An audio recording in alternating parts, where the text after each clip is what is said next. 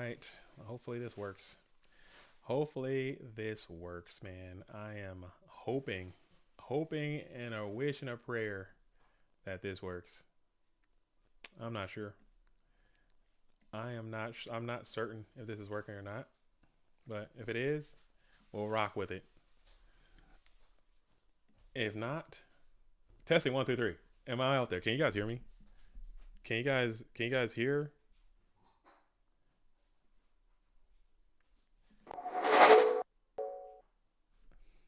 Dude.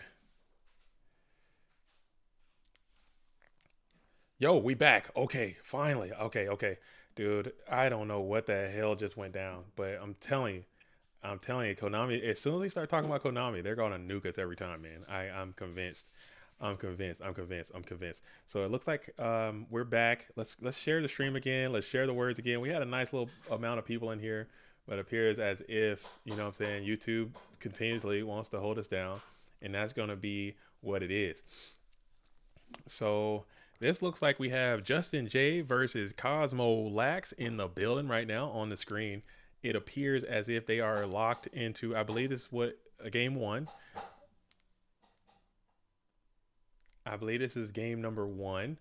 I don't know what's, man, this is just so bad. This is so bad. This is so bad. It looks like we have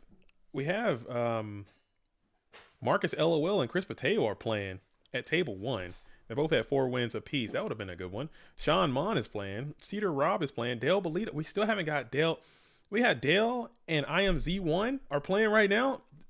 I don't know who's picking these matchups. I love Cosmolax and I love Justin J. But I don't know who's picking these matchups and who's putting it on these Go Format dueling streams. But it's gonna be what it is. It's gonna be what it is. I can't hate. I can't hate. But man, oh man, there are some absolute heaters lined up in this tournament. But here we go. We got let me pull the thing back up so I can see the comments. Can't see anything. I'm flying in the blind right now. I am in the blind right now, and that's cool. That's cool. But you guys can see me. You guys can hear me. This is going to be part two. This is round number 5 and beyond. And we're going to do it exactly like we've been doing it all day long.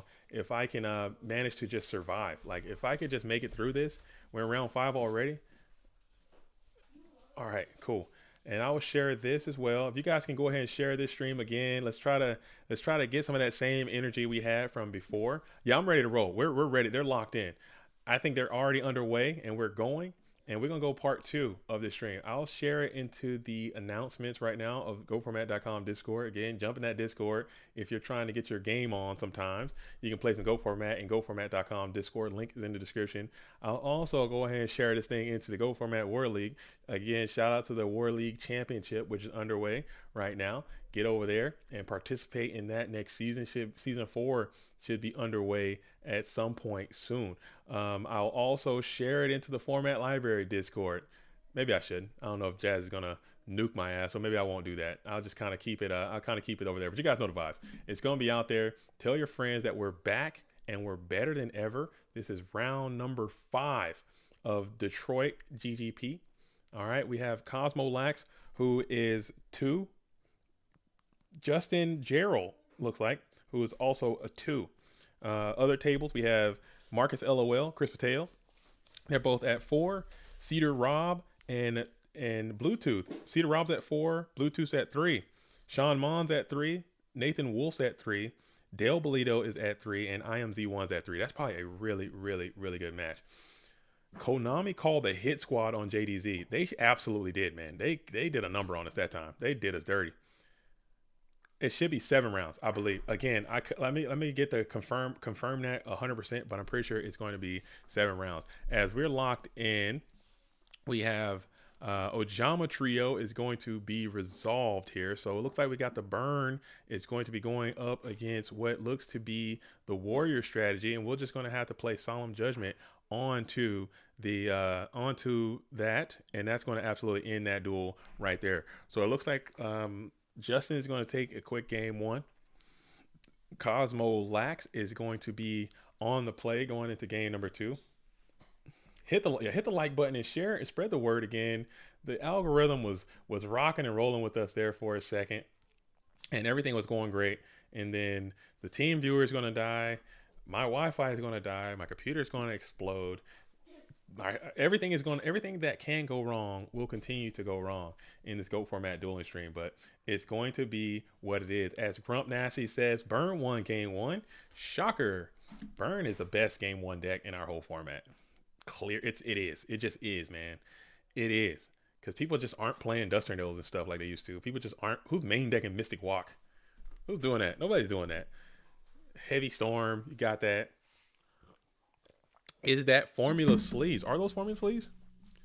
Those are Formula sleeves. He does have the Formula GOAT format dueling sleeves. Pretty cool. Solemn the Trinade, a bad idea, and Solemn Ojama tokens seals the deal. Yeah, if you give up 4,000, if you give up 6,000 life against Burn, you're pretty much gonna lose. But you have no choice. You got to try to survive, man. You got to try to stabilize and survive. I think that's the name of the game. As we're going to continue to rock on here in game two, I think Warriors do have the tools needed to bounce back. Mayberry says Ultra Instinct sleeves would go hard. They would. That'd be so clean. You can make them look a bunch of different ways too. I think there are some for Dueling Book. I don't think we have any for the IRL. I think Dragon Shield does those sleeves. I think Dragon Shield is the one that you can make custom sleeves. Check them out. Check them out and do your thing. Do your thing as we're continuing to side deck. Cosmo on the play gets to play the Graceful Charity.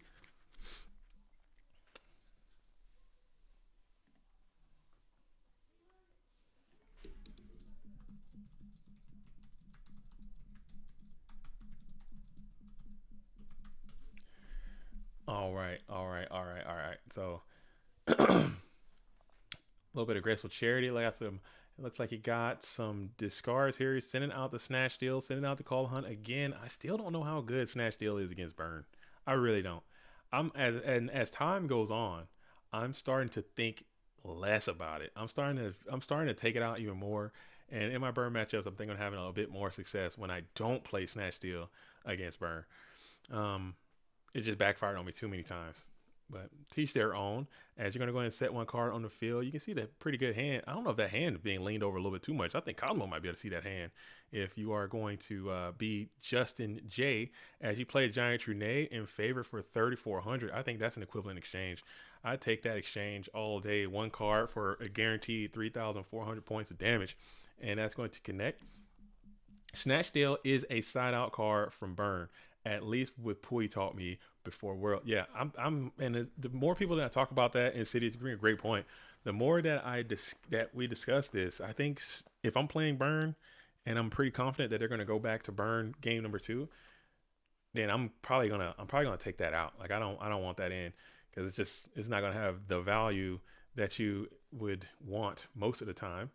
But I think sometimes what the Burn player used to do for a while, at least there was a trend, and they would play Burn game 1, and then game 2 they play like an aggressive. They bring in like Kaikus and mind controls, take some of the Burn stuff out, maybe bring in like an Earth package, and just keep very little Burn. Snatch is great there. So you're bringing in like Walks and Dust Tornadoes. They're taking out all of their floodgates and stuff, and they're bringing like aggressive attacking Mons, and then your matchup is bad again. So if you think they're going to do that, then maybe you might want to keep Snatch Still. But if you think that they're going to go back to the floodgates, level limits, and gravity binds and all that kind of stuff, what's Snatch really doing? Maybe Snatch a Panda Tribute from Mobius is like the best play you can do, and still that's not that great.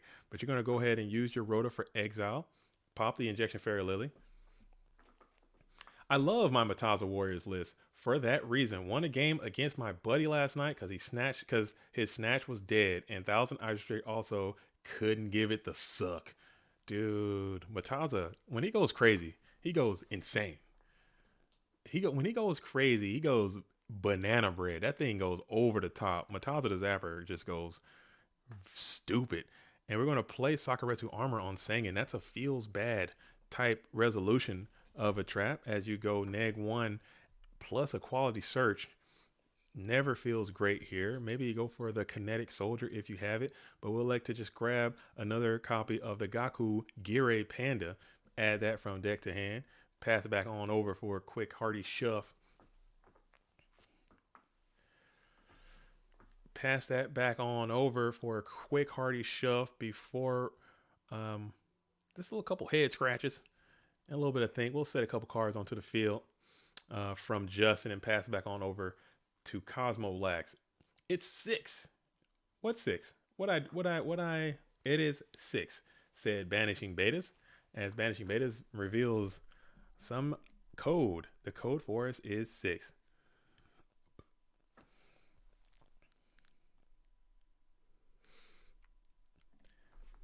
But if I don't get Dale or Marcus on this next stream, on this next match, I'm gonna lose my mind though. I'm gonna lose it. I'm gonna come unstowed. I need to see Marcus. I need to see Dale on the Go Format dueling stream, like stat. Okay, I'm gonna have to call out to Game Time. Game Time, are you still in the chat? Somebody get Game Time back in here. If they can share this back on Facebook. All right, I'll share the stream over there since we're Facebooks now. I'm on Facebook. I'm going to give a copy of this. Y'all made me log into Facebook, and let's see if I can get Game Time back in here. Oh, dude, these picks are money though. These picks are money coming on in from Game Time. I see that. Yeah, you guys got to check out their Facebook. They're doing it big over there. They're doing it big over there. Can I post in here? How do I get my post on for Game Time? Write a comment. I don't want to write a comment. Can I post? Can I say something? Shout out to Game Time. Shout out to their Facebook. I can't make a post, but maybe I can just put it. I'll just put it in the comment section. Maybe they'll see it and share it. I don't know if that's legal or not. That looks like a friggin' scam. I wouldn't do that. I would not click on that. Oh my God. I'm so bad. All right, here we go.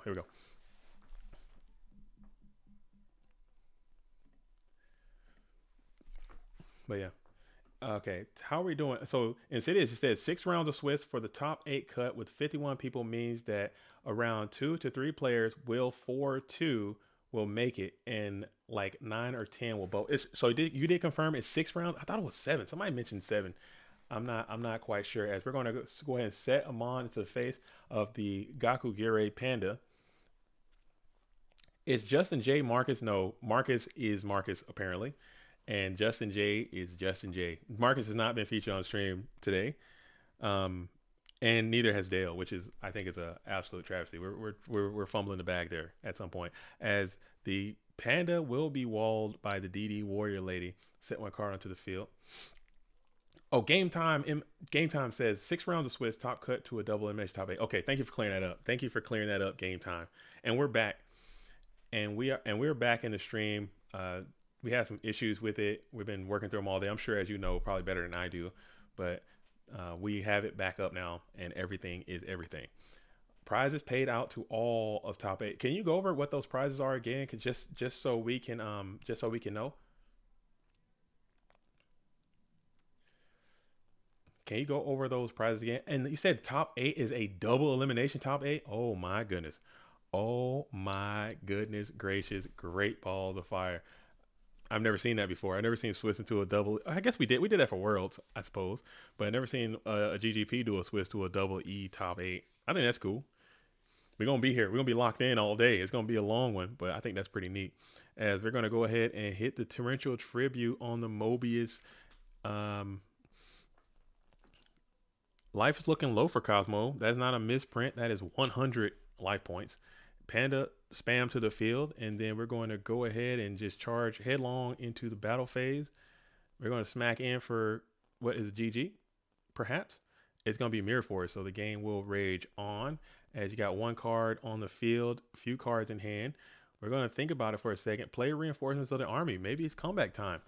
Maybe you can piece together the cards needed to make a comeback as you bring forth Don Zalug in attack position, trying to grab another card from the hand.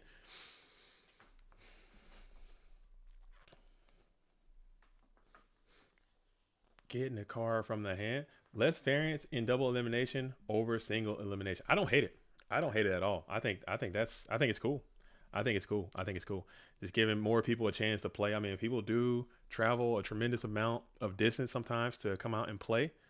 As you throw out Minecon and Exile Force just for the just desserts, and that's going to be a GG. So Justin J gets the GG over Cosmolax, and that's that is how it goes, man. Burn is tough. Burn is tough. Burn is tough. Burn is a tough matchup, and it's gonna be like that a portion of the time. All right, all right, all right. So that is round 5 is in the bag. So this is going to be the last round of Swiss coming up. We missed quite a bit there, but that's cool. You know what I'm saying? But we got the gist. We got the part and parcels of it all, and that's going to be that. All right. So moving on to round number 6.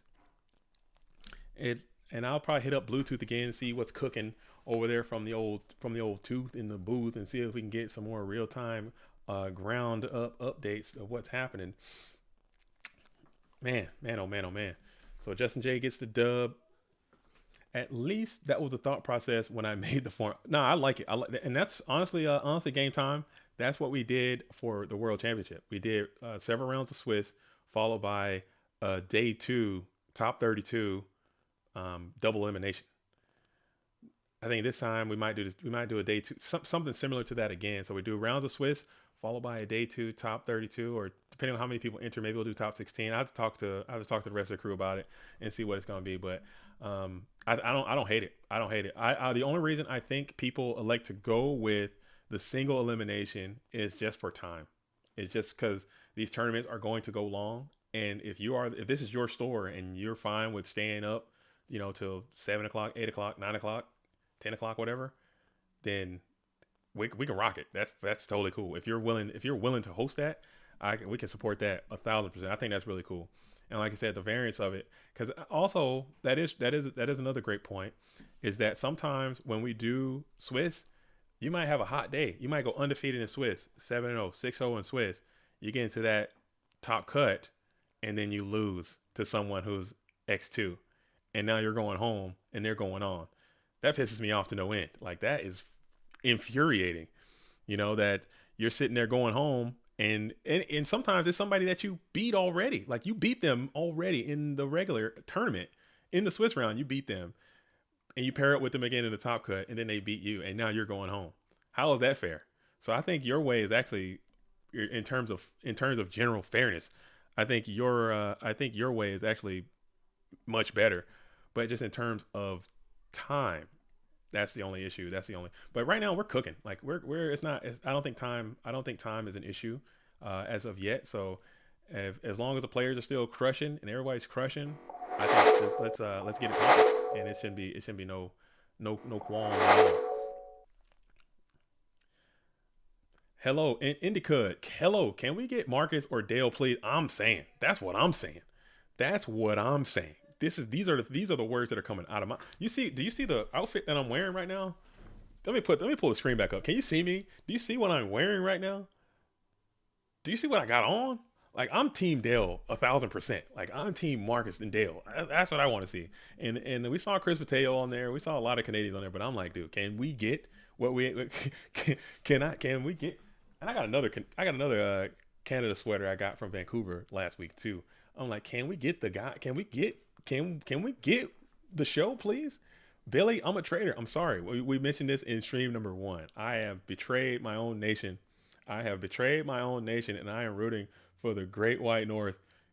Game time. Can we get Dale? Can we get Marcus? Please, I'm begging. I don't care if they're X5. Okay, I don't care if they lost every round. Get them on there. Marcus is actually cooking right now. And Chris Pateo has been on there already. If we can get either one of those two duels on there, preferably Dale, he's a fan favorite. I don't care if he's lost every single round. If he's still playing, put him on there. And I just want to see the homie holding some cards again and doing it IRL. I gotta see it. It'll make me a happy GOAT format duelist if we make that happen. As Billy is starting the USA chant in the chat.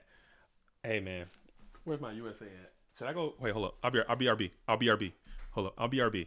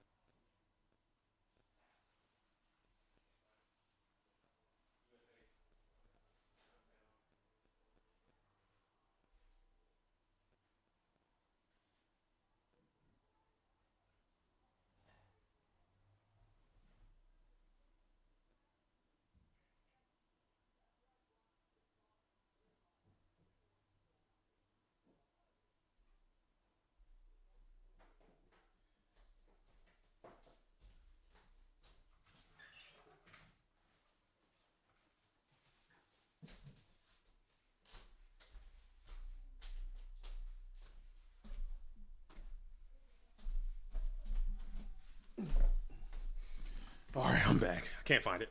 Can't find it. I'm sorry, folks. I can't even find it, man. Can't even find it. I can't. I try to find my USA so I can have like a back and forth kind of thing, or maybe take one off mid match or something. Because I can't root completely against my nation, man. But you know what? Hit the like button. Hit the like button if you love USA. Hit the like button if you don't. How many current entries? We have 51. There were 51 GOAT format duelists coming in from all over the GOAT world. Love to see it. All right. So let's see what we got here. As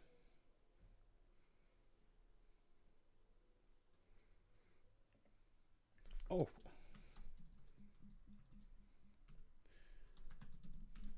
Okay. I just got some news. Some news coming in that you guys might be interested in. If you have the wherewithal and the time, okay, there is another GGP. There is another GGP that's going down tomorrow as well, or maybe later on today, depending on your time zone. But there's going to be GGP Milan is going down. They already have 200 pre-reg in there. They're gonna have 200 pre-reg, and that's gonna be live streamed on Go Community Italia's YouTube. Get over there, check it out. It's live in 13 hours. I'm gonna pull it up. I don't care. Calcifer told me not to, but I'm gonna do it anyway. I don't care. I don't care at all. I'm gonna pull this thing up, and I would like to. If you guys are like to keep it rocking it in the GOAT world, go over here. Get over to Go Community Italia's YouTube page. Okay.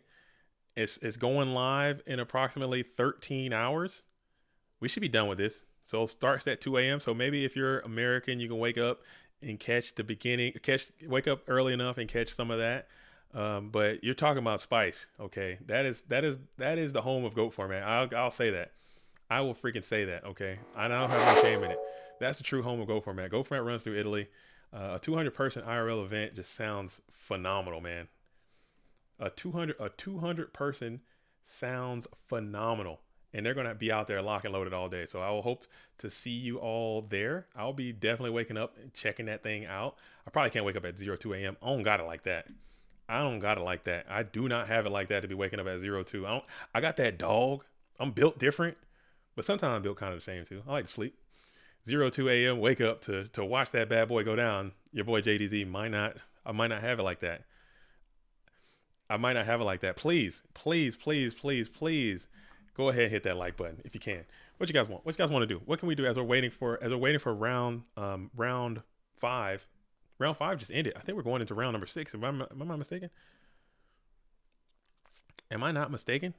We should be going into, we're going into round number 6.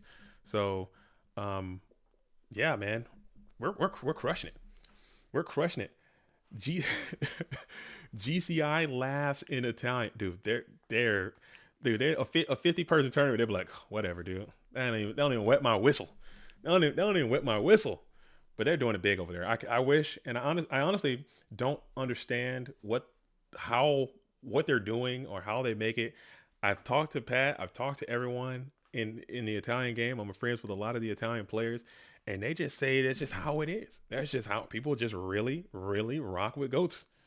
They show up and they represent and they play very well. And they're like making meta breaking decks all the time. And they're showing up and it's awesome, man.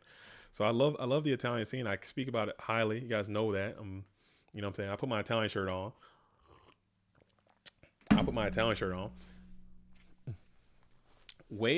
Waiting for you at the next one. Yo, Pat, I see Pat out there. I see you, Go Community Italia. Everybody get over there and like and subscribe, man.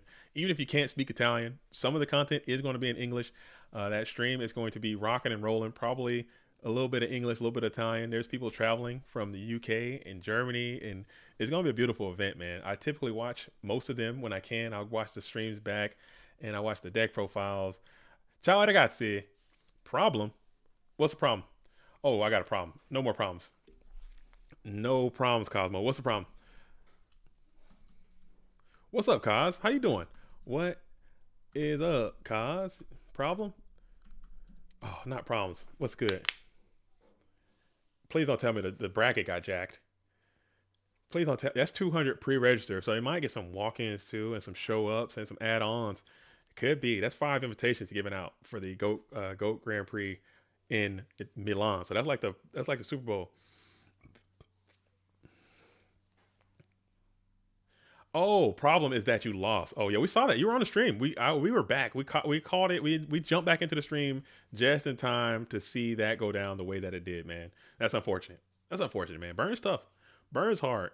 I saw you have that snatch still in there. You got to get that thing up out of your Go format dueling deck playing against Burn. It ain't gonna do much. It ain't gonna do much. Get that thing out of your deck.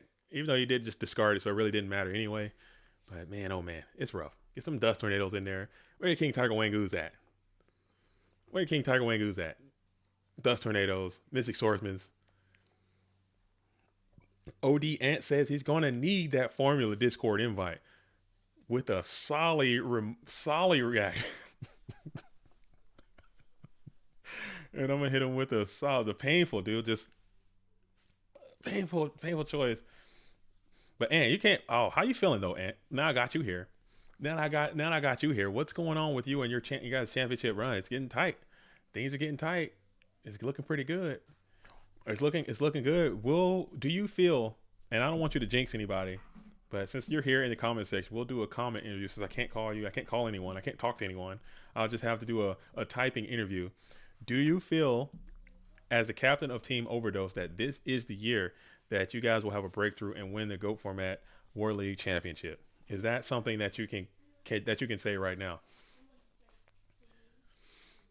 As Nate Dogg says, I need a deck profile on KP's deck shortly thereafter. I think everyone wants to know what's under the hood of that thing, but I doubt that they will release that information. They're probably going to save something like that for the Go Format World Championship.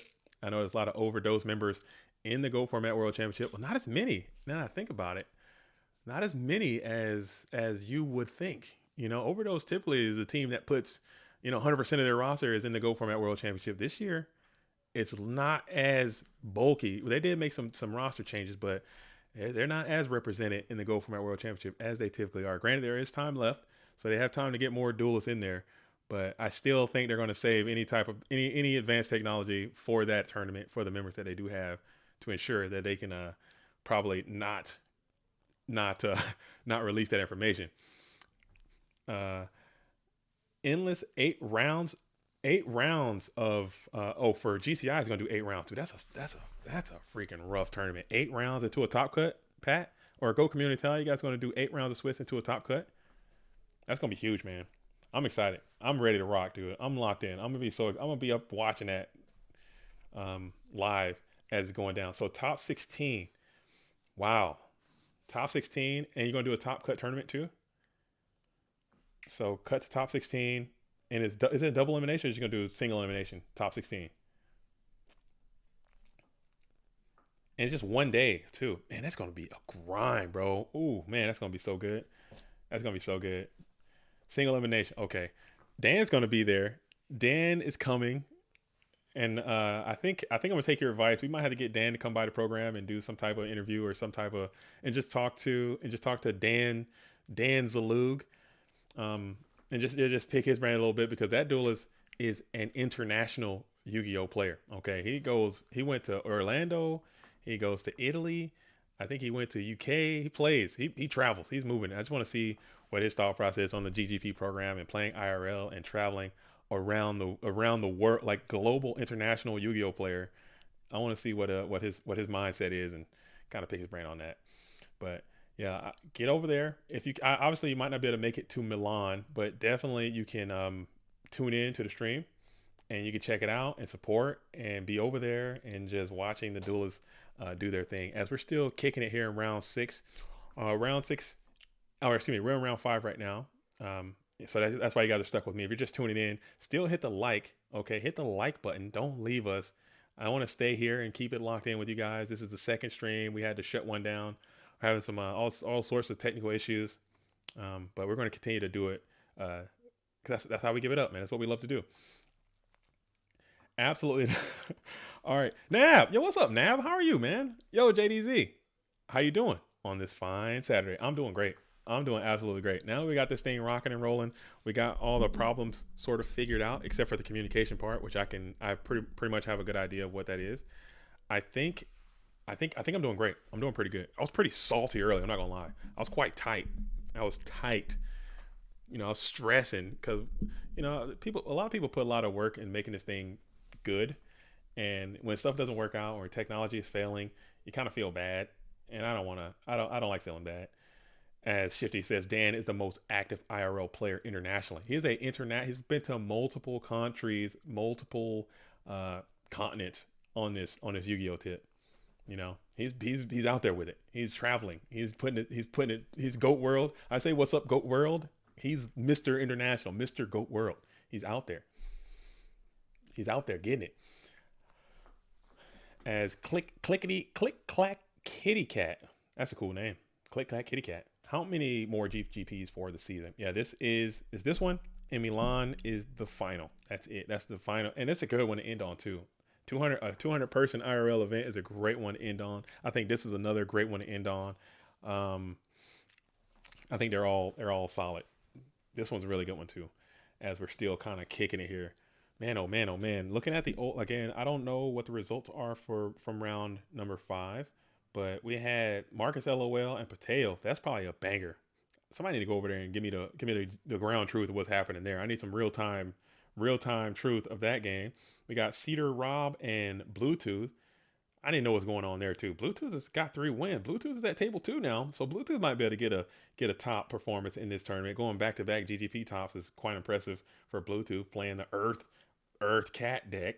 Sean Munn is actually there. Sean Munn's in the building with 3 wins versus Nathan Wolf. That name sounds really familiar as well. And if somebody can go peep on table 4 as well, I would like to see what the hell is going on. I would like to see what's going down. Soy, Akde, hello man, nice job. Nice job. Mexico say hola. Hola, ¿cómo estás? Bien y tú. Bien y tú. Something like that. The GOAT AJT is there. Yes, the GOAT is in the building. SoFlo. What's up, SoFlo? Shout out to the real ones. Salute to the OGs. Slowfo. Taking a little break from the Edison universe to come back in. Game time. It's been rough, but we're gonna make it work, man. We don't quit. That's what we don't do in GOAT format. You know what I'm saying? When you're used to getting pot and duoed and dust shot and BLS and ring for game, you're used to things going bad. So you're not used to quitting. We're used to seeing it through and finishing it and finding a way to win in everything. People like to, and I say it all the time in my streams and when I'm hosting, when I'm doing this thing, is that this game of Yu-Gi-Oh! Is not just a game. This is more than a game. This is a way of life. This is a metaphor for life. Okay? Stuff is going to go bad. What do you do after it goes bad? You got this perfect hand and you got this great plan and everything is going good and everything is looking up, and then they hit you with duo. What do you do next? Because you can't quit. You can't give up. I guess you could, but you can't quit on life. So that's what I'm saying, man. Real talk. Nothing builds your grit like getting duoed and dust shot all day. Yes. Getting hit with dust shoot and duo is just a metaphor. It's a metaphor for everything bad in life. Yes, the stream went down. The stream had a complete failure to function, but now we are back and better than ever. The stream completely died. Okay, and it was Scully. It's funny because it was right after I started mentioning a certain organization. I'm not going to mention them again. Okay, it was a certain organization that runs Yu-Gi-Oh tournaments and they print Yu-Gi-Oh cards. Okay, there's a certain organization that does that, and I started talking about them in a less than friendly tone. And as soon as I did it, we got cut. So I'm thinking there's got to be this conspiracy. It's conspiracy. I'm not going to mention them again. I'm not going to mention them again. We just call them. I'm not going to mention that either, Billy. I'm not going to talk about them either. I'm not going to say anything because I think that's another code word. Yo, Godot, Godot, aka Godot. What's up? What's going on with my cam? Just did some weird stuff. What's happening here? What's going on here, man? Why is everything out to get me today? Why can't I win? Why can't I just win, dude? Let me win. Man, your content is great. I really enjoy your work. Oh, thanks, Soy. Thank you. Buenas. Nope. Thank you. Gracias, mi amigo. Gracias. Gracias, mi amigo. My Spanish is trash. My Tagalog is money though. Anybody, any Pinoys, any Pinais out in the chat? My Tagalog is money. My Spanish, not so much. My Spanish, not so much. Why is it doing this? What are you doing, Cam? Come on. My Spanish is very limited. Oh God, get out of there. My Spanish is very limited, but my Tagalog is just crushing, dude. I got that, dude. Yeah, what's going on with my Cam? My Cam is just. I'm hearing a judge.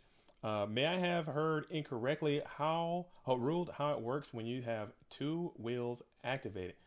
I am hearing a judge may have ruled how it works when you have two wheels activated.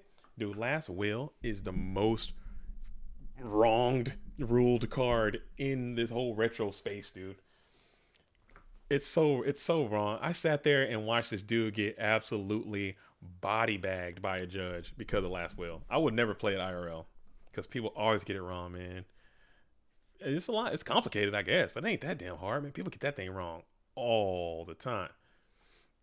It has pages and pages of rulings, and it's so, like when you do it in the battle phase, you got two, you play two. I just won't. I won't play the card IRL. I just won't do it. I won't play the card on ladder either for that reason. Because the ladder, Go Format Dueling Ladder on Dueling Book. If you don't know, we play on. This game is an IRL game, but we play online. Majority of the events are going to be online.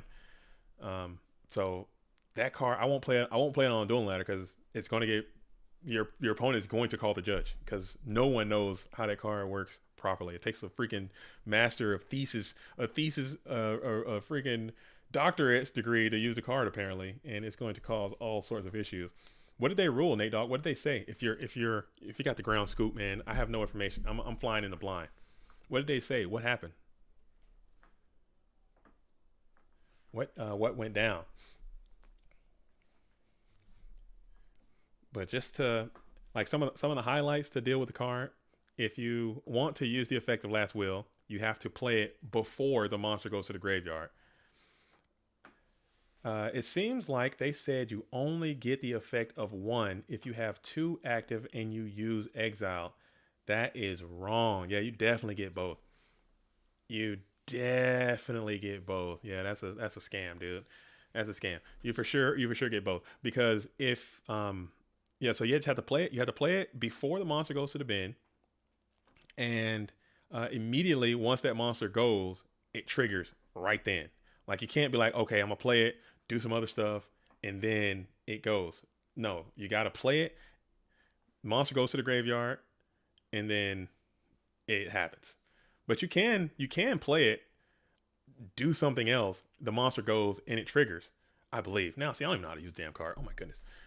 I don't think if you play it, I don't think the next thing that has to happen is the monster has to then immediately go to the graveyard. I think you can play it, do other things. Bop, bop, bop, bop. Monster goes to the grave. It happens anytime that turn. To include the battle phase. That's another one that people get wrong all the time. Like if you play last will, go to battle phase, attack with say giant rat or something. Giant rat goes to the grave. You can get giant rat's effect and last will's effect. In what order that chain link goes, again, call the judge, dude. I'm getting it wrong.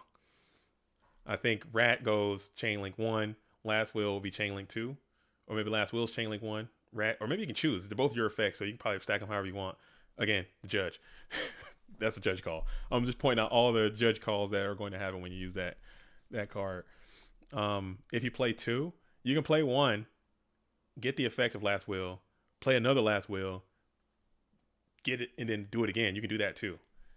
So much, man. But that's unfortunate that that went down that way. You definitely can get both 2 mons. Play one last will, you get one for each. Yep. Oh, Ivan cleared it up. Giant rat and last will's order can be decided by that turn player because they got both effects. That's true. Okay. See? Appreciate it, Ivan. Huge shout out to Ivan, man. Ivan in the building. As always, very trustworthy, very reliable. Ivan's holding it down, man. Ivan's killing it, dude. Just gotta get that duelist off turbo, man. We gotta get that duelist into some spice, man. We gotta spice him up a little bit. He's got all the accolades. You want enough. Now we need some spice, dude. We need to see what that brain can do. Put that brain to work for something good and not evil, okay? We need to put it to work. As my boy JDZ, what's going on, brother? Yo, John Doe, I'm chilling. I am chilling. I am absolutely chilling. But yeah, Ivan is definitely a better Yu-Gi-Oh player than I think I could ever be in 10 lifetimes, dude. I just don't have it. I don't have it. Some people can do things. Some people can do this. Some people can do that. Some people can juggle. Some people can whistle. Some people can snap with both hands. Some people can curl their tongue. Some people can, wave their eyebrows, dude. Do all kinds of stuff. Some people are talented in other ways. I was a talented Yu-Gi-Oh player. I can't keep up. He's got a fully functioning, working Yu-Gi-Oh mind, bro. He's a degenerate, like we talked about earlier. Stream number 1. He's he's one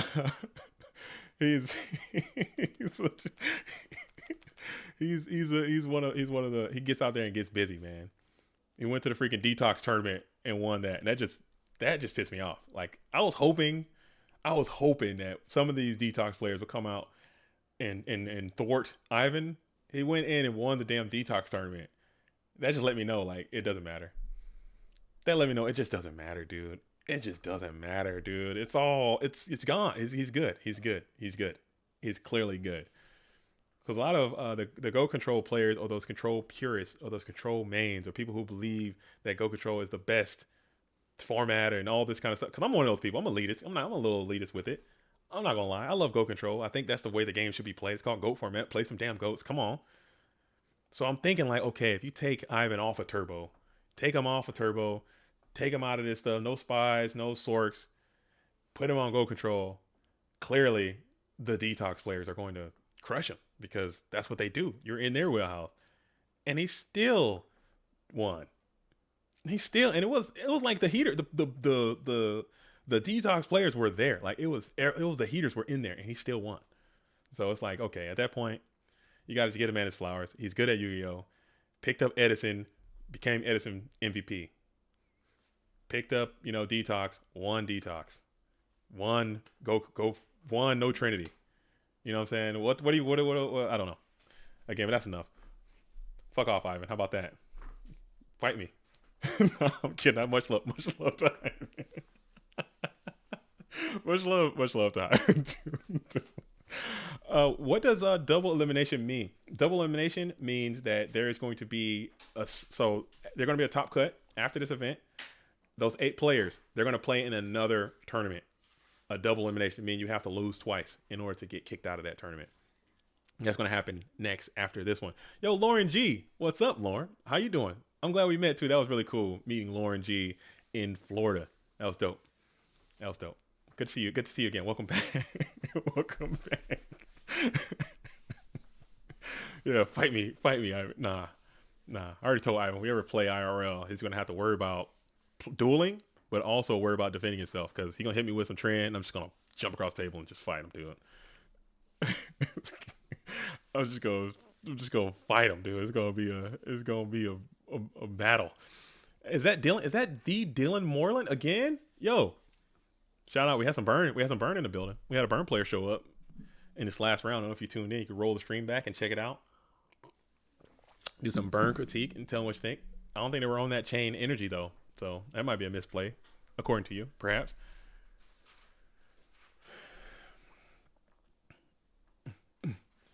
What's up? Let me see.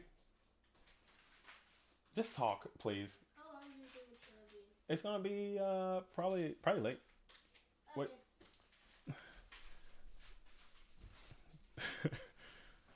Probably late. JDZ, I love to play you IRL. You don't want that problem, Nab. You don't want that problem. You get cooked. And there's always that looming threat of violence. You know what I'm saying? Because you dust shoot me, duo me online, I got no rebuttal. But you dust shoot, duo me IRL, we can box. You know what I'm saying? I'll come. That might be a funny skit too. That could be a funny skit, like a guy who's just like super over the top, like aggressive, and he just doesn't like getting duo. He's always trying to fight and stuff. I think it'd be pretty good. It'd be pretty good. That could be pretty funny, man. No, I'm kidding. I'll play anyone. I don't care. I'm not he. I just have a good name with a good spelling. Okay. Right on. Still, Dylan's a cool name. Shout out to all the Dylans out there. All the Dylans in the world. As we're still rocking, locking, and loaded for round number 6. We're still hanging out. You guys got to deal with me vamp for a little bit more as I'm still waiting on some more information. We have some heaters going on into that. You up?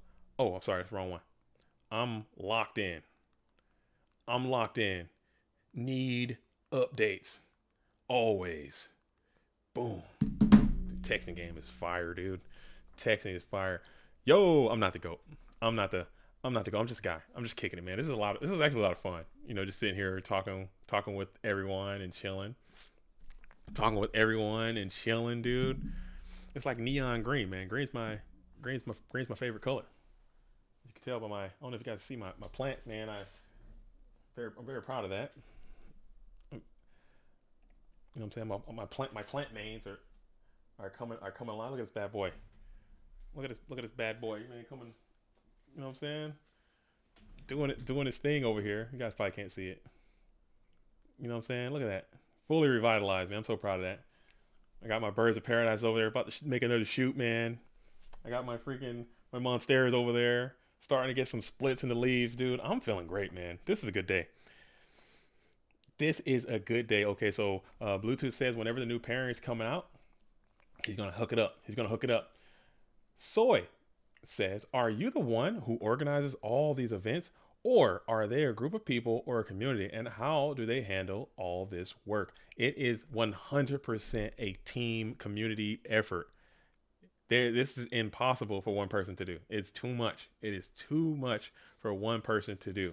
This is a complete team effort. There's a lot of people in this community who feel the way I feel, that it's all about passion. It's all about something to do. It's all about community. And there are people who sacrifice a lot of time, a lot of energy, and a lot of effort to make these events go down from behind the scene. And I mentioned that at least once a stream too, is that, like, I know I'm the person out front. I know I'm the person on the camera. I know I'm the person making the videos. I know I'm the person kind of, being the voice of it all right now. But I'm literally just a figurehead. I'm nothing. Like, I am nothing without the people who are making it work. Like, game time for this event, they say, hey, we want to host a Go Format event. We got a lot of people who are passionate about goats. We want the opportunity to host a tournament. We want to partner with you. Let's make it a GGP. Hell yeah. So they did all the groundwork. They are putting the tournament together. They got the tables and the chairs and the flyers and the prizing. They put all that together, and then we're just partnering to make it, a one-stop shop, because we are GOAT Format, and that's the idea, is to bring us all together. If you follow the online game in our online space, there is going to be division in all this stuff, because there's so much pride, there's so much ego, there's so much people want things their way, and people have disagreements and all that. It's just natural. It's human. It's humanity. But at the same time, it's like, how do we figure out how to have our disagreements, but also have a common objective?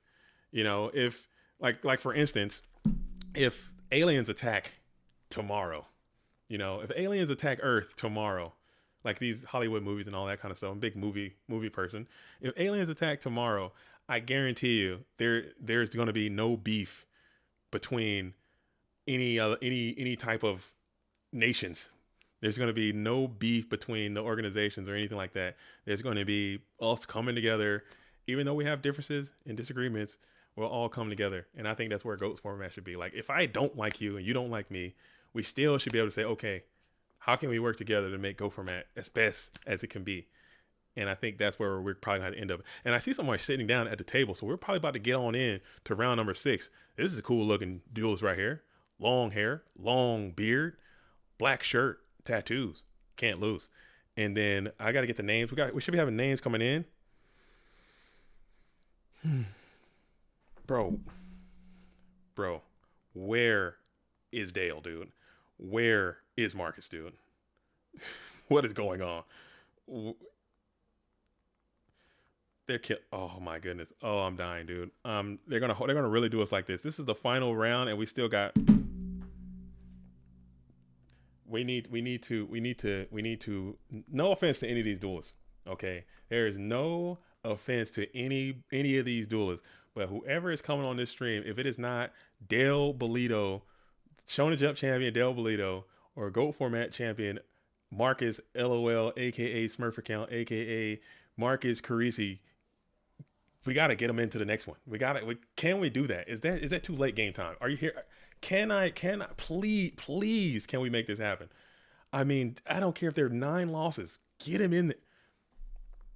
I don't think it's going to happen. As we have duelists sitting down onto the feature table, and it looks like we've been bamboozled again. All right, let me see this as we got Trey J and Matthew S. Trey J and Matthew S. It looks like. I'm sorry. I'm doing my best. I'm trying, folks. I'm trying to do what the people are asking in game time, or not game time, or the whatever however it broke down. I think they're just trying to put the feature matches or the top tables perhaps. We got T. So we're gonna rock with it. We're gonna rock and roll with it. I'm so sorry, folks. I can only apologize, but I'm not there. I can't do anything. I can't do anything. I'm just a guy, man. I'm just a guy like you all, and we're going to.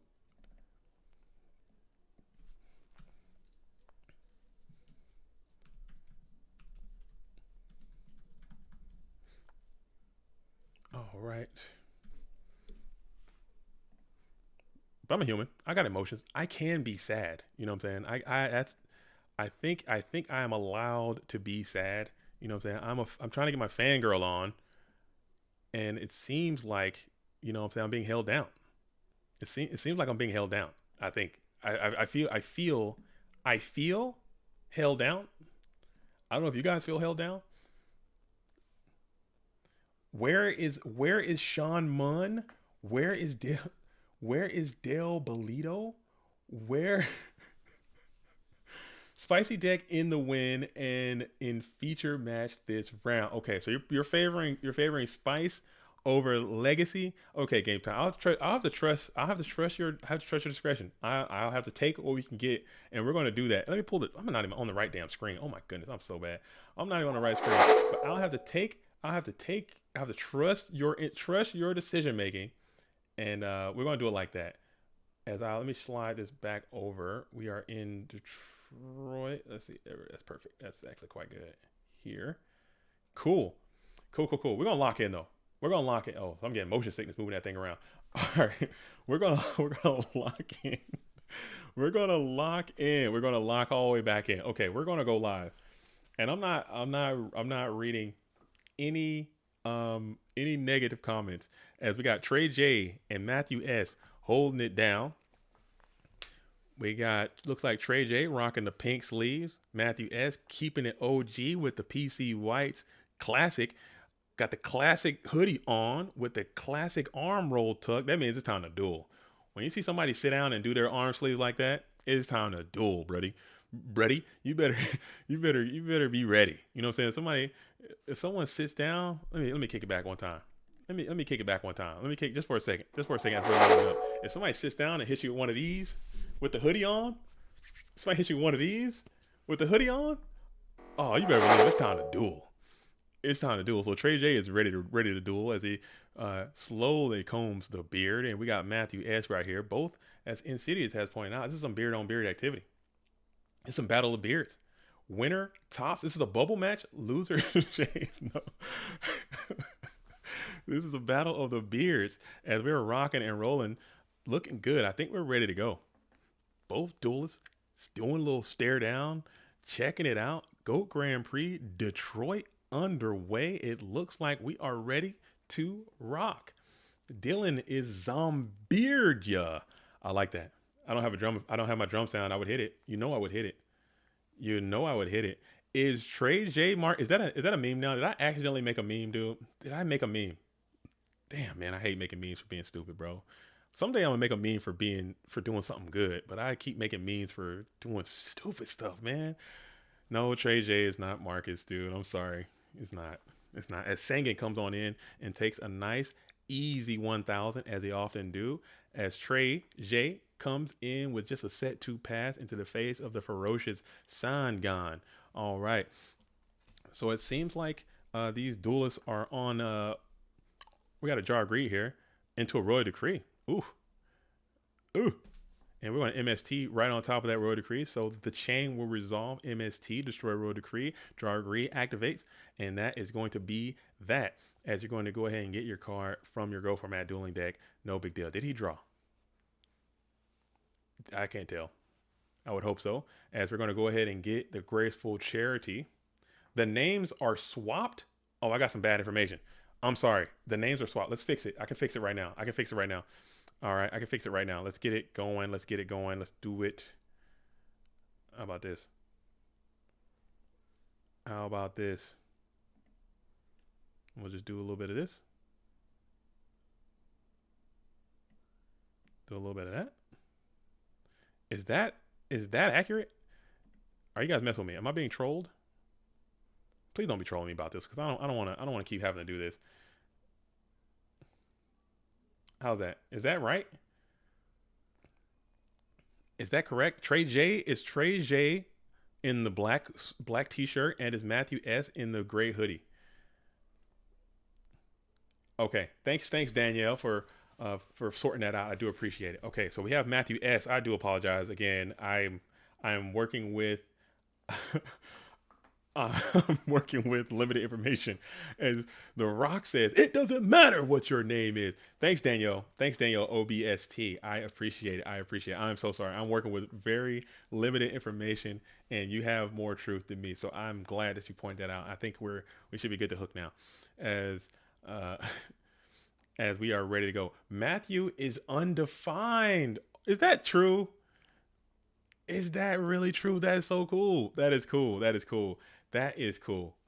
That is undefined. No chance, dude. That's neat. As we get a delinquent duo, and we got, whoa, that is some spice. That's a Shinato's Arc, folks. I can recognize that card from a mile away. I can recognize that card from a freaking mile away, as Shinato's Arc has just been deployed from delinquent duo. That's pretty cool. So there might be a freaking Shinato coming on in round 6, by the way. That's a freaking Shinato coming on in from round number 6. Oh my goodness. Shinato. That's pretty damn cool. I'm not gonna lie. And that is undefined. That's really neat. That is undefined. That duelist was on the fence about making that heroic drive. And I was like, bro, if you can make that drive, make that damn drive. If the only reason you're thinking about not making the drive is because I don't want to drive, get your ass in the car and make that drive. Get in the damn car and make the drive. It ain't that big of a deal. And I'm glad that they did. It looks like they're having some good success. It appears. Indica asks, what does that card do? That card is a freaking ritual spell that summons Shinato. Shinato Arc. Yes, that is a Shinato's Arc in the graveyard. It is a ritual spell that summons Shinato, the something of the who gives a damn. It's a big ass light monster. It comes out and it can do some cool stuff. Got like piercing or something. It's got let me look. I haven't seen Shinato in a minute. Shinato is a cool card, man. It looks cool as hell. Shinato is another really, really good looking card.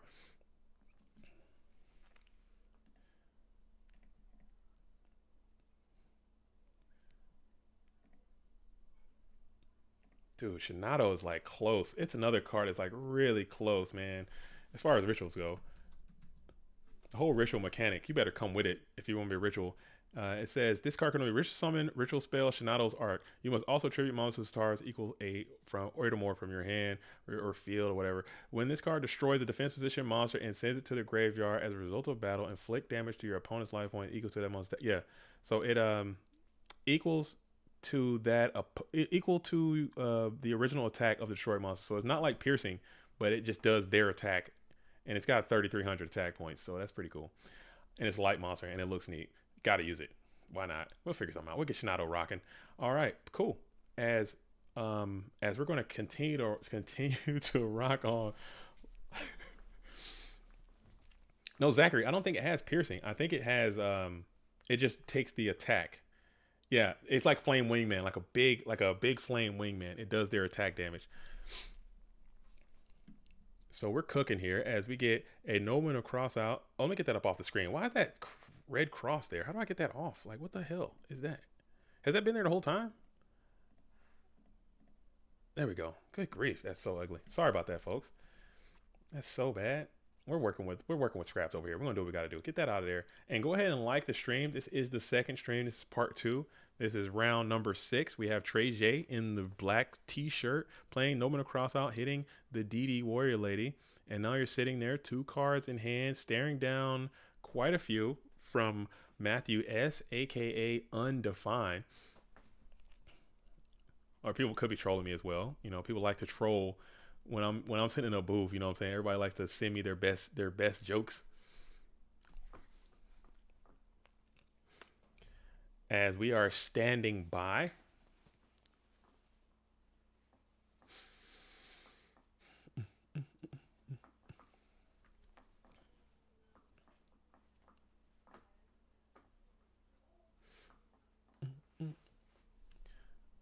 All right. So now we got set up with the 2 GK spies, which is by all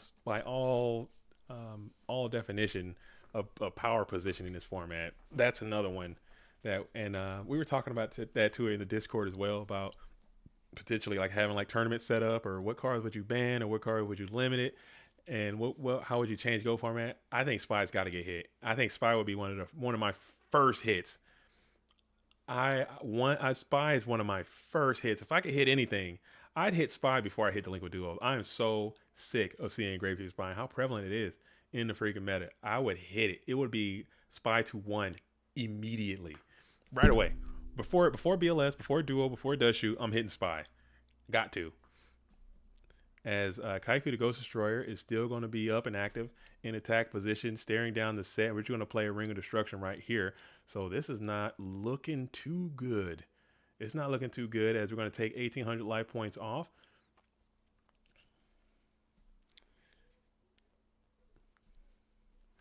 As we're going to take 1,800 life points off.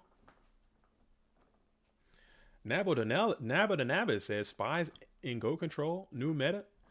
If anything, Spies in Go Control would be old meta. That's old technology coming back on in.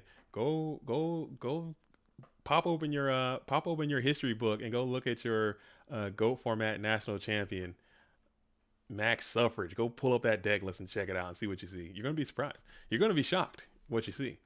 At the as our only net GOAT, again, RIP to Max Suffrage. But you're gonna be shocked at what you see in that deck. As we got the Spies in attack position with the Sangan. Nate Dogg is killing me. As we're gonna go ahead and punch on there. That's a lot of damage. As 3,100 remains for Trey's A, and go ahead and destroy the like button. Obliterate. Oh, we got a Manju of the 10,000 hands. And that's going to be enough to grab potentially another one of the ritual cards, either another copy of we're going to double copy of Shinato's Arc is in this Go format dueling main deck. Love to see it. And maybe, I mean, it's very unlikely, but maybe there's a world where you can put the Shinato on the field and this thing can just walk. You put the Shinato on the field, you flip over Warrior Decree, and this thing just freaking grows the longest legs and just walks. I've seen funnier things happen. So you're not out of the woods yet if you're Matthew S, but if I had to pick a position, I'm taking Matthew S's spot all day long, as we're going to go ahead and use the 1,000-handed Manju to try to go into the GK Spy.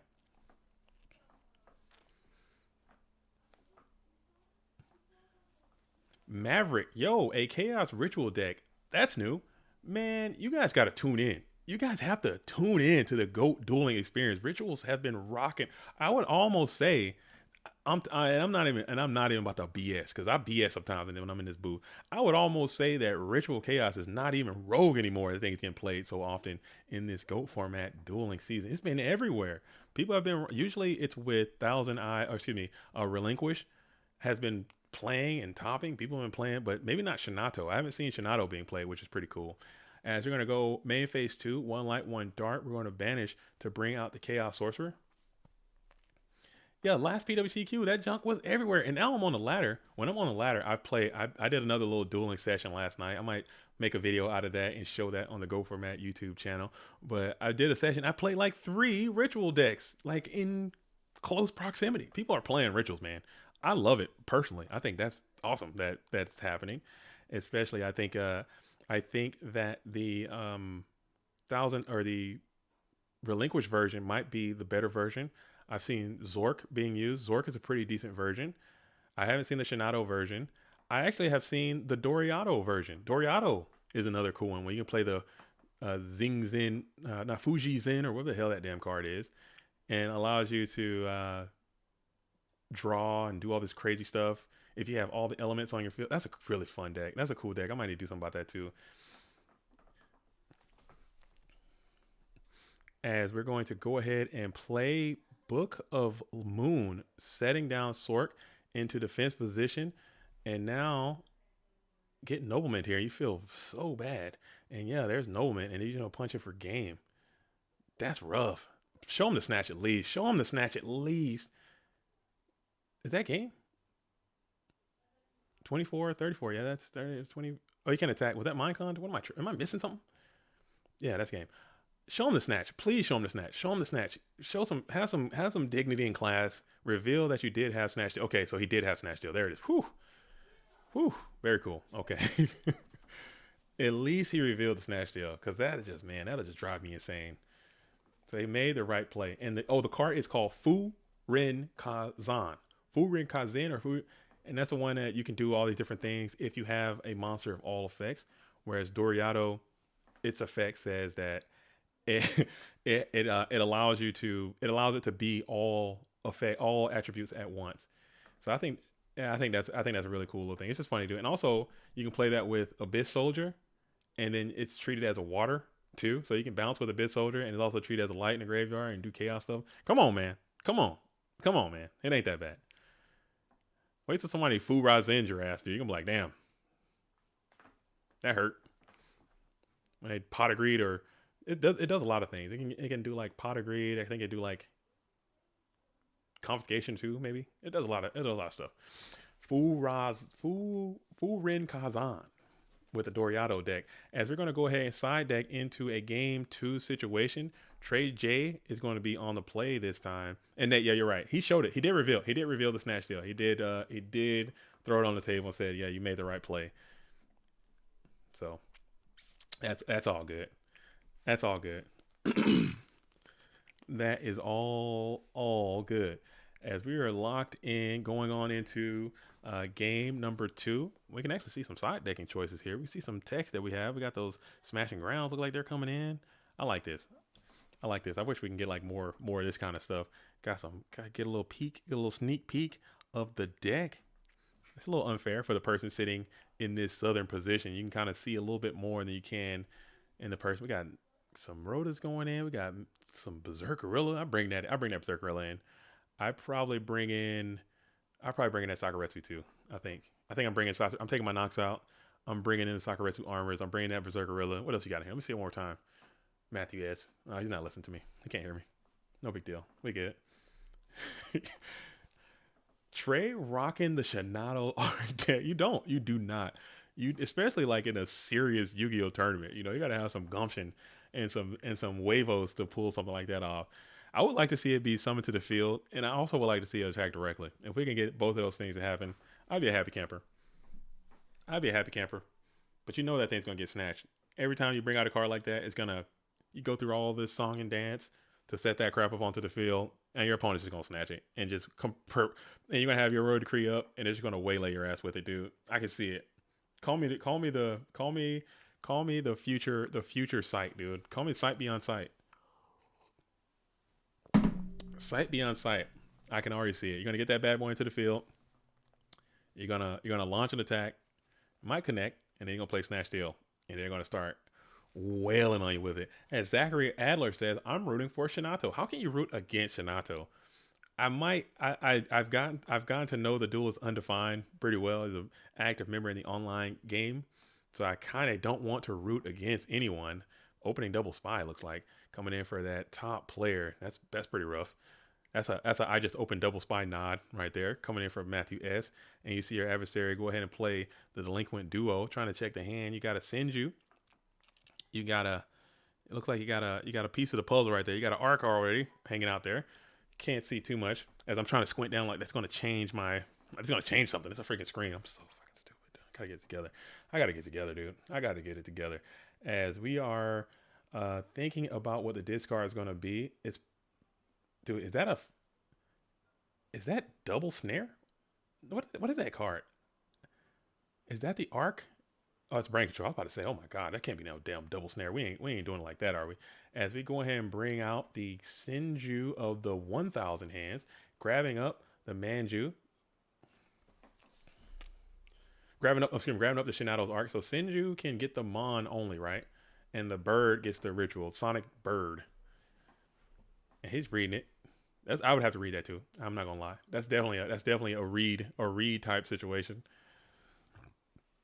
That's definitely a must read scenario.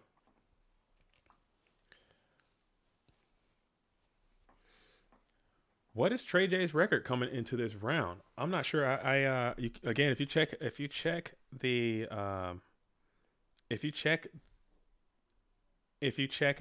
Facebook page, you might be able to see it, but I'm not sure. Based on my information, I haven't got any up to date information as of yet.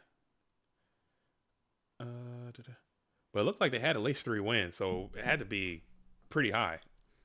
It had to be doing pretty well because you've beaten 3 other people before, at least maybe even 4 by my count, because I have pretty old numbers here. How well did he read it though? How well did he read it though? Probably not as well as you think. Go for Matt. I wonder if we're still going to see a huge Grand Prix turnout in the United Kingdom, maybe somewhere in Birmingham or Nottingham. Birmingham or Nottingham. Or Salisbury, or maybe Leeds. I'm sorry. That was unnecessary. That was completely uncalled for. I do apologize. Whenever I get a chance to do my English accent, I'll try to take it. As we're going to go ahead and go for another, we're going to bring forth yet another activation of Senju. I think he has at least his X1. So Trey is X1. Should be a win and in for him. Wow, we might get a Shinato top if we can get a Shinato win here.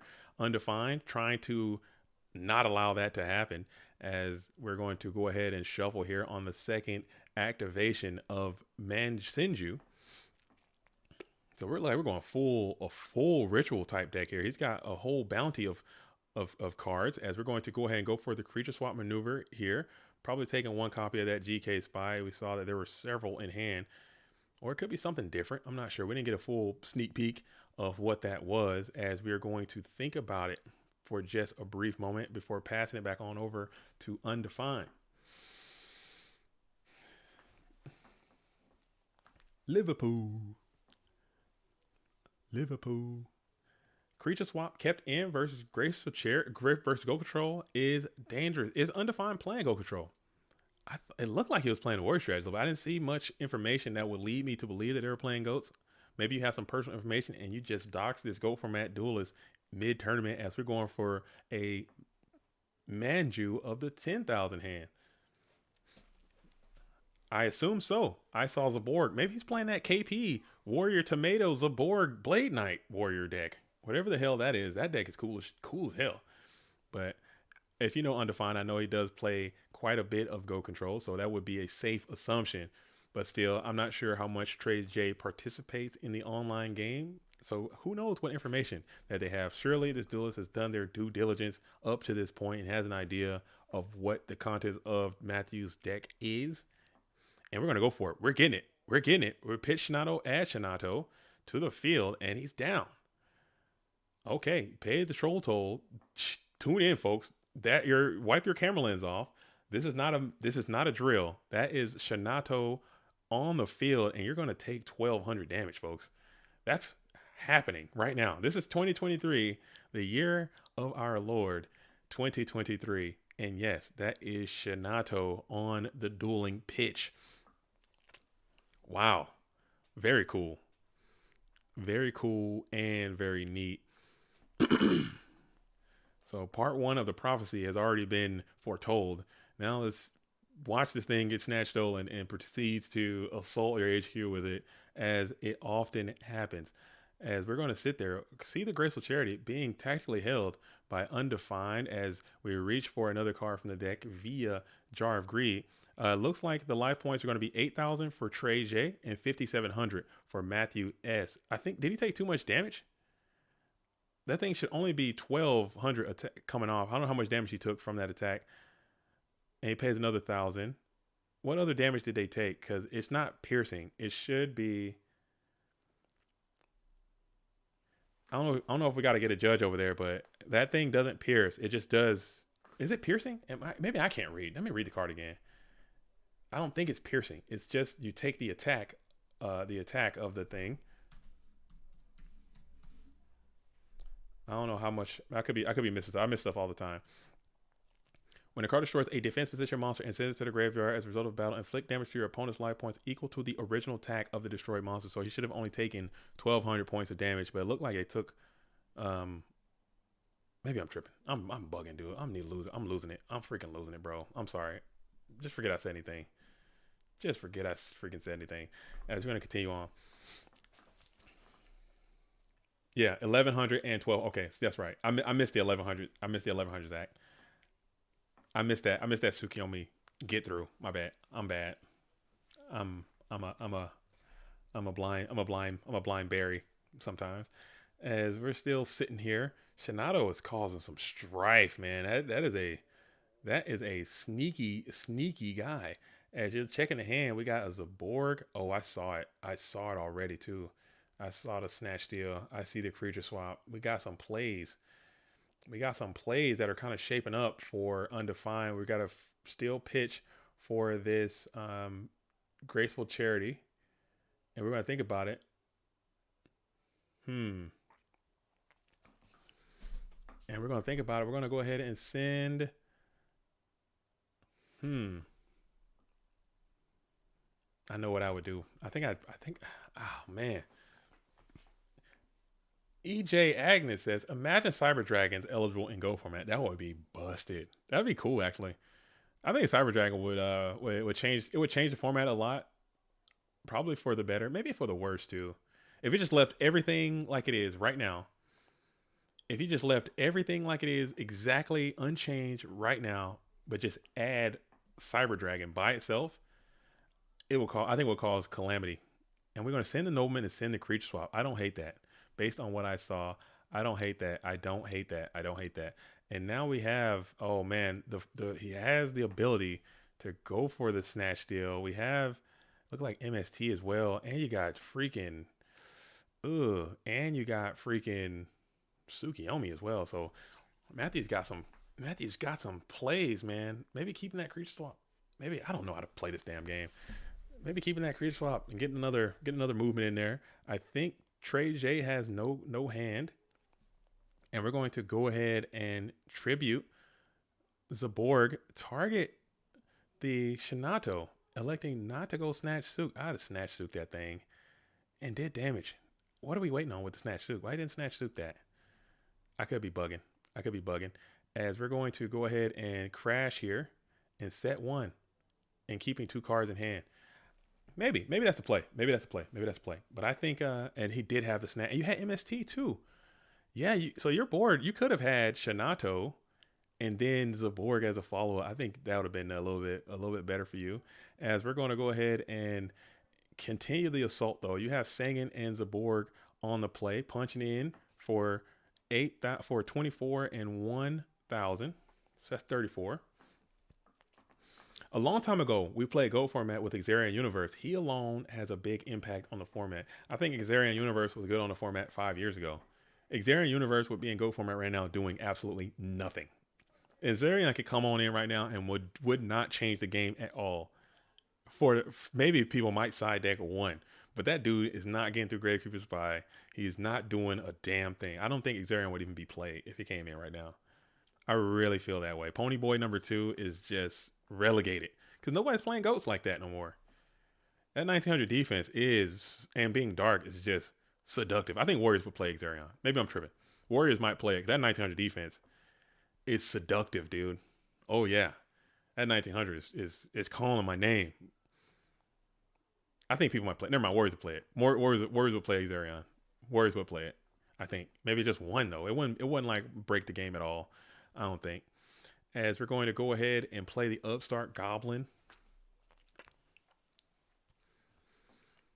Yeah, but he'll think it was already top decking though, and I think you could have had that Shinato, and you had some damage output, and you had MSC to protect it. Maybe that's the way to go.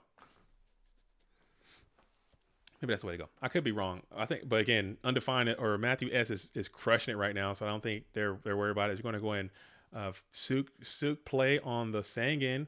Sangan is going to clear into the ritual, and we're going to punch on in for another bit of damage. So that's another 34 coming on in. As we're going to end our turn and bring that Tsukiyomi back to the hand, Matthew S has revealed another follow-up. It's going to be the Blacklusted one. And the graveyard's probably not set up just yet, but it's not looking great. You need a real one. Not a chance. That's going to be GG's. It's going to be Royal Decree. So that is going to be Cook, and it's going to be GG's. Oh, man, he had it out, too. He got the, we saw the Shinato, but that is unfortunate that the Shinato cannot continue on. The Shinato cannot go on. RIP. Shout out to the real ones. Salute to Shinato, man. I like to see that. I love seeing some spice, man. I love seeing some spice. Yeah, you gotta have a little bit of luck on your side. And you're right. Undefined is revealing the scapegoats are going to be in the deck. Okay, and you get a little peek of what's going on there. So it look like Undefined is playing some of that Splevin technology, looks like, or maybe some other type of go control type strat. Zachary says, if there were only a little bit more ritual support in the format, oh my goodness, yes. I would love that, man. I would love it because they made them so soft. They made them so freaking soft, man. I would even go as far as to say, if you're playing a ritual card, you should be able to pay the ritual cost, like one from the field, one from your hand, and one from the deck, or something like that. Or if there's a card that did that, like you got a special summon ritual, but you can pay the cost from your deck. That'd be so cool. That'd be a cool mechanic. That'd be a cool thing. I think it might be OP as hell. I might be asking for something that I just don't know if I'm ready for, but I always thought that'd be cool because just paying you play the ritual spell, you have to have the ritual monster already in your hand, and then you have to pay the ritual cost from your hand or from your field. I think that's too expensive, especially for these cards. They're not that broken, man. No ritual monster is that broken in Go format that requires that much material to put out. Maybe 1,000 or Relinquish is close because his price is so cheap and his effect is so good that makes it viable. Shinato's effect is not that good to pay that much. You're paying so much. So if you can play, okay, to summon this card, when you play this ritual card, you got to pay some stars from your hand and some stars from your deck. Like, I think that would be fair. I don't care. Maybe I'm wrong. That'd be cool. That'd be cool. Like, you can like pay, yeah, Hungry Burger. Hungry Burger is too cool looking of a card to not ever be played because it's just so whack. But if I can play a Burger Recipe or Chef's Recipe, whatever the hell that card's called, yeah, that's Foolish Burial. It's exactly like Foolish Burial. It's exactly like Foolish Burial for a ritual card. Dump Serp, dump Chaos Fodder, but the stars have to be equal. So if you want to summon a 6, you got to dump a 5 and Serp from your hand, or dump a 5 from your hand and Serp from your deck. I think that's fair. Or dump Thunder Dragon from your hand and Serp from your deck. But you still got Hungry Burger in your deck and you have Burger Recipe in your deck. You're automatically going to be at a disadvantage already. But so you have to do something to make it, like, I'm trying to figure out how you can make it, how you can make rituals somewhat better. Because I think the cards are pretty damn cool. I think the cards are pretty damn cool, but it's just like you realistically can't play them because they're just too much. They're too much of a liability, man. They're too much of a liability. Yeah, what would be a fun reward for playing rituals because you're losing consistent. Yeah, because like right now, we got Trey J. He had to summon Sinju, summon Manju. That's 3 normal summons. You get 2 Shinatos, 1 Arc, Okay, cool. You play the damn Arc. You play the Shinado. You pitch Shinado. So that's 3 normal summons, 3 cards. You bring out Shinado. You do 1,200 points of damage, and that's it. Gone, gone in seconds. Destroyed in seconds for no price, literally, because he hit the spy. Spy replaced itself, so you didn't even get a plus. You tribute spy for Zaborg. You lose Shinado. All that. So you wasted 3 normal summons. And then, granted, those normal summons did plus for you, so you did get some cards back from your deck. And then you put, you had to pay all those cards. It's just not a fair. It's not fair. It's not fair enough, or it's too fair. It's not broken at all. If Shinado was like, hey, this card can't be targeted. It can't, it can't be destroyed by card effects. It can't be targeted by card effects. It can't be destroyed by monster effects. It can't be destroyed by trap cards or something like that to make it more broken. If it had like some personal protection, like, hey, when Shinado's on the field once per turn, you can negate one thing, one omni negate for him or something, self protection, just to make it justify. Like, can't do it. It can't do enough, man, and it just sucks. Would have loved to see the Shinado deck in the top 8. I think everyone would. I think everyone would. I think that would be really cool. But you know what?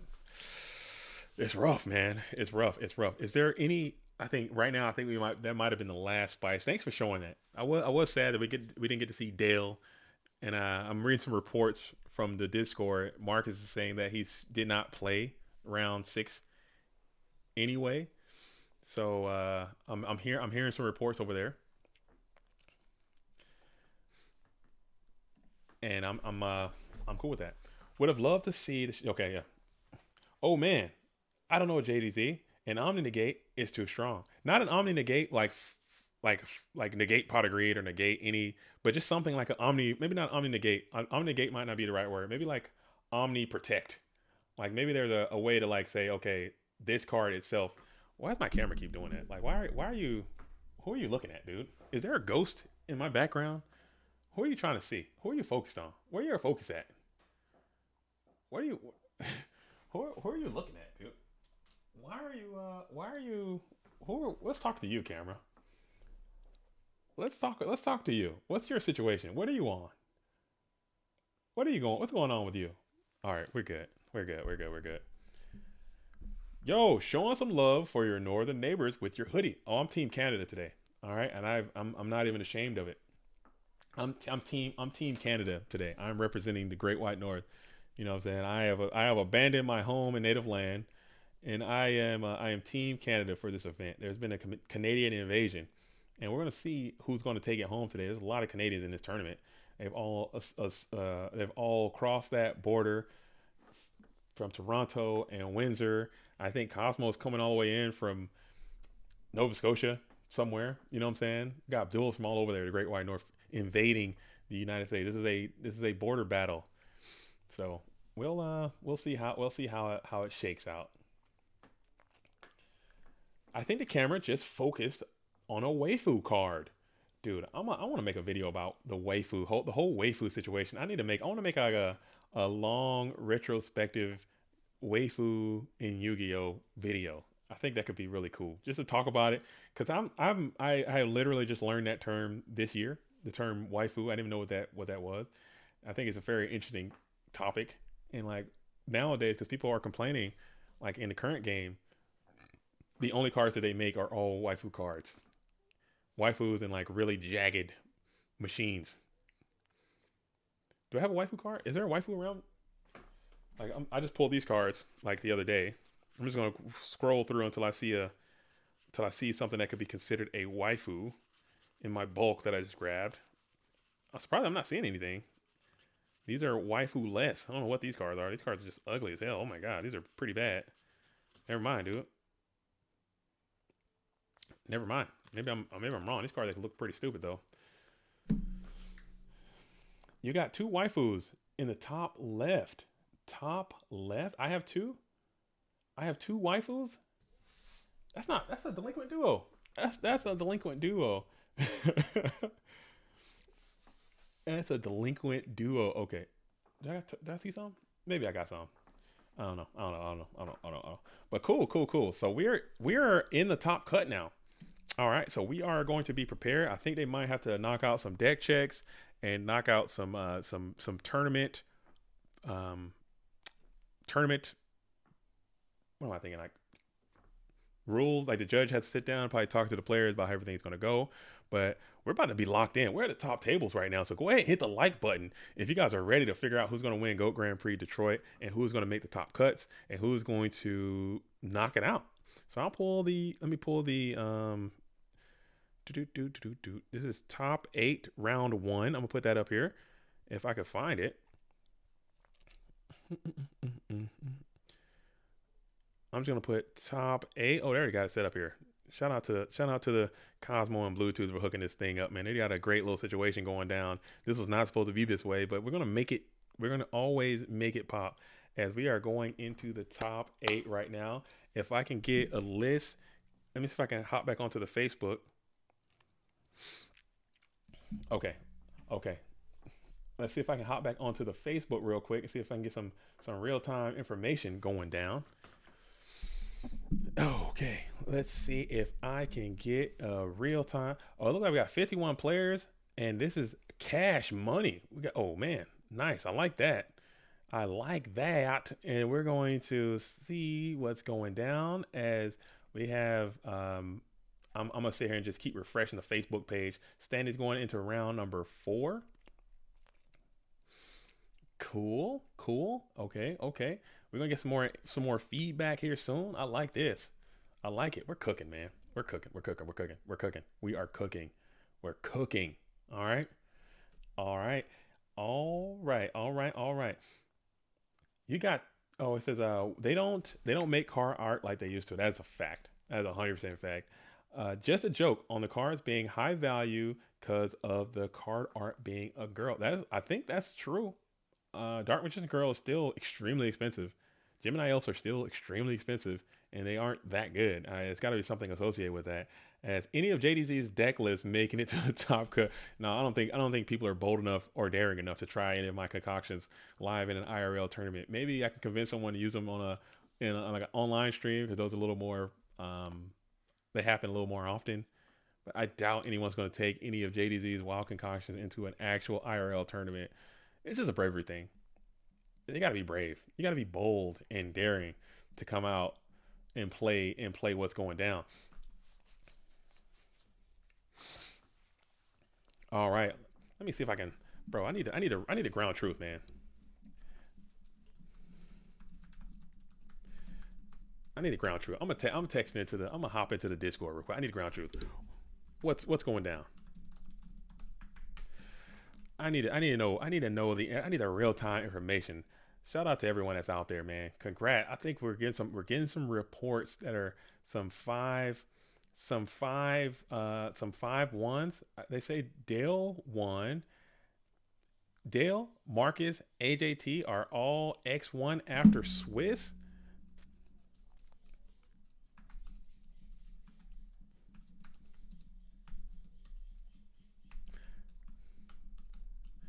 Gotta know. Sorry, I'm literally texting someone right now that's in Discord on the stream like a straight up millennial, dude. Like a straight up millennial. What are the best duelists that went to the event? What are the best duelists? Whomst are the best duelists? There's a lot of good duelists there. We got the current and reigning player of the year, AJT BLS, is live and direct in the event. We also have Shonen Jump champion and longtime legendary duelist Del Bolito is in the event. We have GFC champion Marcus LOL is in the event, aka Marcus, I think Mark Carice. I can't read. I'm sorry. We have Chris Pateo is in the event. Sean Mon is there. We have Undefined is in the building. We have a lot of online players are in this tournament, and it seems like we have Dale, AJT, and Marcus are all X1. It's looking like, so it might be all 3 of them making it to the top cuts. Perhaps this is going to be a tight photo finish, but we're going to see as they're doing the final calculations right now. Have you guys seen that movie, the Slam and Salmon? That movie's so funny, dude. Oh my goodness, man, that movie's great. It's so underrated. That's another one of those really, really underrated, super funny movies.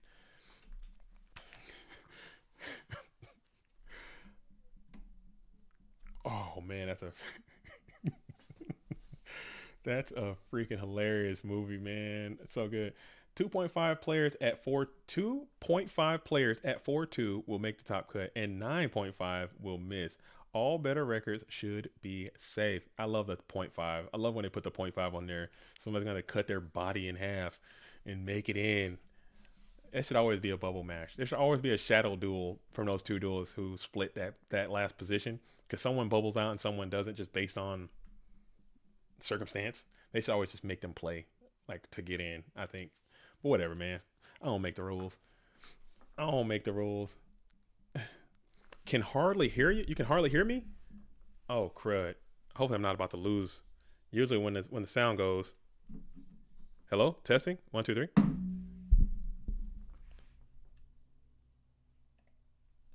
Usually the sound is the first thing to go. Check. Check, check, check. Oh man. The sound is usually the first thing to go.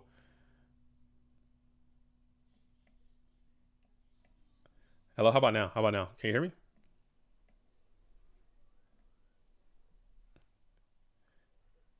Did it die?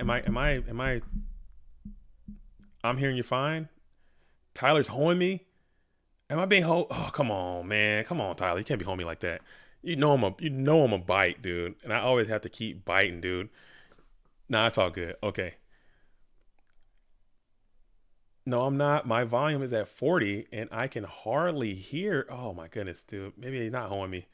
But if I'm sorry, I've been having some technological indifferences all day. As Team OD Ant says, Dale, Marcus, AJT, BLS in the top 8, outclass. Get some new speakers, Tyler. As Scully said, I'm not going to listen to you, Ant. I refuse. Doesn't sound any different. Sounds fine. Okay, much love, much love. Because you know I'm gonna look. You know I'm gonna look as I'm waiting on bated breath for this top 8 list to come out. Man, I'm so stoked. I'm ready. I'm trying to see who it is, and the fact that Dale Bolito is going to be in the top, the fact that Marcus is going to be in the top, the fact that AJT is going to be in the top is always going to be cool. Did the Tooth make it? What's the Tooth record? Did the Tooth make it to the top? Did the Bluetooth make it? I'm not sure. Matter of fact, let me turn the sound on. Let me see if I can hear myself.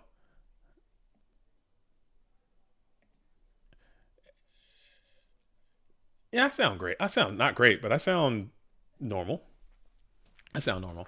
All right, so we're still waiting on bated breath. Let's hop back in there real quick.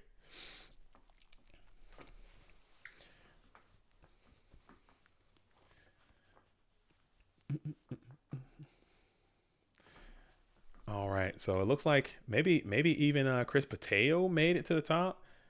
This is not good. This is not good information for me as I'm all about the the local legend and the non-online players. And like the online players showed up for this one. I'm all about the duelists coming on in representing, but we got AJT. This is his actual locals who's in the building right now. He's trying to defend his home court, which is also pretty important. That's something I always root for the home team. Root for the home team, but we got Dale. How do you root against Dale? How do you root against, what I'm saying, a legend back into it? We almost lost Dale. I think we have actually lost Dale to Lorcana.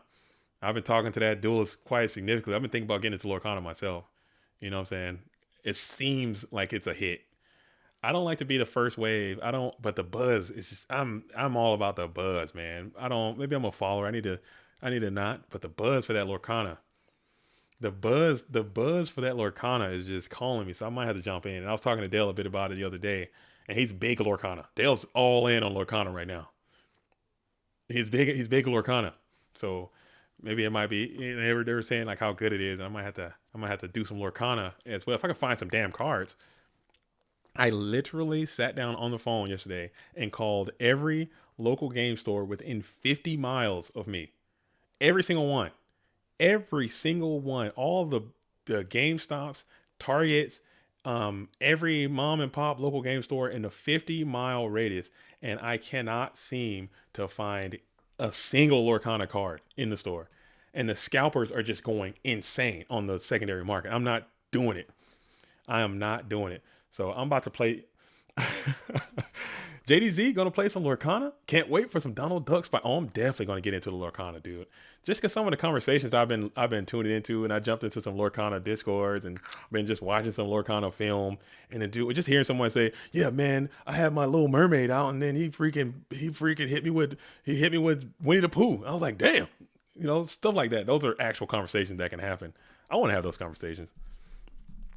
The only reason I was kind of hesitant about doing it, the Lorcana thing, is because, as you know, I'm like a Disney.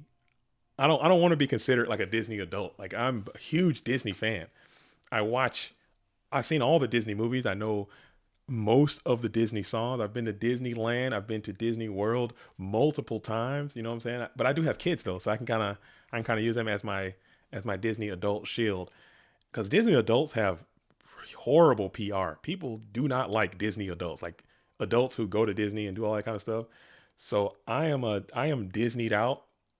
So if I can have the opportunity to play a nice, refreshing card game in person with my kids, with my wife, Lorcana seems like it's right up all of our alleys. Like, my wife, she will not learn Yu-Gi-Oh. She just won't do it. My kids, they just won't learn Go Format. I've tried. They just don't want to do it. But if I bust out some Lorcana cards, you got Elsa, you got Anna, you got Olaf, you got Mickey Mouse and Donald Duck and Goofy and all that kind of stuff, they might be like, okay, just because of that IP, Disney's IP is like unmatched. Like, they have some of the most iconic characters in the world in their thing. And with their backing, I think that game is going to reign for a long time. Okay, so I got just in. All right, top 8. Oh, well, we got top 12 on here. I think they're cutting the top 8. They're still going to cut to top 8. It looks like we have Nathan Wolf. And in the first position, we have Mark Carice. It's going to be in that second position. We have Rob Cedar. We have AJT, BLS. We have Dale Bolito in the 5th position. We have Matthew Spittle in the 6th position. We have Chris Pateo in the 7th position. And Wesley Fowler is going to round it out in the 8th position, with Bluetooth getting 9th. Oh, no! Bluetooth getting the 9th. Oh, the bubble man, dude. Oh, no. The bubble man. The bubble. It's the bubble, dude. He got the bubs. Okay. ¿Por qué? Dang, dude. So sad. Shout out to Bluetooth. You know what I'm saying? Great performance. He missed it by oh my goodness, it's so close, dude. So close, dude. Oh, that is so whack. He missed it by 2. Oh my goodness, like 2 points, dude. 2 point. We got Marcus versus Pateo. Again, the rematch. I think they just played. And then we have Dale versus AJT BLS. I'm going to tell you right now, game time, if you guys are hearing me, if you guys don't put AJT and Dale Bolito on this stream, I'm going to turn it off. Okay, this is not a threat. This is serious, okay? This is serious. If you guys don't find the Shonen Jump champion, Dale Bolito, and the 3-time FLC champion and put them into that chair, sit them down, and make them play on this stream, I'm going to turn it off. All right? And I am dead serious, okay? Put them in the chair and make them play. I love it. I'm kidding. I am kidding. Oh, it looks like we're getting our wish, folks. It looks like we're getting our wish. It looks like we have Dale Bolito, and it's going to be AJT BLS coming on in to start off this top 8. Oh my goodness. Talk about Clash of the Titans, man. This is going to be so cool. I'm lit. This is going to be cool. Let's fix these names real quick. All right. We got A. Okay. All right. In the top corner, we have AJT, BLS. Okay. And then in the bottom, it looks like we have, if I can get this to work.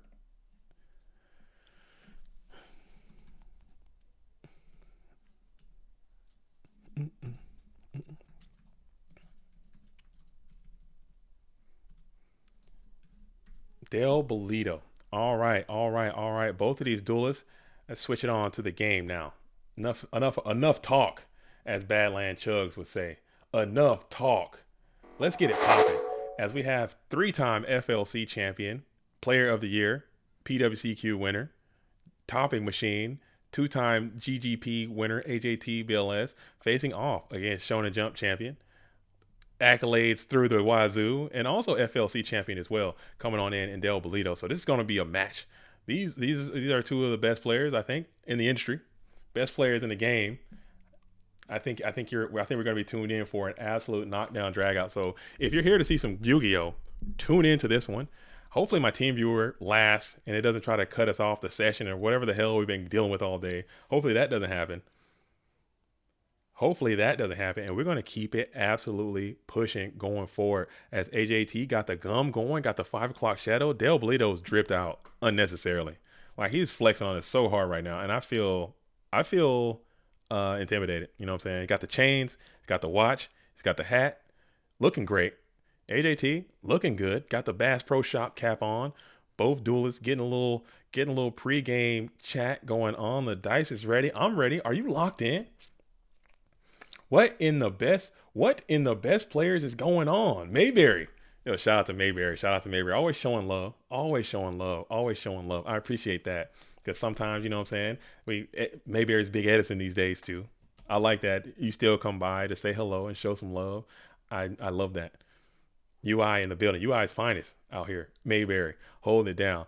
As we are going to think about how this is going to shake up. AJT rocking the PC whites.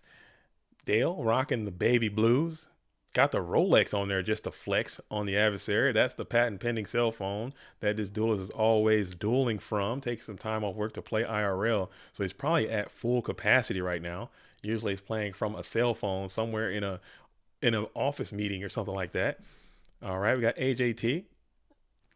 Got the patent pending notepad out, getting a fresh sheet, getting ready to rock and locked in. Got the top. You know what I'm saying? That's probably more than he wanted. Still trying to defend the home base. Both duelists, you know what I'm saying? Anywhere around, Canada is being represented highly in this event. As HNVB says, some Canadian on Canadian violence. Oh, yeah. UI best team? It's not close. UI is the very best team. Everyone in UI showing love in the chat. My gosh, the drippage. The drippage is real. Dang, man, Dale's looking great, dude. Looking great. I'm so jealous. I need to step my swag up, dude. I need to step my swag up. As PJ Arts of Darkness drops on by and throws $2 Canadian into the building. As we're all Canadian today. I appreciate that, PJ. Thank you for your donation. That money will be recirculated back into the GOAT world in some time. Can't beat 12. You can't beat a 12 as AJT. I saw that 12 go down. That counts. Oh, man. And we got pictures coming around. Oh, my goodness. Dang, that's a 12. That's what you want to do. Let's go. Thank you again, PJ, for the $2 Canadian through Super Chat. That means a lot. $2 slices. Dude, I'll take that too. I'll take the two. I'll take that too, man. We can do something with that. I appreciate it. I know it, whatever you can do, man, is better than what I deserve. And I do appreciate that. Just coming through with the $2, just saying hello. It means a lot and it goes a long way. I mean, maybe we can use that. It's going to go towards some mats. It's going to go towards all the stuff we do. It's not for profit. You know, I'm not, if my ambition were to make money, I would be doing something else. There are other way more creative ways to make money than to be a GOAT format YouTube content creator or streamer. There's better ways to make money. So this is not a poor money thing. Granted, if we want to do anything, there's always going to be a cost associated with everything that you do in the world. That's just how the world works. So, you know, to not come out of pocket so much and to not, you know, having people donate money, playing in the Patreons, being a part of the Patreon program, all that money is being funneled back into GOAT format in some way, running the website, buying mats, giving out prizes. You know, we didn't have, if you know anybody who wants to sponsor GOAT format, let those people be known and come forward if you're a sponsor and you have something you want to give or something you want to help and we can do something if you want to help that way. But we don't have like sponsors like that, so we have to. All that stuff is coming from. We're all self-ran, self-motivated community, and it's good. So the $2 Canadian, it might not seem like a lot, but it goes a long way, and it will continue to help facilitate something. Hell, even if it's just giving someone some Discord Nitro for a Nitro Circus, it can go to that. Or give someone a dueling book code for the World Sleeves or something, it can go to that. So it's going to be what it is. As Nathan Slawick says, AJT repping the 519. Oh, of course, he's 519 Windsor through and through. As he just made a short drive across the border to appear in this tournament. So yeah, he's a 519 homie. As they're both sitting up in chill mode, so maybe we're not ready to start just yet. As we're just staring down, as the anticipation is just through the roof. You can cut the tension with a knife. I'm in full panic mode, but look at Dale. He's chill. Both of these duels are super chill because they've been there so many times before. AJT has topped so many freaking times. Dale has topped so many freaking times. But no lie, Dale does not have an invitation to the GOAT Format World Championship just yet. He hasn't been playing as much. He hasn't been had the time. Like I said, he's been big Lorcana, so he hasn't been dueling nearly as much. So here we are, still towards the season, and this is another opportunity for Dale to go ahead and secure an invitation to the GOAT Format World Championship. As we are all just kicking it here on standby mode, waiting for this bad boy to fire off. As PJ asks, just out of curiosity, how would one be, or who would one talk to about a sponsorship? You would talk to either myself. You can talk to Scully. Scully is kind of like the person who is going to be the person who, like the organizer, you know what I'm saying? He's the person who's going to make those decisions and talk about the intimate details of what that sponsorship is. So he would probably be the one. But if you talk to me, give me the information, I can package that information. I can send it to him because he's quite busy too in his life. But either one of us would probably be the ones you want to go to about a potential being a sponsor. And we can talk about, what we can do for you and your brand or whatever. Because again, we're not getting billions and millions of views. So a lot of sponsors aren't like throwing themselves at us to sponsor our stuff or whatever. But we get what we get, and it's definitely, you'll be helping out tremendously. So if you have like charity tax breaks or something like that, like, hey, I sponsored this many events and I gave this many prizes away, and it can make you feel better, I suppose, because you definitely will be helping. But it's just something that we're just not big enough. But as we continue to grow and as we continue to have these events be streamed, like this GOAT Grand Prix that you're watching today, the PWCQs are being streamed, the GFCs are being streamed, and the audiences are getting larger as time goes along. As we're getting the growth on the YouTube channel, eventually, at least my plan is to have the YouTube be like self-sufficient, and the money that is generated from the YouTube AdSense revenue we can just sponsor ourselves, and we can have the cash generated from YouTube create, prize work that way too. At least that's the idea anyway, but it's just going to take time and grind. I have grind. I don't have time, but we're going to get there. Handshakes are off, so we're about to get this bad boy started. Let me set my trap and let's lock in, because it's about to go down. As Dale one's dice roll, goes first, handshake, stare down, AJT as he chomps. That's probably some trident that Duelist is nibbling on, as Dale comes on out for a set 3, set 1 Mon in the far right next to the deck and pass. I like what's going on here as we look over to AJT BLS, who's on the play, who's going to rip that TD early and often. BLS sitting at the bottom of the deck, no big deal. And you're going to add 1 Thunder, add 2 Thunder, give it the old cut and shove with the cursory, very, very courteous look away. I like that. And Dale just elects to go with the face down, cut and shove, pass back on over. Look at those forearms, man. This dude's jacked as well. Duelist got some arms over there. AJT, hat cocked back a little bit, rips the Nobleman across out onto the set mine. It is the Shining Angel. So whoa, what's happening here? Pump the brakes. Dale seems to be playing some type of deck that plays Shining Angel, and we're going to play Solemn Judgment. We banned the Shining Angel, but I don't think we need to banish that Solemn Judgment. We're going to kick that bad boy back on into the graveyard. Keep in mind that Solemn Judgment is in fact not a misplay. that Solemn Judgment is not in fact banished. As Rabbit says, Trident is a misplay. Trident might be a misplay.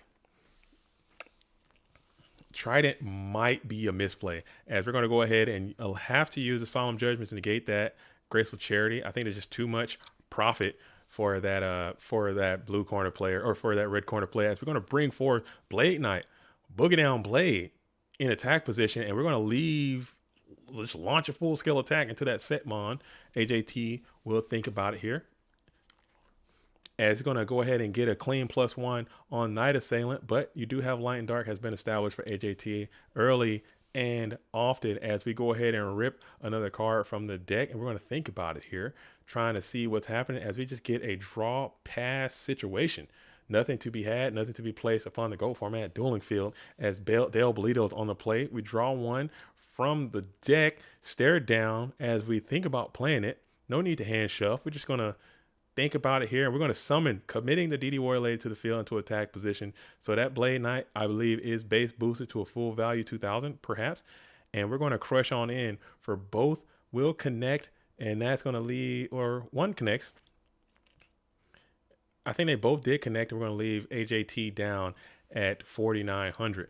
So we're going to pass over to AJT BLS, who is on the play. 4 cards are in hand. No Dust Shoot being played by Dale Bolito. I can see one of those cards is Gravekeeper Spy, and we're going to go ahead and put that bad boy into the go format dueling field before passing back on over to Dale. I believe Nobleman Crossout is a crush here. If you can figure out a way to find it, put it onto the field, but we'll see what's going down, as Dale is going to go ahead and trip up the DD Warrior Lady for the Zabor. Keep in mind that that Solemn Judgment and that DD Warrior Lady are both going to be in the graveyard, and that Shining Angel is in fact banished. So just keep that in mind, and we're going to go ahead and continue the assault, launching Blade Knight, launching Zaborg into the hitbox. AJT can't seem to find any type of protection, as all those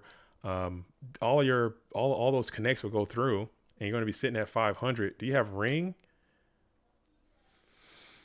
As we continue to think about it, yeah, we do have Ring. So we're going to go for a Ring of Destruction here. And now AJT has a decision to make. What are we targeting with the Ring? Probably that Blade Knight. Actually, never mind. We're going to target the Zaborg.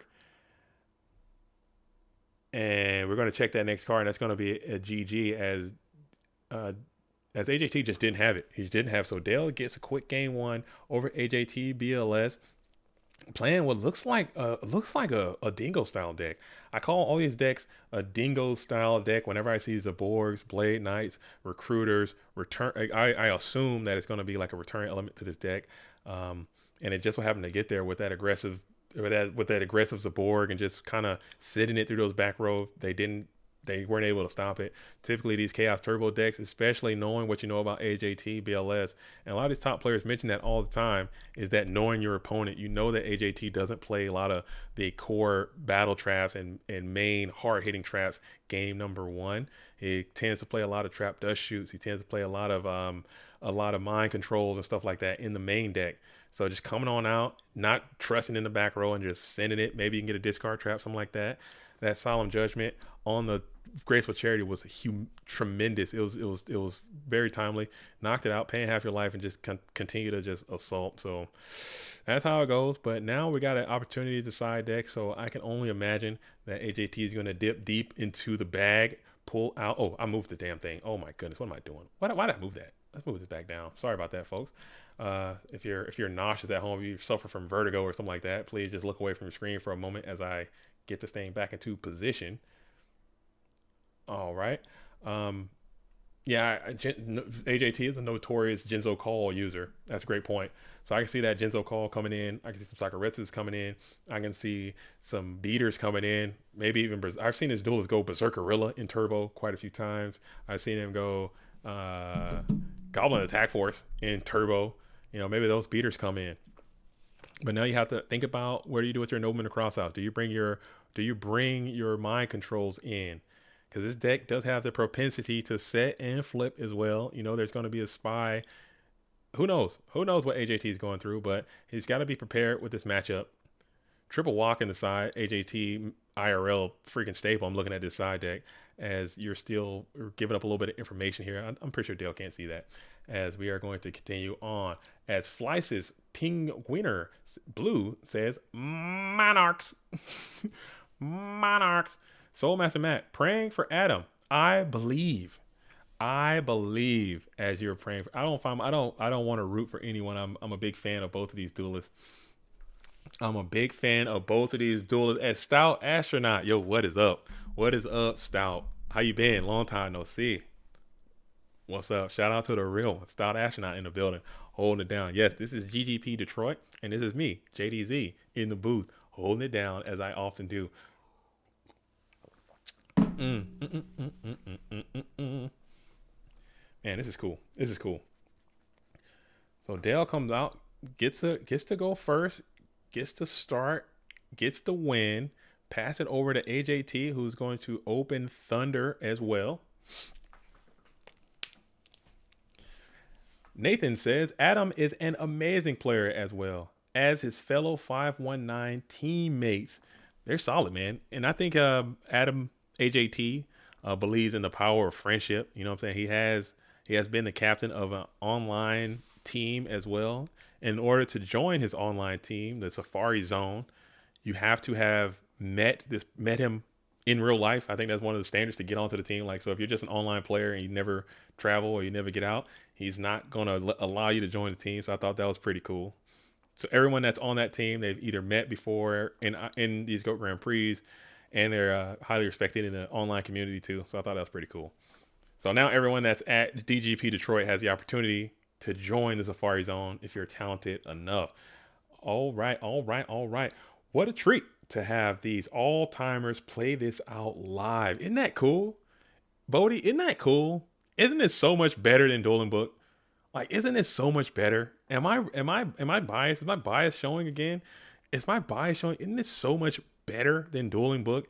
It's significantly better. As he played the pot of greed, someone saying in pass, set 1, pass, staring down AJT, who's got quite a few cards in hand. Rabbit in the chat. Safari Zone stand up. Soul Master Safari Zone stand up. We got all the Safari Zone members holding it down in the chat right now. Season 2 champions. Didn't quite make it to the playoffs this time, season 3, but they almost did. Got pretty damn close. As Dale's on the play. We're going to think about it here. We're going to go ahead and set same play again this time, but setting to the right. Maybe what does that mean? What does that mean, setting to the right opposed to setting to the left, as he did game number 1?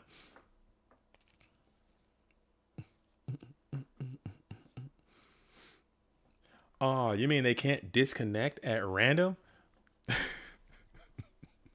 You mean they can't disconnect randomly? Nah, they got to look each other in the eye. You got to watch them chew that gum. You got to watch them draw from the deck. You got to watch them put the cards down. There's always information to be gained about people's body language. You know what I'm saying? That's why poker players can tend to do a little bit better.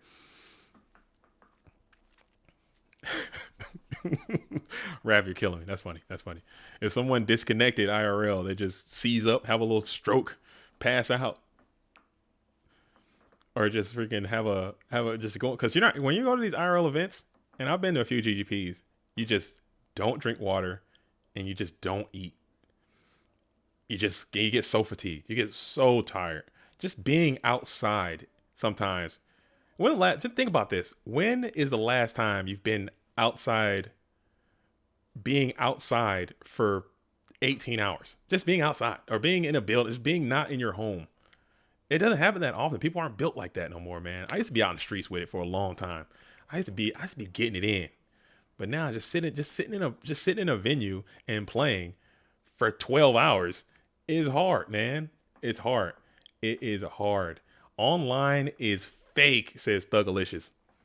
I tend to agree. I tend to agree. But that's my bias. I have to understand my own bias. As Thunder Dragon is going to find himself onto the field of play after tributing the Sinister Serpent, and now we have Thunder Dragon. And now we have the Thunder Dragon. Let's see if we schedule this bad boy to get in for some attacking here. Soulmaster says, I had a physical hangover the day after GGP Orlando. Oh, Bobby, what's up, Bobby? How you doing?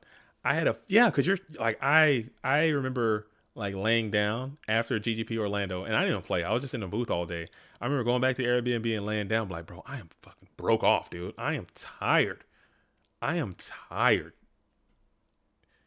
tired, bro. Because you're not eating, you're not drinking, you're constantly, you're thinking. You know, this is a very cerebral game. You're thinking, you're playing against some of the best players. You're stressed out. Oh, hands looking very not great. Not gonna lie. Not gonna lie. Genzo, Serpent, Duo, Force, Swords, Sork, Thunder Dragon, and Sakuretsu armor. Hands looking not good. But you're still in a commanding spot. You still have a lot of threats that you can do. Dale hasn't had the opportunity to jump on that. I'm not acknowledging anything that can be construed as negativity in this chat. I'm positive vibes only. Okay. Online doesn't have the shiny gold and secret rares. Fact. Seeing people's cards, if someone's sacking me and they got like a max rarity deck, I feel so much better about myself than someone sacking me and they got like all commons and their cards are all beat up and their sleeves are all like, if I sit down with someone, and this is a fact about me, and I feel this way. I feel this way. If I go to an event and I'm playing IRL and I sit down and I look across and I see my opponent and they don't have a mat and their deck box is like one of those little, maybe I'm elitist. They got like one of those little chewed up deck boxes. You look at their sleeves and they're all like beat up and their cards are all beat up. In my mind, I've already told myself that I'm going to win. Period. Just based on like how their posture is, how they set up, how they set their field up, how they hold their cards. If someone's like fumbling their cards and their sleeves are all messed up and their deck box is all messed up and they have no mat and they just the way they carry themselves, psychologically, I've already told myself that I'm going to win. I don't have that advantage online. Maybe if I work that way, because you can't get a good read on people. I'm like, this guy's gonna be free. I'm winning. There's nothing they can do. No matter what they draw, they get pot, charity, duel, shoot, BL. I'm winning. I'm winning. And 9 times out of 10, that's how it goes down. Well, if someone shows up, they got the nice mat, nice spell ground, they lay it out. You know what I'm saying? They got the calculator with the case and the damn cards are in there. They got these exclusive dice from somewhere. They got the bag. They got the freaking trade binder. They pull. You want to trade? Nah, we good. They got the freaking deck box. You know what I'm saying? They got the whole spatted up, boom, bam, sleeves, PC whites, clean. I'm like, man, it's about to be a duelist, man. It's about to go down. I gotta lock in because this person, just the way they're just the way they carry it. As Jar agree, it's going to go ahead and be played. I'm telling you, it's. I'm trying not to be elitist, but that's just how I feel, and I like that aspect about it. I like to see how people hold their cards. I like to see how people draw from their deck. It just makes me feel like I'm playing the game. Online, you just don't have that. As Dale's sitting here on the play, very laid back. You see how calm Dale looks? You see how calm AJT looks? They just look like they've been there before. Like they know what's going on. If you get a little couple neck pops in there, check the graveyard. Didn't ask. I like that. I don't ask no more. Elitist been an elitist since playing Quick Draw. Is Quick Draw an elitist deck? I don't know. I'm just getting into Edison. That's just the only deck I learned how to play. That's just the only deck I learned how to play, as we're going to go ahead and reveal the Pot of Greed again. That's the only Edison deck I learned. I'm learning more, though. I'm learning heroes right now. I want to learn Diva heroes as well. That's going to be the next one I try to pick up. They just seem too complicated, man. I'm trying to play. I'm trying to enjoy myself. I can't be just going to these places and misplaying, looking like a, you know what I'm saying? I'm representing GOAT format, too. So if I show up playing one of these complicated-ass decks poorly and I'm losing, I'm like, oh, look at this guy. Stick to GOAT, old man. Something like that. That's the last thing I want someone to say. That's the last thing I want to hear someone say. Dude, what are you doing? When I'm playing, if somebody's looking at my film, the last thing I want someone to say is, bro, what the hell are you doing? Man, take your ass back to GOAT. You don't know what the hell you're doing. So that's what I don't want. So I try to play something that I can at least, even if I lose, I'm losing the right way. I'm gonna lose the right way. I'm gonna lose. I'm gonna lose standing up. Your attitude has changed. You're not the same. Come on, come on, come on, come on, come on. I'm keeping it real. I'm keeping it real. I'm keeping it real. I'm keeping it real. Stick to go, old man, dude. That's my fear. That's my fear. Anime villain, dude. Kind of like one of my favorite movies, Fast and Furious, Tokyo Drift. Tokyo Drift when they comes out, drift. What's drift? I don't want that. I don't want to be that guy. And I come out thinking I know what's going on, and I'm just like wrecking myself. You mean DK? You mean like Donkey Kong? Come on, man. That's classic. That's a classic movie. Fast and Furious Tokyo Drift. Go watch it. You haven't seen it. And we're going to go ahead and got the spy set up, walling out this Thunder Dragon. You got the spies on the field, walling out the Thunder Dragon, and we set another threatening Mon onto the field of play. AJT up and active, slaps a dice onto the field. Wabiki.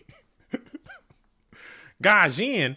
What's Gajin? You mean like, oh, you Gajin too, huh? As we go ahead and play the Cinder Serpent Torrential Tribute, just like they used to do. Dale's gonna think about it.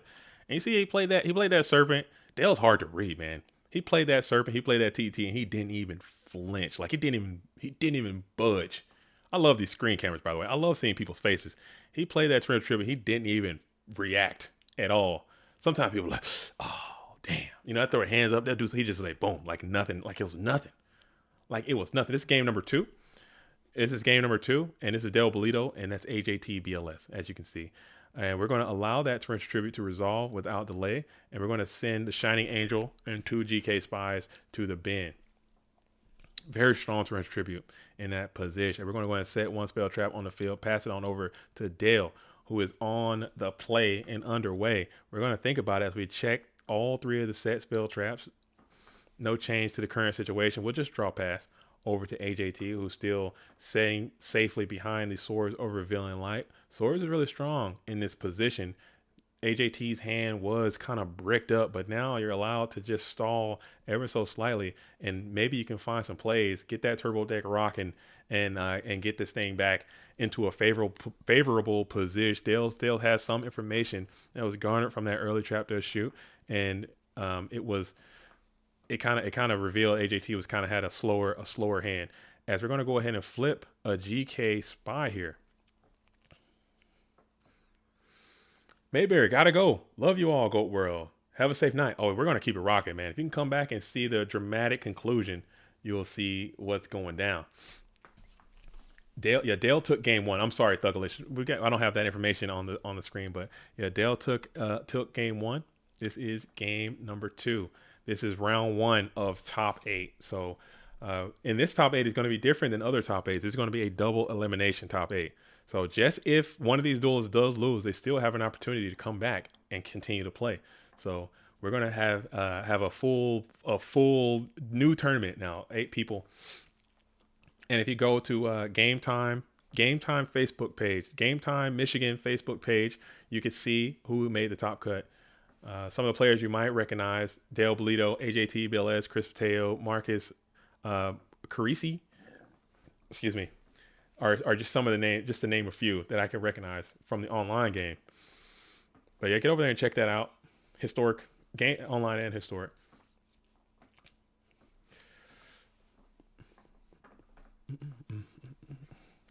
As now we're staring down, we're going to go ahead and reveal another jar of greed, it looks like.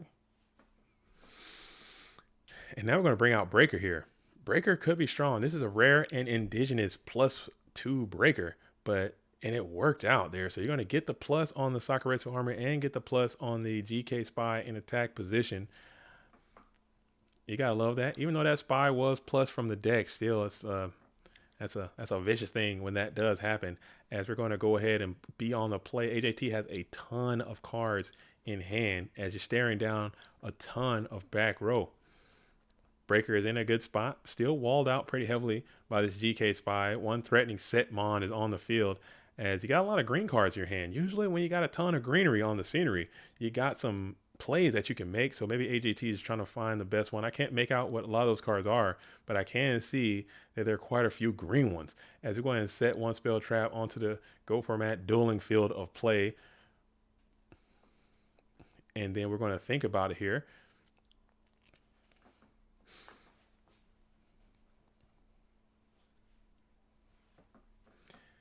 Team OD Ant says double elimination top 8. What the f? This is so inconsistent, but it is what it is. There is some inconsistencies, but you have to understand that in order to get these GGPs, we do. Oh gosh, man, we got a lot of movement here. I looked away for a second, and we got Snatch, Dale, Zaborg, Solemn, and that's gonna be. It looks like that might be a GG right there, as Dale gets a quick game 1, game 2, playing what appears to be like an aggressive. I want to say return. We didn't see the return. I still feel like there's a return somewhere in this strategy somewhere. And it looks like he's going to go ahead and snatch, pop, Zaborg, swing, and that is going to be at least 6,200 points of damage. And we had Solemn to back up any play that AJT had. It seemed like I got to see the hand. It seemed like AJT had a lot of green cards in that hand. But again, this tournament's not over and for AJT. But again, huge shout out to Dale Bolito for getting a dub, and it's going to be moving on. But yeah, but what we've been doing, and maybe that's something that we can work on to ensure that the GGPs are the same wherever you go. In order to allow these GGPs to go on, I said that we say, hey, however you want to host these tournaments, host them the way that you feel comfortable hosting, because at the end of the day, they're the ones hosting the tournament. So if they want to host it the way that they want to host it, and it's not like breaking any rules, or it's not like hurting anyone, and it's not like so far outside of the realm of reality, why not just let them host it the way that they want to host it? And it might not be as consistent from place to place, but it's kind of like in tennis. You know what I'm saying? In tennis, you got Wimbledon in tennis. They play on grass. You know what I'm saying? You got the what is it? The Spanish Open. They play that on clay. You got you got the Spanish Open. They play that on clay. You got the American Open. They play that on hard floor. You know, they're still the same game, but that's a huge difference in location just based on where you're playing. The French Open. I'm sorry, not Spanish Open. French Open. What am I talking about? Spanish Open. The French Open. They're playing that on clay, and the ball's going to move different on clay. The ball's going to move different on grass. The ball's going to move different on hard surface. So if they say, hey, you're going to have the French Open, you need to play that thing on hard surface because everyone's playing on hard surface. I don't think that's fair because, you know, that's their event. That's how they've been doing it. And I think that's the way people just accept it, man. So granted, it's not a this and that. That's not a direct correlation, but I think that's at least the idea that we're going for. I think the players are dictating, let's do this or try that. I mean, again, if for me, at least from my perspective, if it's not something just so outlandish and so crazy, like we had some that were just some things that I had to put my voice. I talked about it. And it's a lot of things I don't like to project. I don't like to project dirty laundry, like some like behind the scenes stuff and things that we're trying to do.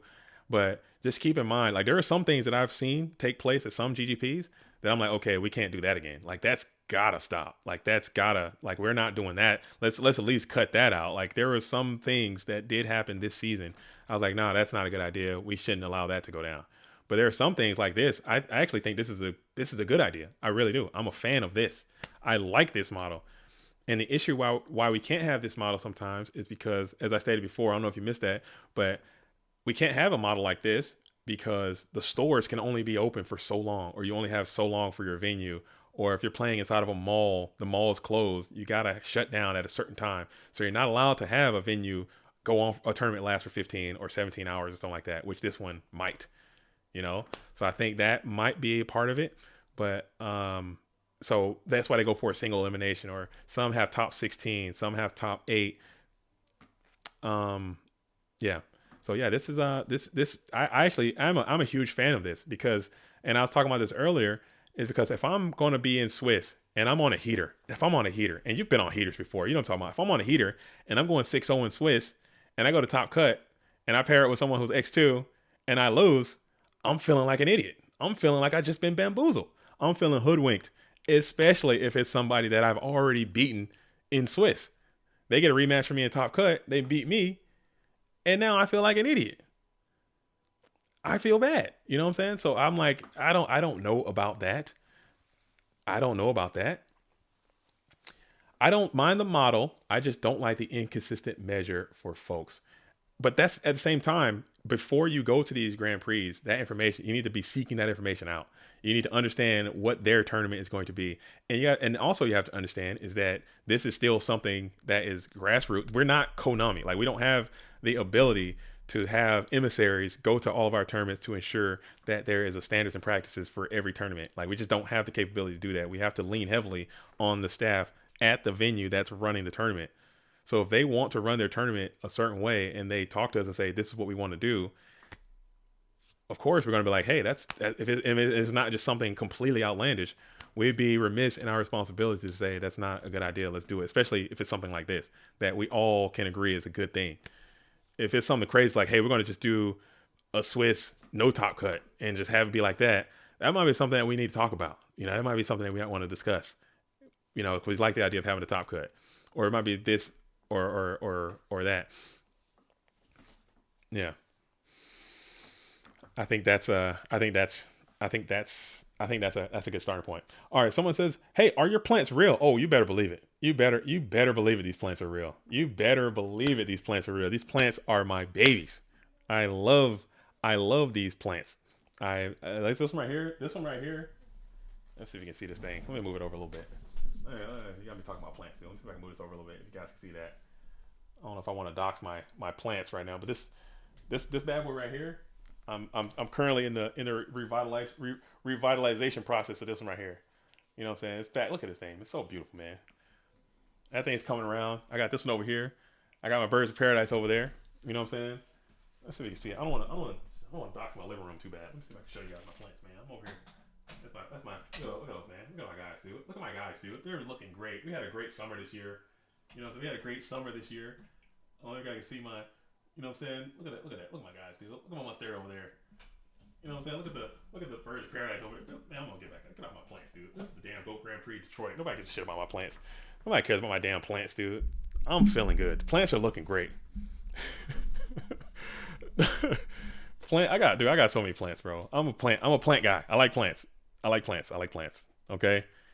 Get you some plants, guys. Get you some plants, man. I'm telling you. Okay? As someone who has, like, I got issues, man. I'm not gonna get into a lot of them right now, but if you get you a nice plant and you just have it for a few years and you see that thing, you nurture it and you see it grow, it's something about it. I can't describe it.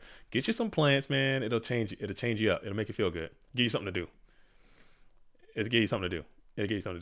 You gotta water it. You gotta get the soil going. Tingu plants. Plants. Man, do I have a deck on editing for you? I play plants, dude. I play some I got some Titanial, dude. I got Titanial. I have Lone Fire Blossom, okay? I got Dandelion. Dandelion. I got some plants, dude. I love it. I love it. Especially like when the sun is shining. It just sucks that we're going into winter season right now and the plants aren't going to they don't do well in these Pacific Northwest winters. So they might not be as nice as they are now. They're just really rocking and rolling right now. They're all glowed up. All of them. They're just loving it. We have an unseasonable amount of sun. I got to taste a pawpaw fruit for the first time after growing a tree for years. Strong banana taste, dude. Growing your own food, dude. Come on, man. That's my real passion. That's where the passion's at. Growing stuff, farming. I had chickens for a long time. Ever since I moved to this place, I wasn't able to have chickens anymore. But maybe when I get to another spot, I can get me some chickens again. I dated a plant mom who ruined Home Depot for me ever since she found they had a gardening section. Dude. What happened, man? Why'd you guys end it, Donnie? Why did you stop? Was it the plants? Was it the plants? Was it the plants that caused? Was it the plants that caused it? Was it the plants that caused it? I was a chicken chaser for a minute. Chicken chaser. TCGRS. What's your favorite food, dude? I like, dude. I'm telling, I'm a home guy, dude. I like nice home cooked meals. If I can get like some nice pot roast and potatoes and like green beans, dude, like stuff like that, just really just just beefy food, dude. Meatloaf, probably some kind of beef, dude. Any type of beef and mashed potatoes. I'm with that, dude. Just that beefy, just hearty food. You eat it and just pass out kind of food. Thanksgiving food. I'll go crazy on some Thanksgiving food. What are you guys eating out there? What are you guys eating out there? You guys eating good, man? You guys, yeah, I eat the fast food stuff from time to time, but I typically stay away. I'm not a big fast food lover. I like that. I like that pot. If you give me a pot roast, some neck bones, dude, I could go crazy on some neck bones. I go crazy on some neck bones, dude. Come on, man. Oxtails. I eat some oxtails too. Like just meat and starch, and maybe some veg, like or some string beans, or like some kind of green veg, some starch.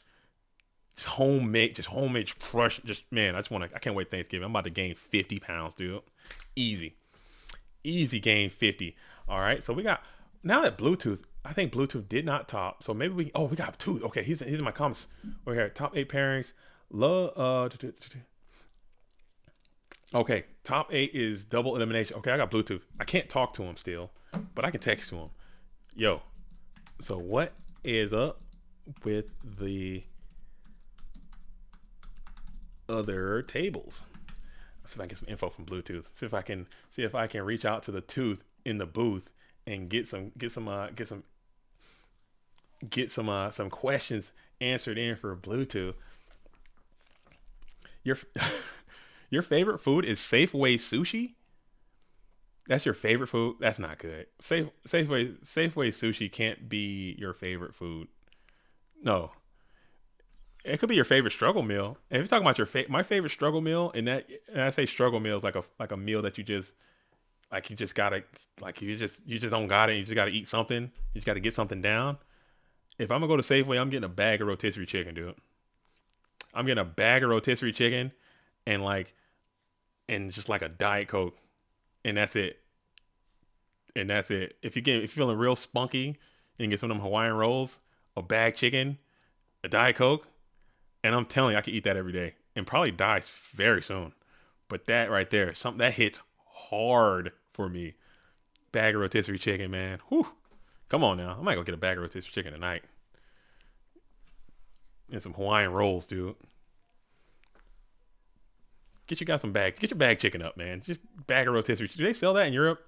That seems like a strange concept to me. I don't think they would have something like that going down in any country besides America. Just bag chicken with a grape soda. Ivan Flores, you going grape soda on the?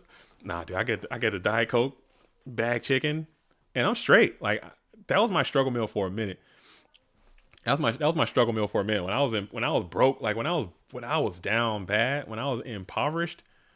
When I was broke, when I was down bad, and I was impoverished, I would go get that bag chicken, and I'm straight. Sometimes that's be all I eat in one day. Just go to Costco, not Costco. Go to Safeway, Fred Meyer, something like that.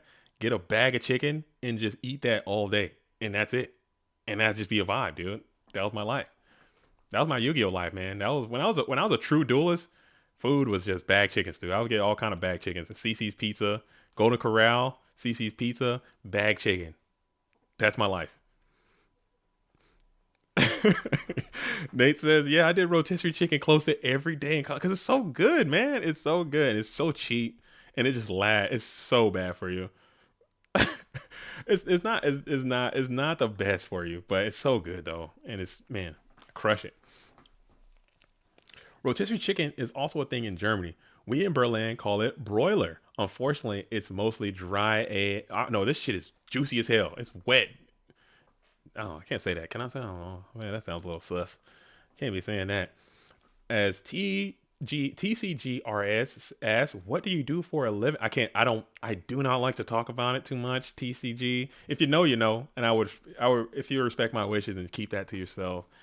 Some people know, people who I've gotten to know over the years on Discord, I've kind of talked to them about like what I do and the history of my professional career, but in these really public settings, so a lot of people who don't know what I do, I don't like to talk about it too much because it's very polarizing, and I don't want to. I don't want to. You know what I'm saying? Because I've lost people who I considered friends after they found out like what I do and what I've done and where I've been and where I've gone, things I've said and things I've done. People tend to hold that against me, so I try not to do that. I'm a mass wrestler. Yes, I am in the WWE. I'm a stripper. Yeah, thank you, TC. Thank you for understanding. I do strip and OnlyFans. Yeah, get some guesses in the chat. Get some guesses in the chat. As OD Ant says he's a Thailand Tucker. That's an inside joke. Inside joke. Please don't share that information. I'm trying to maintain. All right. I'm trying to maintain as I feed the deer. Oh, I do feed the deer. I feed a lot of deer. Oh my goodness. If you guys had any idea on how many freaking deer come in my backyard, because I have these apple trees that naturally grow, and they drop these apples off, and these deer come through, and they freaking get in there. He's a midnight toker. That's good. Yeah. I host Go For Man. I'm gonna just start telling people I do this for a living.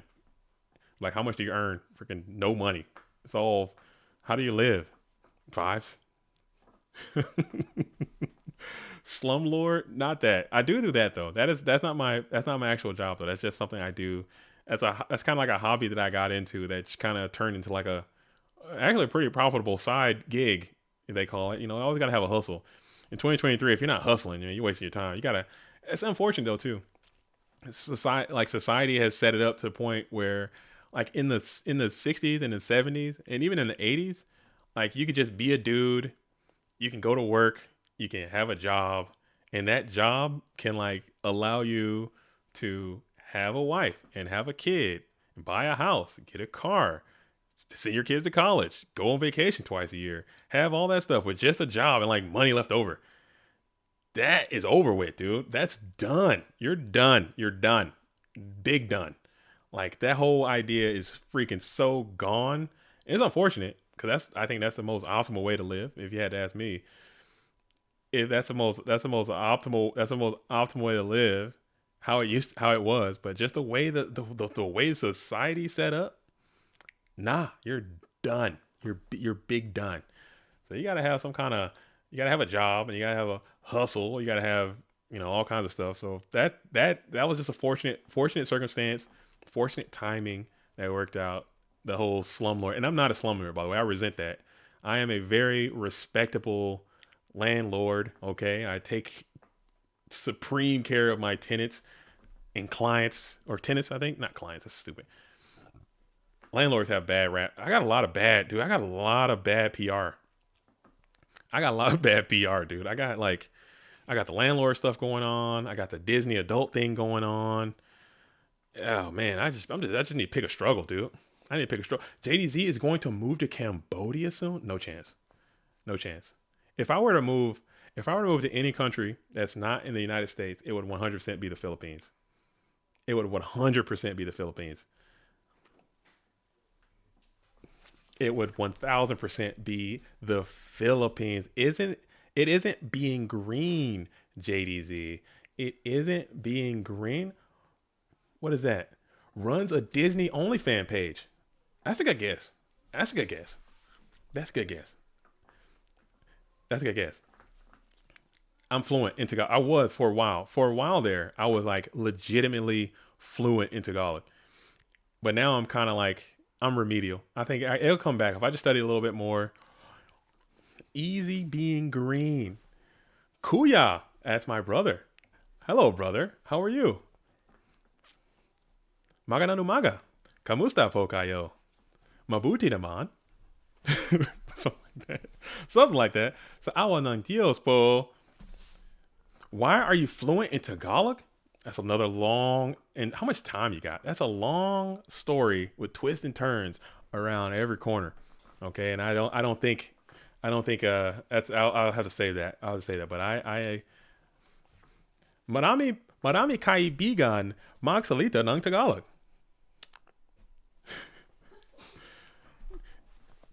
I'll have a lot of friends that speak Philippines from the Philippines speak Tagalog. I don't know. Learning a language is something that I used to be a different guy, man. I used to be a different guy. I used to like have ambition and drive. Not saying I don't have all those things, but used to be a glutton for knowledge. Cause he slayed hell. Oh, come on, man. I can't repeat that. This is a PG program. This is a PG-13 program. I'm not reading that. I'm not reading that. I'm not reading that. I'm not reading that. Zachary Heater says, my power is out, so I came for the Yu-Gi-Oh, but stayed for the plants and the struggle meals. What are some of your favorite struggle meals, Zachary Heater? What are some of your favorite struggle meals? I want to hear you guys' struggle meals. I want to hear some struggle meals. Another one I love. I mean, I'll struggle on some hot dogs, man. When the funds were low, dude, I used to struggle on some hot dogs with no buns. If you're eating hot dogs with a bun, it's not a struggle. You got to eat a hot dog with like bread, like regular bread and like no condiments. Just a struggle dog. Just put that bad boy on a single piece of bread, roll it up and just eat it. Just a glizzy gobble. Just glizzies, dude. Just glizzy goblin. Yeah, dude, I ain't gonna lie, man. I gobbled a couple glizzies, dude. Cause it's cheap, man. You gotta have the struggle dogs. You gotta have struggle. Is it a struggle meal if you only eat? Is it a struggle meal if you only eat struggle meals? Yes. I mean, it's just in the struggle. That's part of it, dude. You gotta struggle. Rice and eggs is classic. Beans and rice is another one, dude. Anything rice, bop, rice. When you put rice on it, the struggle stock just goes up, dude. Rice equals struggle most of the time. Spaghetti sandwiches. Oh my goodness, dude, that's struggle. The struggle is, dude. Spaghetti sandwiches. Oh my goodness, bro. Oh my goodness, man. Just a dog like beans and weenies. Have you ever had beans and weenies? That's a struggle meal. That's struggle. You just get like those baked beans, cut some hot dogs up, throw them in there, and that's it, dude. That's your dish, dude. Eat that. That's your cuisine. Struggle central, bro. When the struggle is real, you got to eat a struggle meal. Write that down. What's another one? Oh, dude, my favorite one is just hunger and despair, dude. That's my favorite struggle meal, dude. Just hunger and despair, dude. Just go to bed and just stare at the wall and be like, damn, this fucking sucks. Hunger and despair, fucking overpowered struggle meal. Or a bowl of cereal, dude. That's a good one. That's a classic, bro. That's a classic. I have had several times where I had to eat just a big ass bowl of cereal for dinner, and that's the meal. That's it. That's it, dude. You just bust out that cereal, dude. It's probably some mid bag cereal. When you pour it, dude.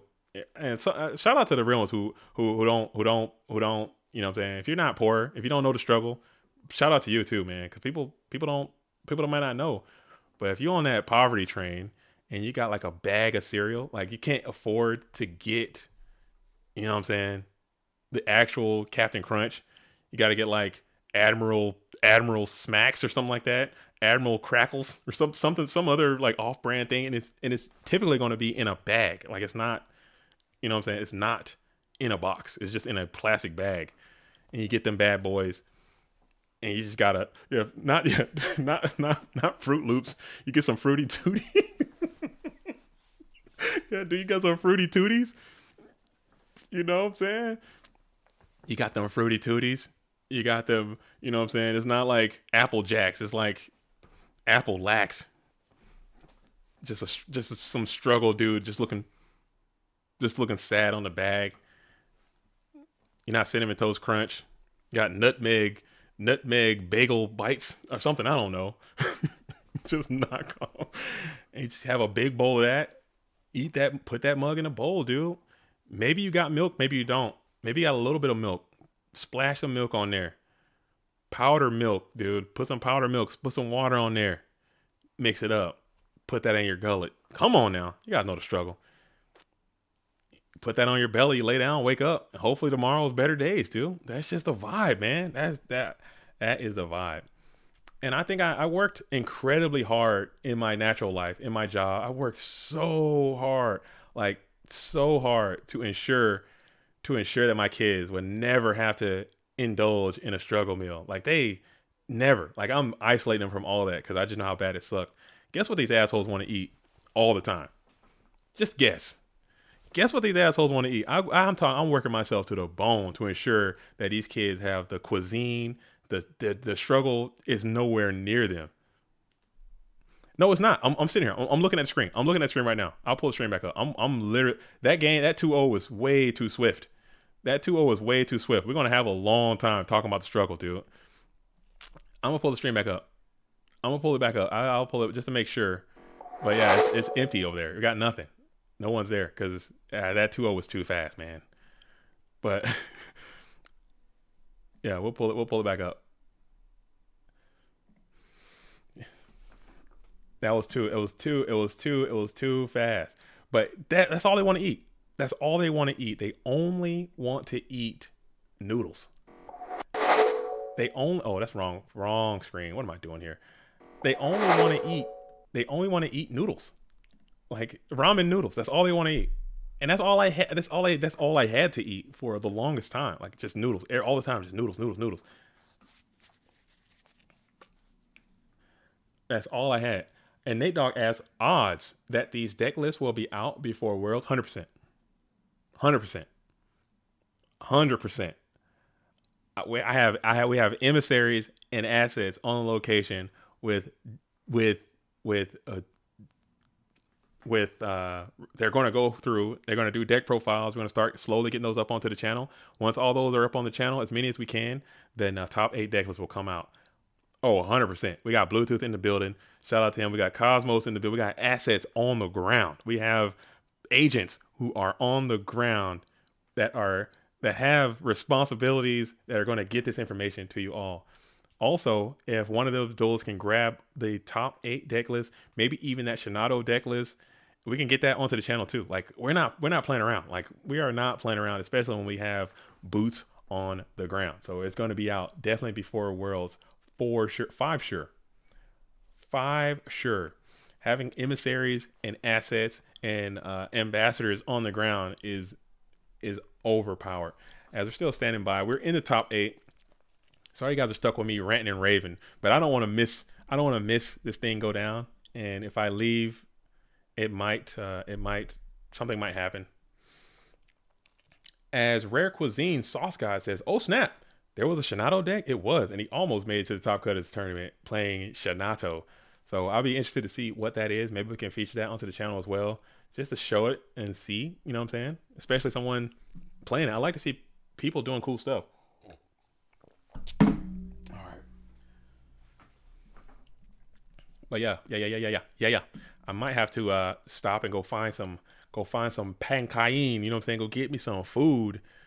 Kumakain nung food here soon. Maybe I could take. Oh, why do I keep moving that? I'm so freaking dumb. Why do I keep moving that? I'll move it back down. It'll be all right. We'll be all right. But yeah. The Big Lavosky says JD's next match started on the stream. Cut to stream. It's not. I'm looking at it right now. The Big Lavosky. I don't believe you. Okay. Again, you're not going to troll me with that because I'm looking at. I can see it. I can see it. I'm looking at it. I have eyeballs on the objective. I can see what's going on. Used to eat Stouffer's Southbury steak with a can of corn for $4, partially because it was struggle, but also because Dad couldn't cook. Oh man, that's another one of my biggest. I can't cook for shit, dude. I can't cook at all. So if my wife needs me to take over dinner duties for whatever reason, oh, you're getting a struggle meal 100% of the time.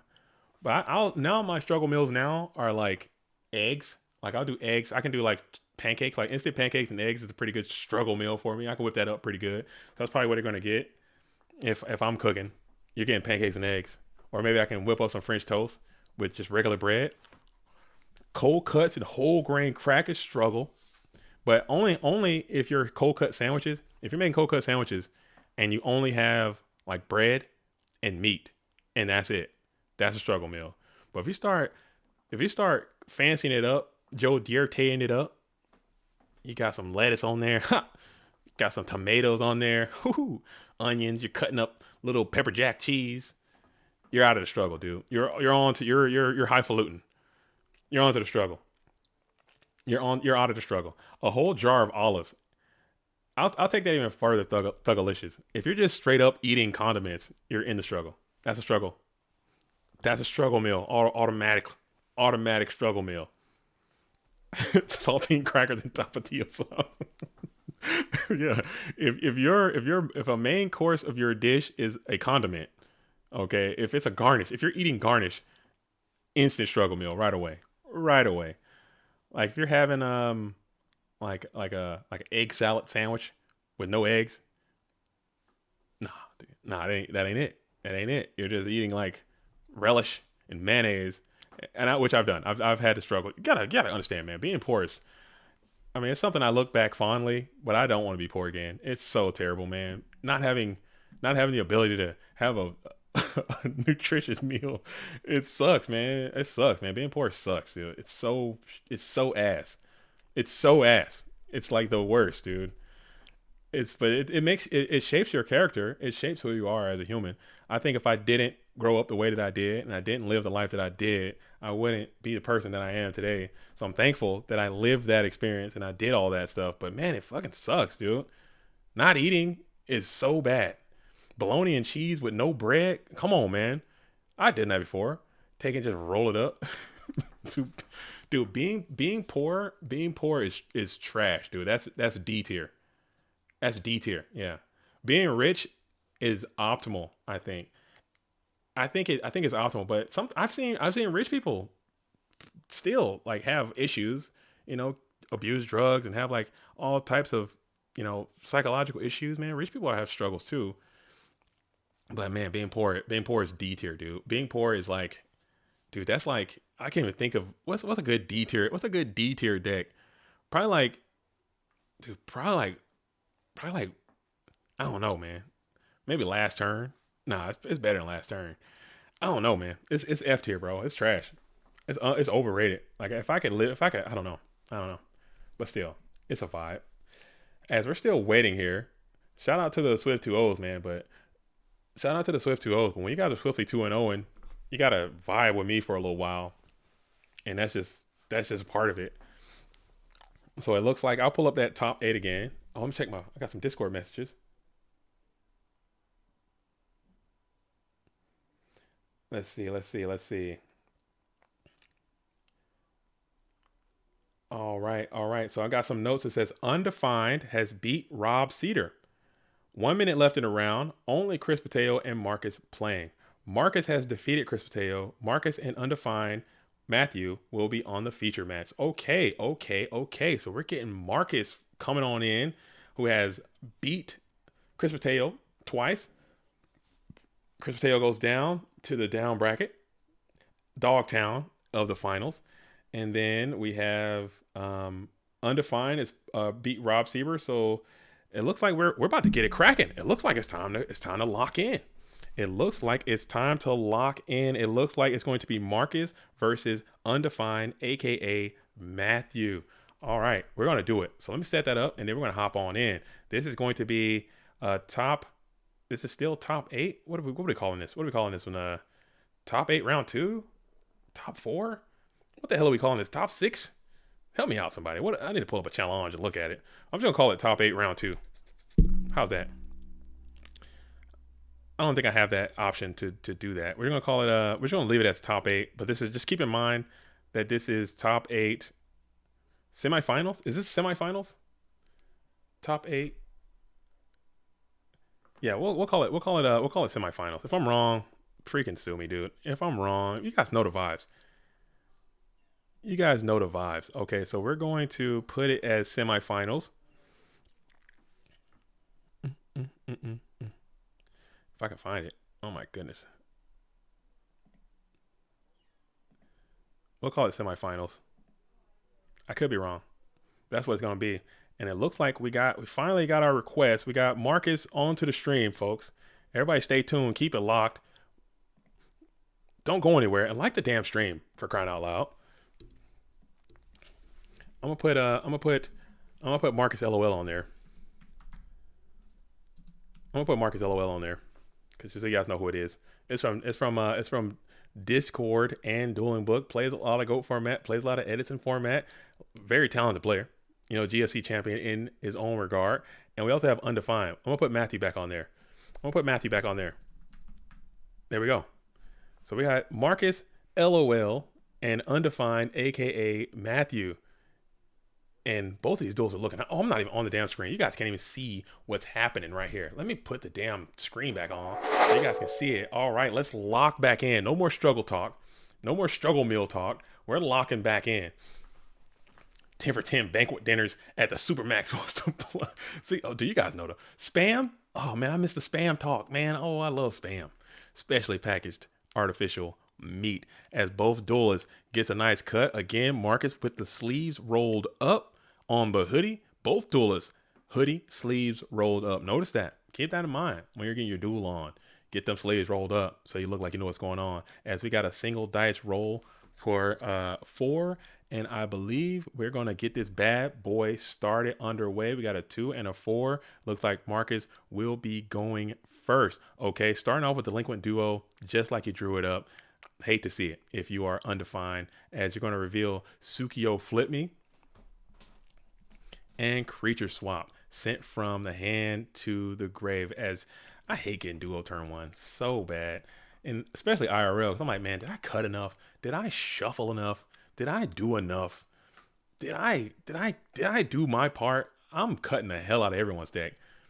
And if you play duo on me, it's time to fight, dude, after that. So it's going to be it's going to be a T set from Marcus, and they're going to pass it back on over to Matthew, who's going to be on the play. We're going to look at it, see that Graceful Charity in hand. Let's see if we elect to play that thing, or we're going to hang on to it until we can get some more nutrients to go along with it, as we go ahead and spam DD Warrior Lady to the field in attack position, followed up with a No Man Cross out hitting Magician of Faith. Great hit. Marcus trying to get ahead a little bit. Maybe we can get that Faith resolution to go off for a double duo, and you can just cruise on in to a pretty easy game 1 victory. I don't hate that.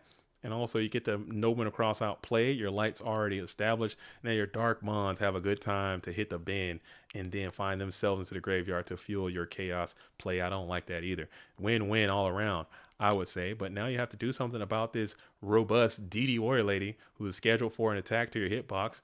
Let's see if we go ahead and schedule that, and we do. 1500 will be removed from Marcus LOL as it connects without delay. Roll those sleeves up so your opponent doesn't think you have cards up your sleeves. Huh? Is that the technique? Like you're a magician or something? All right. I like that. I like that. I don't hate that. The girls requested Jimmy John's for dinner. Which sandwich do you want? I'm watching your stream. I'll make you pot roast tomorrow. Oh, shout out to my wife, dude. Shout out to the real ones, too. Shout out to my wife. Oh, man. Yes, I will have Jimmy John's. And anything is good. Turkey, though. Shout out to the real ones, too. Shout out to the wife out there watching the stream at the open house. She has to work on Saturdays, and she's tuned in to the open house watching your boy get the stream on, as she is currently serving duties as a real estate agent. Okay, we're back to the action, as I'm going to go ahead and think about what to put down onto the field here, as I see that Graceful. I see that Zaborg. I think I'm playing it, dude, just to get that thing. Maybe get some cool cards to your hand. And we're pondering here on what the play is going to be. Did she hit the like button? Oh yeah, the wife definitely hit the like button. I'm assuming that she hit the like button. I would hope so. As we're going to go ahead and use the DD Warrior Lady to clap on in, and we're going to hit in with Kaiko the Ghost Destroyer there, coming on in for 1800. She definitely hit the like button. I do appreciate it. Yeah, shout out to the wife. If she didn't support this whole operation, there would be a lot less that I could do for the Go Format dueling experience. But she can sense my passion, and she understands what I am about and what I want to accomplish and what I've, how much this means to me. And she allows me the runway to kind of do all this stuff. So if not for her, shout out to you, wife, if you're listening to this. Much thanks and much love for the support as always. As we're going to go ahead and get a shuffle in for, I believe it was a second activation of the Nobleman of Crossout. Undefined, shuffling the deck, revealing the hand. No, sorry, no, it wasn't Nobleman. It was a Trap Dust Shoot. Looks like Trap Dust Shoot was whiffed there, but you did have that Graceful Chair that you kind of held, so maybe you were never punished, as you have to discard 2 cards from your hand. Trap Dust Shoot. That's what it was. Sorry, I looked away for a brief sec. Yeah, Jimmy John's goes crazy though. That's a good one. That's another good one. Jimmy John's goes stupid. That's a Jimmy John's. If we can get a Jimmy John's sponsorship, dude, I'll take that in a second, bro. I go to Jimmy John's. I will annihilate their whole operation they got over there.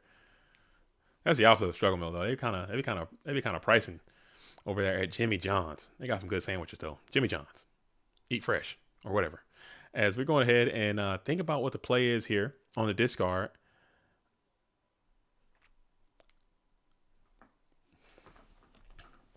Think of wife is S tier. Oh yeah, I'm telling you, I don't know what I'd be without her. I don't know what I'd do. I don't know where I'd be. I'd be lost in this world. As we go ahead and send the Zaborg into the bin, along with, I believe that was a Nobleman across out. We're going to play the Mirror Force, and we're going to, oh goodness gracious, I just lost it. Oh my God, we're coming back. Team viewer, I got the cheap team viewer. We're coming back. I'm sorry. We're coming back. Give me a sec. They cut us out. They cut us short. We prepare for this. J P S V 7 P 3 G. We prepare for this. And we're back. Just like nothing happened. Team viewer timed out. Okay. And we're back. Look at that. Team viewer, we're on teams. Okay. We're on teams. Let me move this back over into the position. Sorry, folks. Sorry. Hood Rich. We're Hood Classics over here. Struggle. This is a struggle stream. Okay. Not just struggle meals, but struggle stream. All right. This is it. If you're not used to getting it out of the mud, get your ass out of the stream. Okay. This is what we do. We built like this. We built different. So sorry about that. We got the bootleg teams over here. It's going to cut off every now and then. But you know what? Oh, no. Oh, don't steal my codes. Oh, my goodness. Oh, God. Oh, no. My bad. We might have to get Bluetooth to change the code. I just doxed the whole stream code. Please don't. Oh, man, somebody's going to mess with the stream code. Let me get Bluetooth over on the building. We just prepare another code just in case, because we had to, because it just cut off real quick. I should have shut down the stream. I'll shut down the stream next time it happens, but I think we should be good.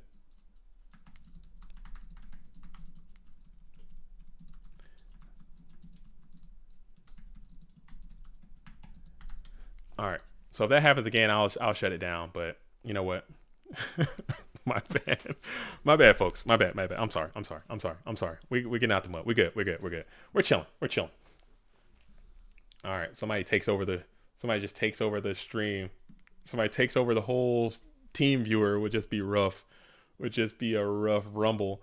Jersey Mike's is better than Jimmy John's. I don't think I've ever had Jersey Mike's before. It might be though. I've never had Jersey Mike's. You might be onto something. I have had Firehouse Subs, and that just literally drops trowel and poops on all of them. Firehouse Subs is the best. I don't know if that's still in business, but Firehouse Subs is money, dude. It's money. I love Firehouse Subs. As we're going to think about it here. We're still, I don't know who's on the play here after that shutdown that we had. It's just hot subs versus cold subs. Hot subs versus cold subs. That's what's up. I think I like hot subs. Maybe I like Firehouse. Firehouse seem like they just put a ton of meat on there. No pause. None. 0 pause here. They put a lot of meat on them subs, bro, and I'll be with that. You know what I'm saying? No pause. And we're back. We're in. We're locked in. Just for a second. We had a brief delay. NBD. You know what I'm saying? These things do happen. We're going to rock and roll it. We're back like we never left, though. We are back like we never left. As Undefined is this is the semifinals, and this dude is actually talking about not going to this event. That is just hilarious. And now you're talking about not going. You made the commitment.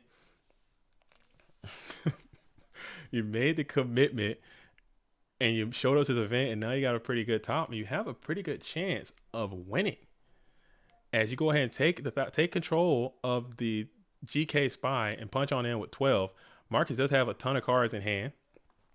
As you're looking to the life points, looking to the cards that you know of from your trap does shoot, you realize you're at 4,300 versus 62. As James, the Professor Art, hits the room, is good friends with Marcus, good friends and teammates, and asking, is Marcus cooking? I would say he had some good cards early, and now he's got BLS on the field. He's looking like he's in a very commanding position, has an active trap does shoot, that he has a lot of information. So I would say he's doing very well. Cooking, perhaps. It's always people who say they went on a whim that end up going the farthest in the tournaments. Isn't that true? Or the people who like, yeah, I just woke up last minute. Maybe that's the meta. Don't test, don't try, just show up and vibe, and it's going to work out. I think that might be the play. Marcus might be cooking here. He's in a very good position. You have I call that stupid Kaiko, as I can see in Undefined's hand. Stupid Kaiko is when Kaiku the Ghost Destroyer is in your hand. The Kiko the Ghost Destroyer is in your hand after the damn Chaos Monster has made its way to the field. That's stupid Kaiko. That's dumb Kaiko. The hand is Kaiku the Ghost Destroyer. And it looks like BLS is going to come on in for an attack. Main deck Sakuretsu Armor will put that bad boy right on into the graveyard. Marcus trying to man up. Get on in for some tax. Gets a 1-for-1 with the Black Lusted one. And now you still have a normal summon and you have a ton of cards in your hand. You're just trying to maintain that advantage. Grind Undefined down.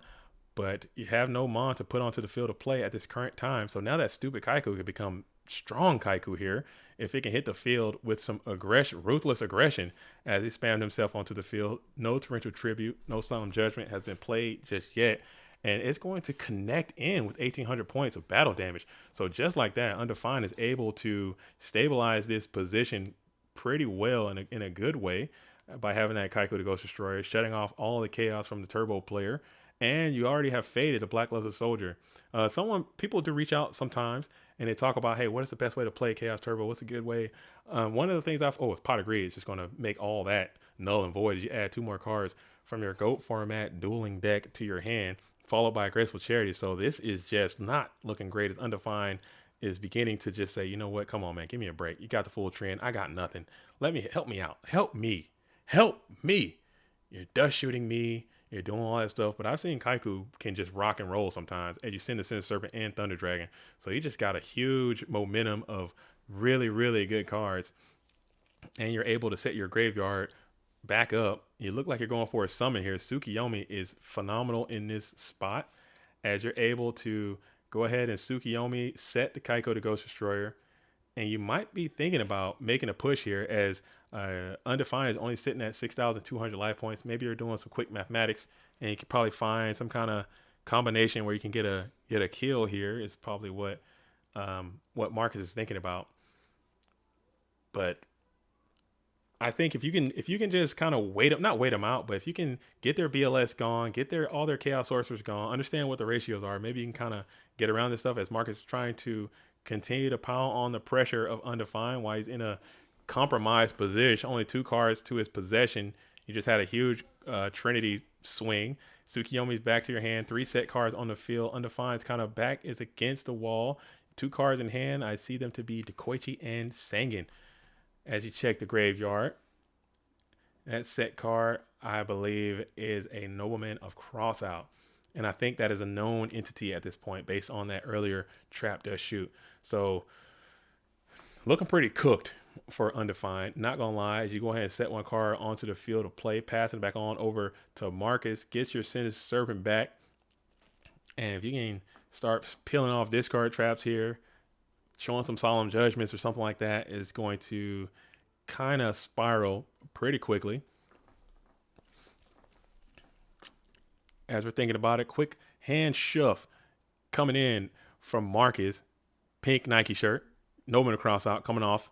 And we're going to send those Dekoichis on out of play as well. Let's see if we can get some more copies from both duelists. Yes, I'll see 1 copy from Matthew, 1 copy from Marcus. Neither are ultimate rare. That's a shame. You know what I'm saying? Get your money up, not your money up. Brokies couldn't be me. Couldn't be me. Sorry, I'm joking. That's a joke. That's my joke. That's my one joke I'll tell, and I won't make another one. As we go ahead and hit the Nova Cross out under Koichi's, and then we're going to bring forth Sangan and Chaos Sorcerer in harmony. Punch on in for 3,300, leaving undefined to just a simple, I believe 200 is left. It's not looking great. The only thing I think that can even remotely save you is probably going to be Snatch Steal, but you know there's going to be that's going to be followed up by some Mystical Space Typhoon, Discard Trap. Maybe you can make a Chaos play here. If you can find Blackluster Soldier, I'm not sure if it's already been discarded or sent back to the deck or what the status is of the pink player's Blackluster Soldier. If you can find that now, that'd be a good card that you can stabilize with. As you're thinking about how to do this, I see the hand. It looks like it is some Scapegoats in the hand. Probably afraid to set those onto the field because they could just easily get in phased. At this point, I think it might be better just to play them and set the Sangan, pass it back on over. It's probably what Undefined is going to do, as your life points only sitting at 600. You set them onto the field. Maybe they might get in phased here. Perhaps they won't. So you're fine. You have the materials. Potentially you can survive, as one Nova Cross-Eye has already been expired by Marcus, as he is still in a pretty commanding position. As you're staring down Chaos Sorcerer, Sangan in attack position, reveal Heavy Storm. So you're going for the sweep here, and you do reveal those Scapegoats. Now, hold up.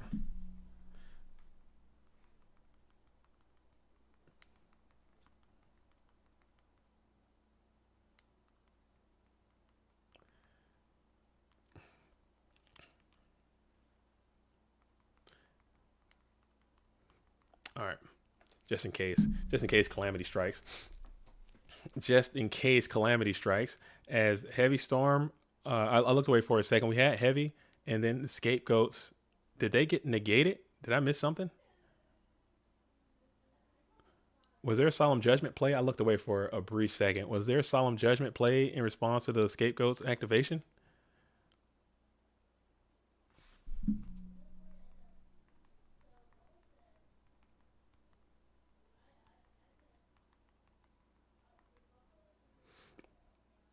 Okay, cool. All right. Was there a Solemn? No. Okay, he banished one, souped the Chaos Sword, and swung on 3. Gotcha. Okay. Gotcha.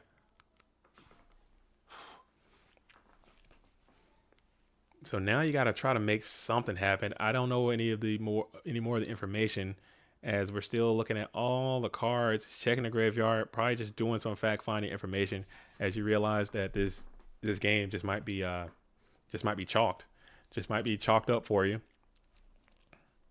As you set one spell trap onto the field of play, and then we're going to play Ring Destruction, target Sangan, and that's going to absolutely end this duel. So GG1 all around to both of those duelists.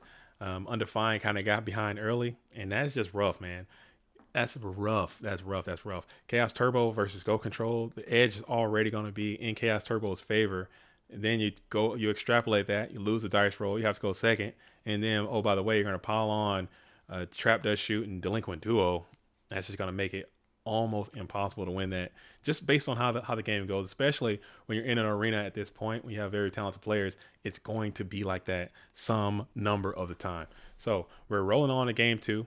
I'm sure you've been down. You get to go first. You're on the play this time. If you are Matthew, Marcus LOL, still trying to get an invitation as well. Undefined also trying to get an invitation. Both of these duelists are currently uninvited to the Go For Mat World Championship. It's been a lot of opportunities. Not a lot of opportunities, but damn, I can't talk. Oh my goodness.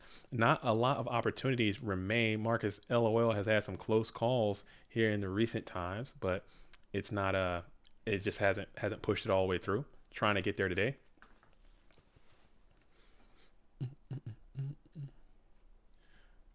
All right.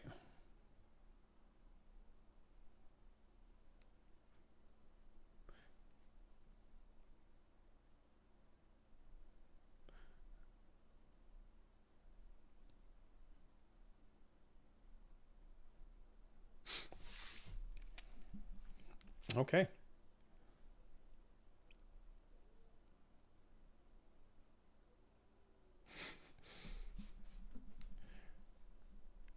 Okay. So we're getting a little pile here. See, that's what I'm talking about. You see what Marcus is doing? That's what I do. Whether it helps or not, if I'm playing you, you're getting piled up. I'm not cutting, we're piling. I'm mixing the hell out of your deck. Not that I don't trust anyone. I trust no one. But I'm not gonna allow, you know what I'm saying? You're getting cut up. You're getting mixed up. TCGRS says, can we get an interview with Marcus later? Unfortunately, there's something going down with my comms right now. I think I need to update my computer. I think there's something going on with my Discord or maybe with the team viewer and my Streamlabs. There's something going on, but I cannot, when I bring someone in to talk, I can't hear I can hear them, but the viewers can't hear what they're saying. So unfortunately for this stream, maybe not, but maybe in the future, if the duelist is down to come by and talk strategy or talk Yu-Gi-Oh, I'm always down to get more people to come by. That's going to be one of my biggest pushes going into 2024 is to just get more voices onto the Go Format YouTube channel and hear what people have to say who want to talk about goats. That's at least that's my push, what I want to do. Also focusing more on IRL and get more people playing, more tournaments, the same thing. So we're only going to continue to go up. Like we had a great year this last year, and I think it's more that can just be improved on. As Marcus is going to match T-set for T-set, and we're going to pass it back on over to Undefined. I can see some cards in the hand as we're going to stare down what's going down onto the GOAT format dueling field. I see that there is a GK Spy and a Ring of Destruction, Scapegoat, and some other materials are going to be in the hand. As Carlos says, GOAT format is great. I agree. I think GOAT format is fantastic. I love it. Probably way more than I should. Probably for reasons that I shouldn't. I enjoy it very thoroughly. And I'm so happy and fortunate to be a part of this community. I can't stress that enough. You know, people always gravitate to the bad and the not good about Go format. And I only see the good. So maybe that's probably why I'm biased, but I'm a huge GOAT format supporter, if not evident by my behavior. Yo, the man, what's up, the man? How you doing? Where you been? GOAT format, it's all right. It's good. I like it. I like it a lot. I enjoy it thoroughly. As we're going to flip to Dekoichi. Dekoichi getting a unprompted flip off into a pot of greed. That's a tilt. That's why you play the card. You get to another card into your GOAT format dueling deck. As I'm getting a field report coming in saying Dale match versus Nathan is going into game 3 after Dale received a game loss for a deck error. A deck error. What happened? I need more information on that. As Bluetooth is field reporting deck error. Did he not side properly, or maybe accidental? Did he play 4 knocks? I don't know.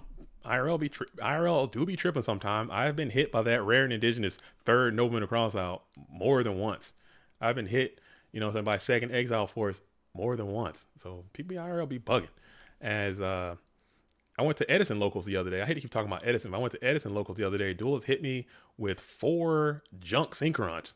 I was like, what the hell is going on here, Duelist? You got 4 copies of the same card in your deck. You can only have 3. So that happened. Deck error. I don't know what that means. Hey, I said hi earlier. You were busy though. Oh, much love to man. Thanks for dropping by and saying hello. I appreciate you. Yeah, he had 4. Because he was playing like a deck with Magical Merchant, and he was milling like a bunch of level 2 monsters, and I was just watching the cards mill, and it was like junk synchron, or the junk dude, level 2 junk guy.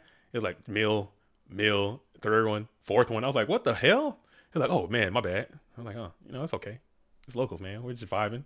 It was really funny though to see that happened. As we're going to play the Upstart Goblin, so that's 1,000.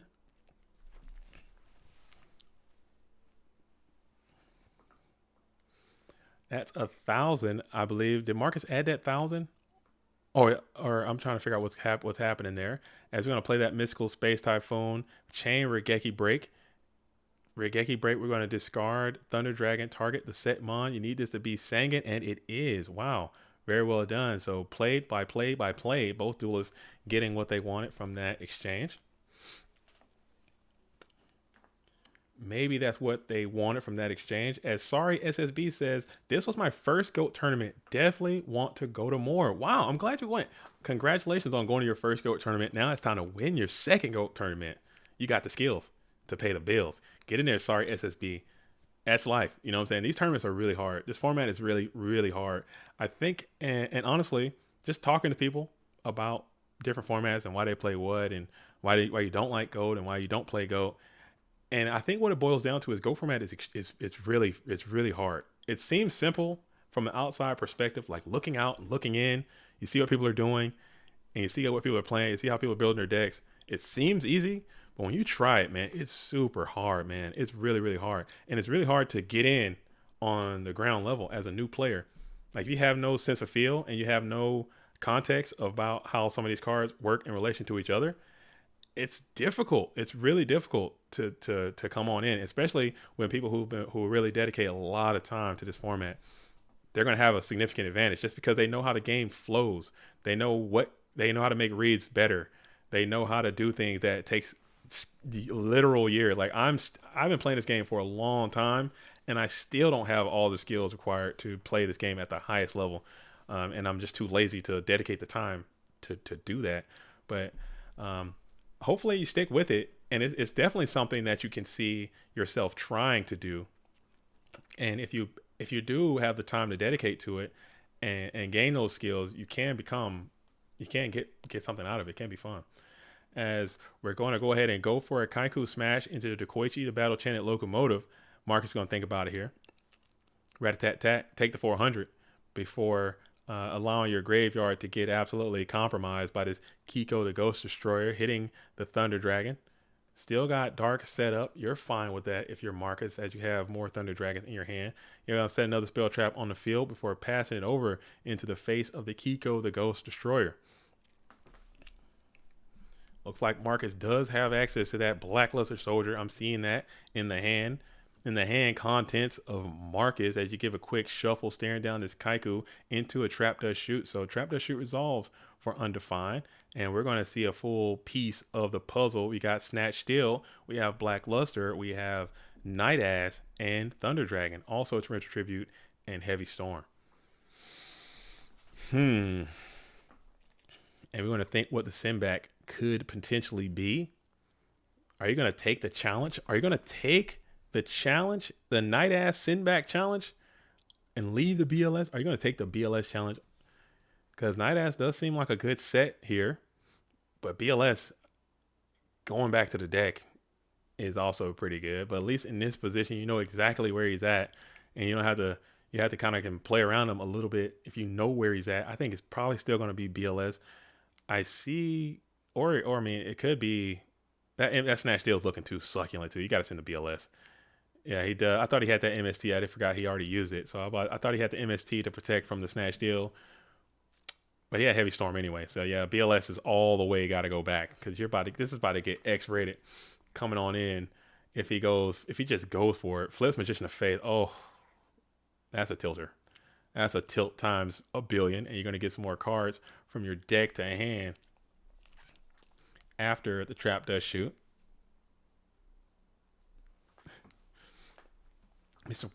Mystic Walk and other cards. Okay, yeah, it was funny. It was really funny. It was really funny. He had a really cool deck. Like he had a cool deck that he was playing.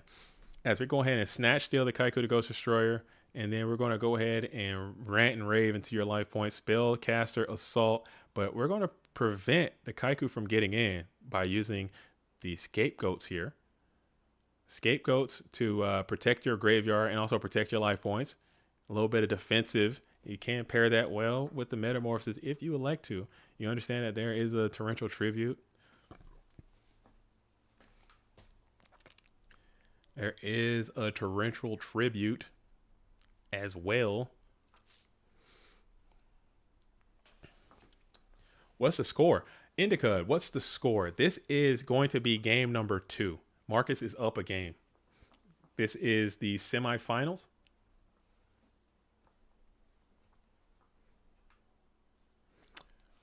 Well, JD, use my tip about placing the game count on the winner of the game one's name. I'll put a little. I can do that. But I just, dude, you gotta understand, man. Getting into this this OBS thing is a huge pain in the ass. Okay, but I could try. I could do that for you guys. I could do that. So we're gonna go Marcus. 1. Oh, all right. That 1 looks bad too. Marcus LOL is, and I'll do. How about I put some parentheses on there? Let's see this. Do a little bit of this. Yeah, do a little bit of that. How's that, guys? How's that? I can't even see it now. Okay, let me make it a little bit. All right, shrink. How's that? How's that? Something like that. We're cooking. We're cooking. Good tip. Good tip, Billy. How's that? How's that? Looking pretty good now. I think that's gonna work. That's gonna work. All right. All right. All right.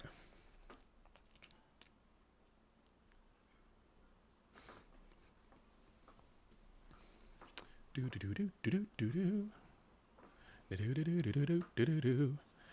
And AJT versus Wes is in game number 3.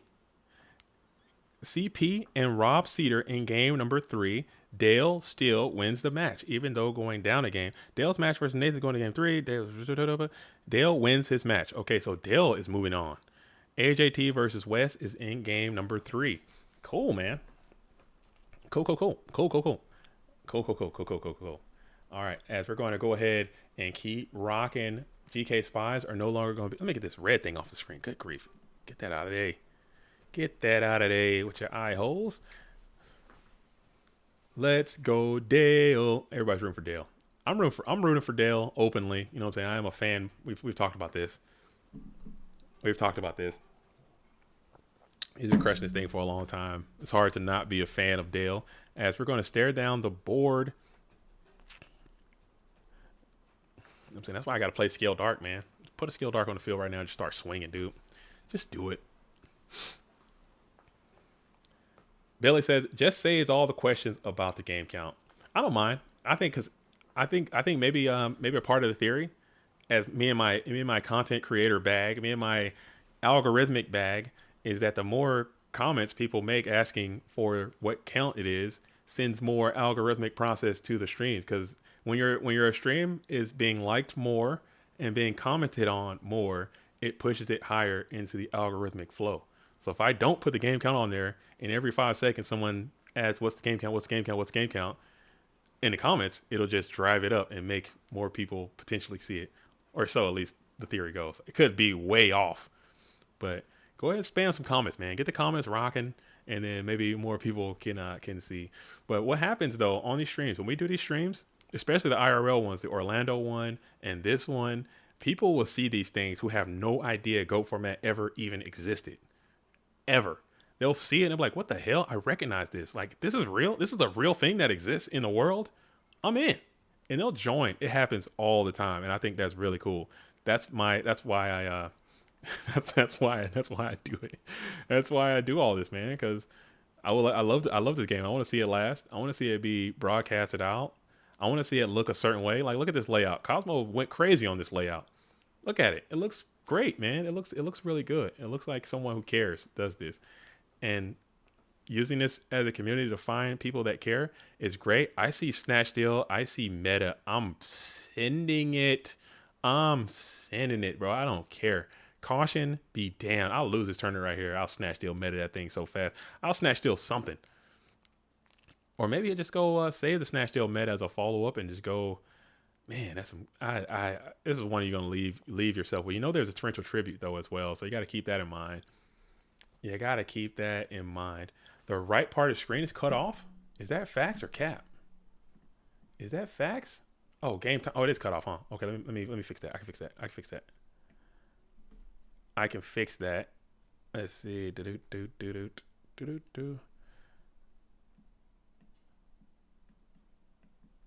I can fix that.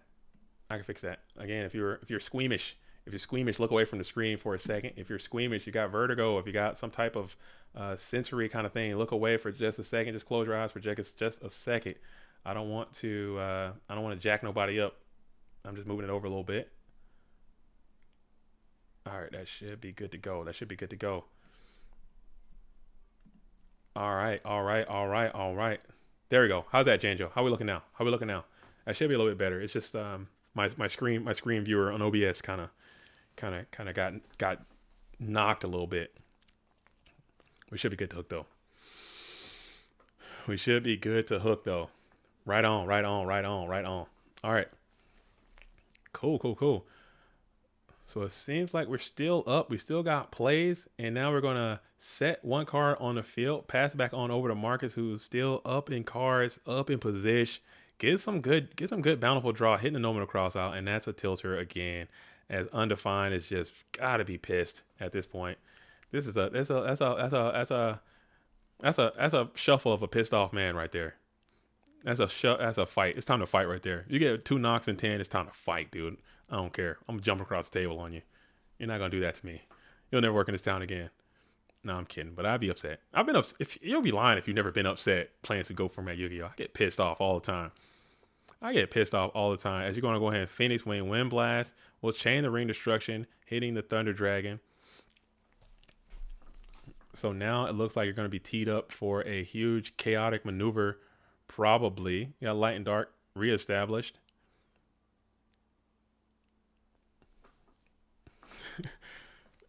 Dim's dueling word. Oh, it's time to fight, dude. It's absolutely time to throw down.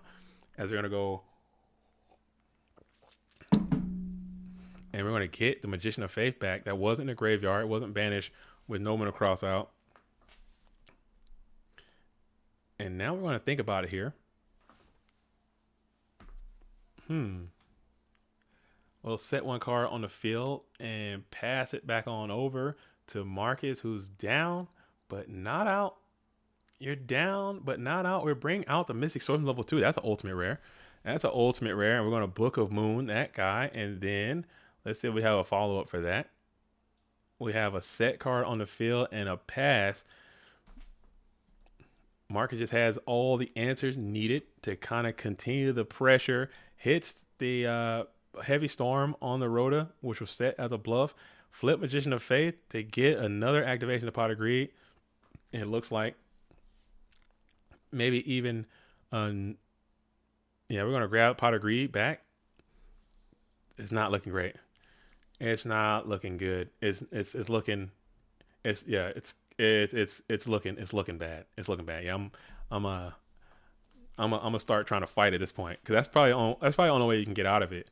If you try to like start fighting like a fist fight in the middle of a duel, like that could be a way out of it. Like, hey man, you play Pot of Greed again, I'm gonna slap the hell out of you.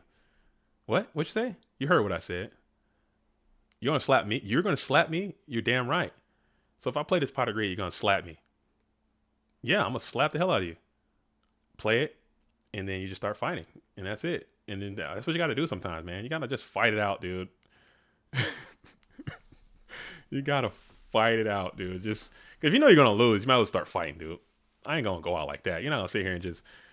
This is online, as there's an ultimate rare Dekoichi, the Battle Chanted Locomotive right there. So you do have a little mixed bag. I can't do that personally.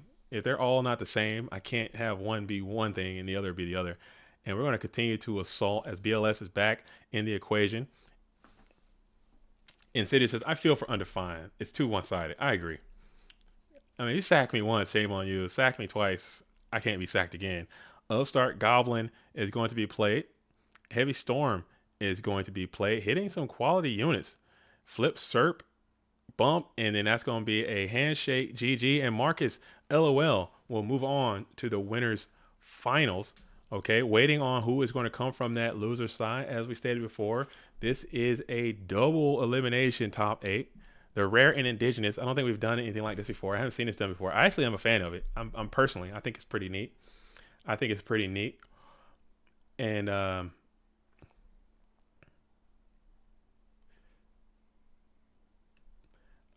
Team OD Ant says, update for Dale. Dale has 13 cards in his side deck, as he forgot to write down 2 cards. Didn't have a third duo or a fourth knock. Dude, fourth duo. No, I'm saying I've been hit by third knock before. Because sometimes people who don't play goats that often, they just have, they hear about it and they, Locals is hosting a goat night. I want to go play some goats. Why not? And you think you know the card pool, and you load up triple knock and you play it, and you don't. It's not like they're trying to cheat it out, but it just happens to be down that way. OD versus Bongo in the winners finals. Not a surprise. They drove down there together too. That's harsh, man. That's gonna be a sad ass ride back. If I'm driving, if I'm driving you to the tournament and you beat me, prepare your walking shoes because your ass is walking back. Oh, you can count on that. You're definitely not riding back with me. That's out.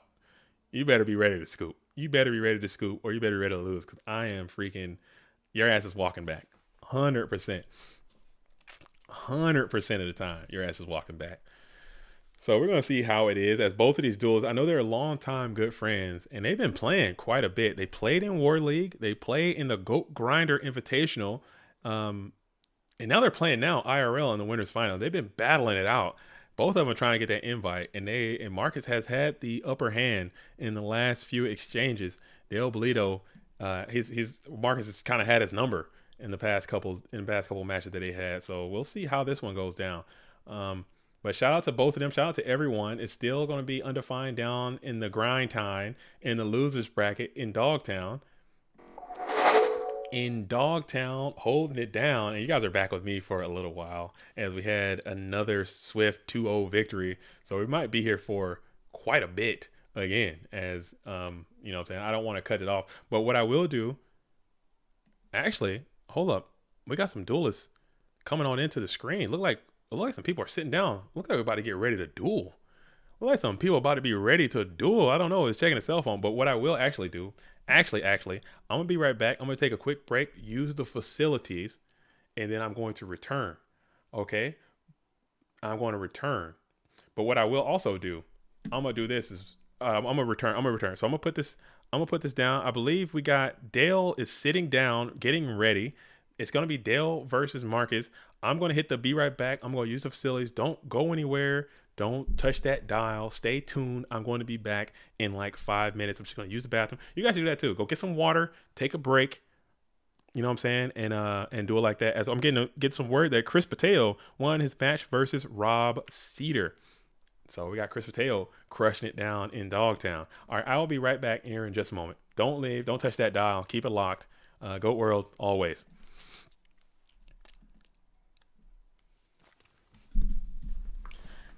Cause I don't want to wait for my life to be over. I want to know right now what we did do. Cause I don't want to wait for my life to be over.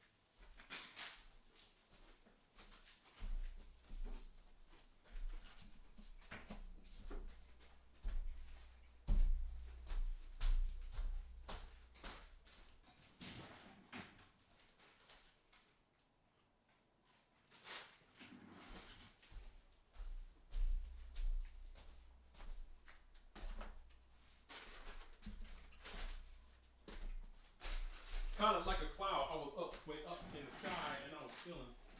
Oh, excuse me.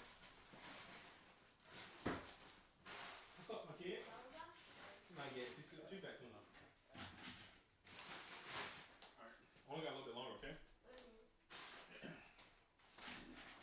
What you got up to? Chilling? Yeah, let's do so. Okay. How's it going? Good. Nice.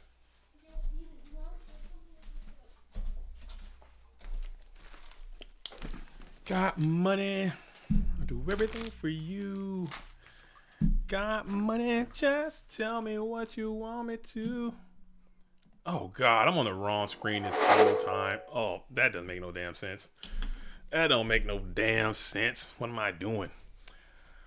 Uh, I was on the wrong screen the whole time. I need to be fired. All right, here we go. All right, all right, all right. Whatever. Hopefully, I had the wrong screen up. There we go. We got a little piece of it though. I was on the right screen. Was I? I can't tell anymore. You guys weren't supposed to hear that. You guys weren't supposed to hear that. You guys were not supposed to hear that. I'm so sorry. I am so sorry. I am so sorry. All right, we're back though. Where are we? Let me check the action. Let's check the action. Let's check the activity. Let's see what's going down on the GOAT format dueling screen, as this is going to be the winners finals. It looks like. Okay, we got some shuffling. We got some shuffling going down. We got some shuffling going down, and we got some duelists seated in dueling position. All right, so we're gonna pull this back up. All right. My bad. I had the wrong. I'm operating on some different waves here, as we have in the red corner, in the downside we have Dale Bolito. Okay. That is the Dale Bolito. Okay, you're not mistaken. That is the Dale Bolito. All right, versus Marcus LOL, aka I'm just gonna put a. Oh, okay. See if I can get this thing to go. And we have Marcus here. All right, Dale versus Marcus. I think I put a Marcus C on there. I think it's a Marcus C. All right, this should be a good duel as well. I just want to see some. I want to see some fair, some balance a little bit. That last match, again, not taking anything away from Mark. That's what the deck does. That's why people play that deck.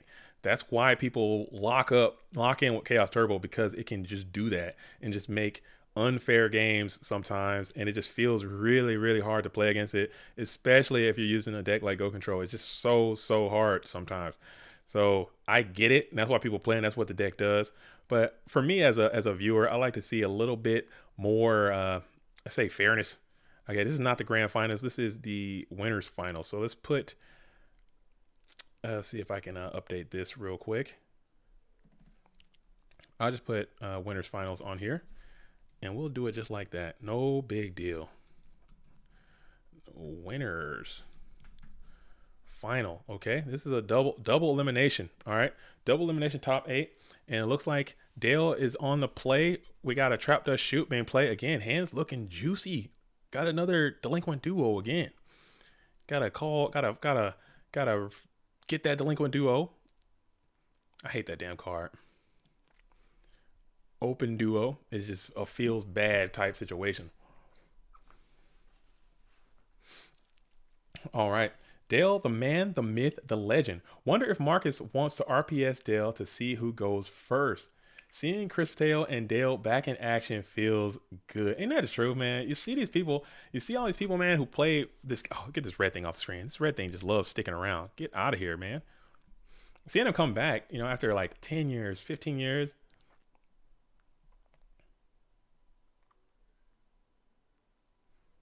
Dang, bro, that's real sus you're saying there. Dang, man. Dang, okay. Jeez Louise. Right on, man.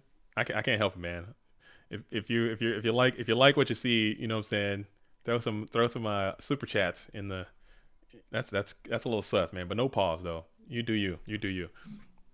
All right, so we're gonna go ahead in the winners finals. I'll crack this freaking water up, and we're gonna.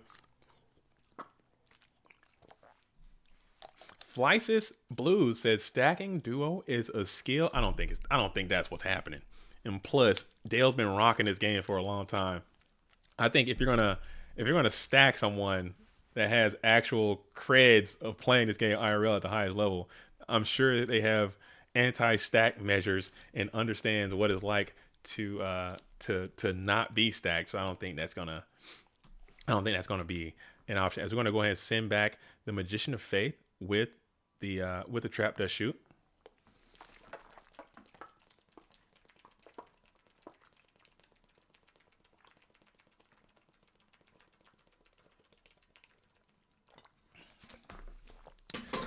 We'll send back the Magician of Faith with the Trap Does Shoot. Dude, that water was good. I just smacked that bottle. Oh my goodness. Oh man, it felt great. Whoa, man, it felt great. As we go ahead and hit the Delinquent Duo, we're going to send Return from a Different Dimension. So there is a return aspect to the deck, and we'll send the Tribe Infecting Virus as well.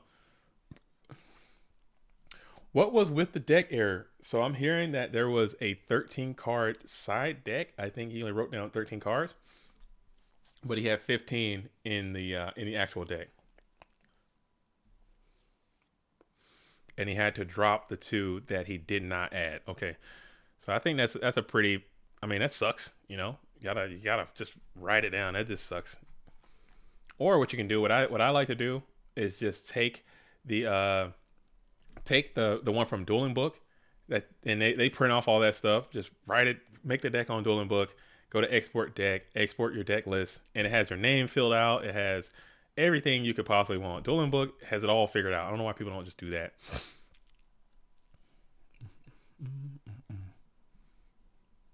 Yeah, it's too easy to take out the thought. Maybe people like to change the stuff last minute, but at the same time, you can just have it already there on Dueling Book, print it off. People probably don't have printers these days. I think Dueling Book is the way to go with that.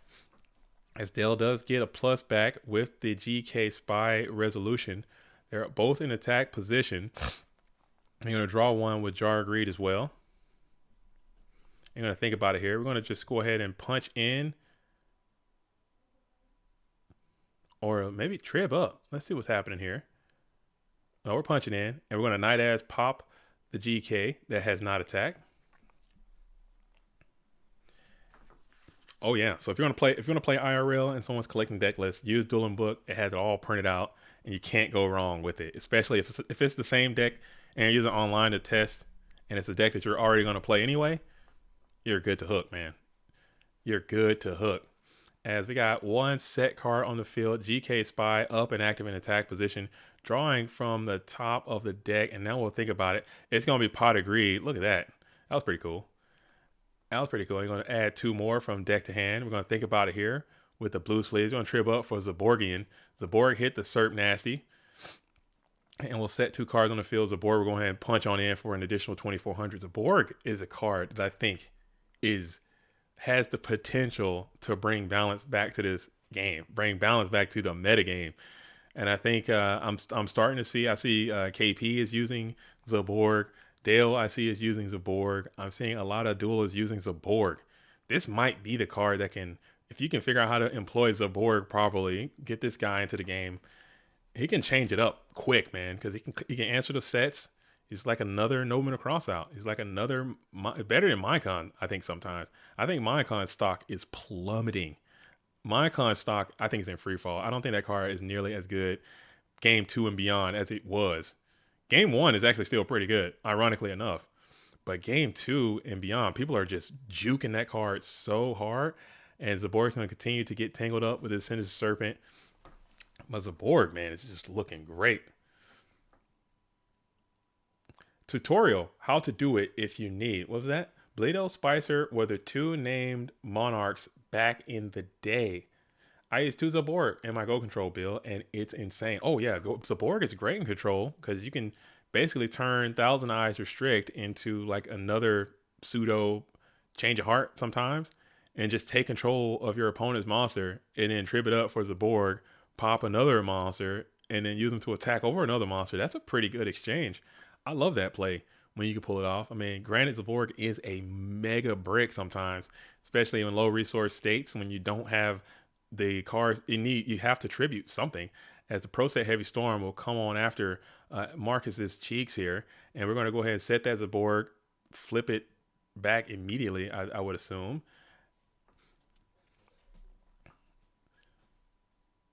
Yeah, so Zaborg is going to come right on back to attack position. Let's see if we're going to mount some more pressure here, and we're going to swing on in for all that damage. 24 and 12. Zaborg is just running wild. Graceful Chariot off the top of the deck is a great draw, as both duelists are getting busy with a little bit of trend. tutorial on how to do it. If you need which tutorial on how to do what? John 100% miss all the old pros. They're back. They're coming in. There's still some duelists, like I said. There's still some duelists who played Alvarado. You know, actually won a Shonen Jump in GOAT format. Still very heavily active in the GOAT format community. Ooh, massive torrential tribute here. That could be an equalizing torrential tribute as Dale tried to get ambitious with the torrential with the summon of that Sangan. You do get a search, and if you can follow up with a chaos play here, you could still be in a good position. But that was a aggressive torrential tribute as Sangan has been sent to the ban. You're going to search for Shining Angel. Yeah, Ant's been around. Ant's still extremely active in the community, not only as a player, but as like someone who helps out a lot, you know, bringing people along. He's war chief in the Go Format War League as well. So Dale's still a pretty big asset in the community. KP is a big asset, especially in the War League situation. There are a lot of players who played heavily back in the day who still play right now and do it at a good high level. So they're coming back. I wish more would come as we're going to go and play Card Destruction, hitting 2 for Dale. Yeah, that torrential tribute was massive. Sending the Shining Angel and Snatch Deal to the bin. Dale on the play. We're going to draw, set immediately, playing with one hand. I wonder what's going on with Dale's other hand. I'm trying to figure out what's happening there as Dale is continuing to just use one Go format dueling hand. I don't know if that's part of the technique. Maybe that's like some kind of, what's that dude from Street Fighter who's like holding the turtle or keeping one hand like behind his back and like fighting. Maybe Dale's on some of that kind of time with it, just trying to go with one hand. Light points on the screen. Okay, yeah, okay, they got it. It's just there's a slight delay. He's got like one hand. He's like fighting with one hand because he doesn't want to use his true fighting prowess. Maybe that's what Dale's got going on here as he's rocking one GOAT format dueling hand. Dekoichi is going to be on the play in attack position. Ultimate rare Dekoichi this time. As Dale is going to be allowing that 1400 to connect, it looks like. As we're going to draw from the deck, set one card on the field, immediately pass. And then Dekoichi is going to immediately punch in, it looks like. And it also will connect. So this train just might be good enough to get there as Dekoichi is applying a tremendous amount of pressure. Dale can't seem to find a Mon to put to the field as Dekoichi is kind of equalizing this position. As we're going to check the graveyard here, Marcus LOL is doing. Game Time says winner has a big advantage in the grand final. Oh, that is a fact. Coming on in, having to beat any of these duelists back to back is going to be hard as Dekoichi is going to cram on in for an additional 14. Let's see if Dale elects to take this as well as he rubs the chin and ponderance, and you're going to just eat it. Now you're sitting at 800, so ring is going to be a draw. Keep that in mind. That's looking, that train has done a significant amount of damage. Choo Choo is right. Summon Dekoichi, Celtic Guardian your way on through this thing. That happens, man. If you've ever been beat down by a train before, go ahead. You know the vibes. You've all been there. As Dale's going to be on the play here, drawing from the deck, looking for an answer to the world's solutions. Looking for an answer to a solution to the world's problem is going to come in the form of DD Warrior Lady. So DD Warrior Lady has the ability to potentially get over this Dekoichi, the Battle Chanted Locomotive, as we're going to check the graveyard, seeing what those contents are, seeing what the light and dark chaos follow-up might be. Marcus is kind of playing as if he has some type of chaotic maneuver to come behind. And let's see if Dale elects to swing in through 3 of those back row. You have 4 of your own. And we're just going to not elect to do that. We'll take the DD Warrior Lady challenge, let it stand alone and unafraid in attack position, staring down the train. Tsukiyomi here kind of sucks if you're Dale. I don't know, man. It's such a tight spot as both duelists are sitting at 800 and 1,000. Marcus showing a little bit of signs of stress as he caresses that beautiful lettuce he's got on the top, hand under the nose as he's thinking here on how he wants to engage this DD Warrior Lady.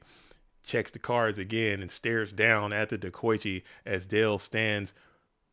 Oh, Kaiku the Ghost Destroyer might be the way to go as Marcus summons it to the field, and both duelists stare at the Kaiku the Ghost Destroyer as it stands fine free. Summon is going to be. Now Dell's in the ponderance here. Left hand on face to flex the Rolex as he stares down this summon Kaiku. Maybe he's got nothing. Maybe he's got something. Maybe he's got triple mind con set up on the field and he's bluffing hardcore. You know, this is the benefits of IRL. If you got a good poker face, if you don't have a good poker face, if your hands are sweating, if you're turning red, you know, that could be an indicator that you might not got it. As we switch the Koichi to defense position and Kaiku the Ghost Destroyer leans on in for an attack onto the attack position, DD Warrior Lady. That's only 300 damage, but let's see if that goes through. You're able to tickle that graveyard a little bit. And I don't even know if I would, if I'm being completely honest. If I see one return, I'm very reluctant to come on after the graveyard. But let's see what happens here. Because chances are, if I see one return, I'm always thinking that it's going to be a second one as a follow-up. And I don't want to end up getting RKO'd out of nowhere by a freaking return from a different dimension. I'm already probably going to take a ride with this DD Warrior Lady and Kaiku the Ghost Destroyer. And then you hit the graveyard, and now you just base boosted yourself into a like you sat there, cooked a pie, and then pied your own self in the face with it. I don't want to do that. And now we're going to reveal the far right set. Nope, we're gonna check the grave. We're gonna look, and we'll just play the Book of Moon on the Kaiku the Ghost Destroyer, electing not to take the Kaiku challenge, preserving your graveyard, preserving your life points.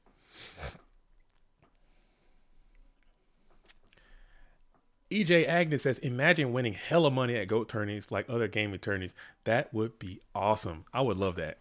I would love that. Like big like how it is at Counter-Strike and how it is at League of Legends, like those huge tournaments with those huge cash prizes. A part of me, honestly, EJ, I think that would be phenomenal to have like a legitimate professional retro circuit. I think that would be awesome.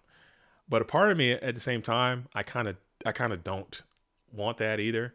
I kind of do, but I kind of don't, because I'm understanding, and I'm not trying to speak disparaging about the community in any way, but I kind of feel that when you put stakes on this, when you make it something that's like, if you're talking hundreds of thousands, millions of dollars, you know, because right now we have tournaments. Sometimes you can get like $1,000 here, $2,000 there. It's a good amount, but it's not like a life-changing amount of money. I think what would happen is that people won't be able to resist like cheating. You know, it's going to become like even now, for no stakes, people cheat all the time on the GOAT format dueling ladder, where there's literally nothing involved, just fake online points. People are cheating all the time. Can you imagine what would happen if you put $1 million GOAT format tournament up? What people would do? Can you imagine? It would just be so, like, we have like on the online community, there are people with bots, and people are scraping replays, and people are plugging in and doing all this kind of stuff for nothing. Can you imagine what people would do if there was like significant financial incentives? Come on, it would be insane. So a part of me would love that, but at the same time, a part of me would be like, come on, man, I don't think it'd be worth the hassle and the heartache and the staff. You know, you got to worry about corruption. It'd just be a mess, man. So to your point, I think it'll be awesome, but it'd have to be like some serious like standards and practices and like a way to I don't know, like who it'll have to be like top to bottom. Like everyone has to get checked and certified, and USADA, because people, I don't know, there's always going to be cheating in everything. Like in Olympics, people cheat. In chess, people are putting butt plugs in their ass and sitting down and playing chess and cheating. In NASCAR, people are cheating. In wrestling, people are cheating. In football, people are deflating balls. And basketball, everything. People are stealing signs in baseball.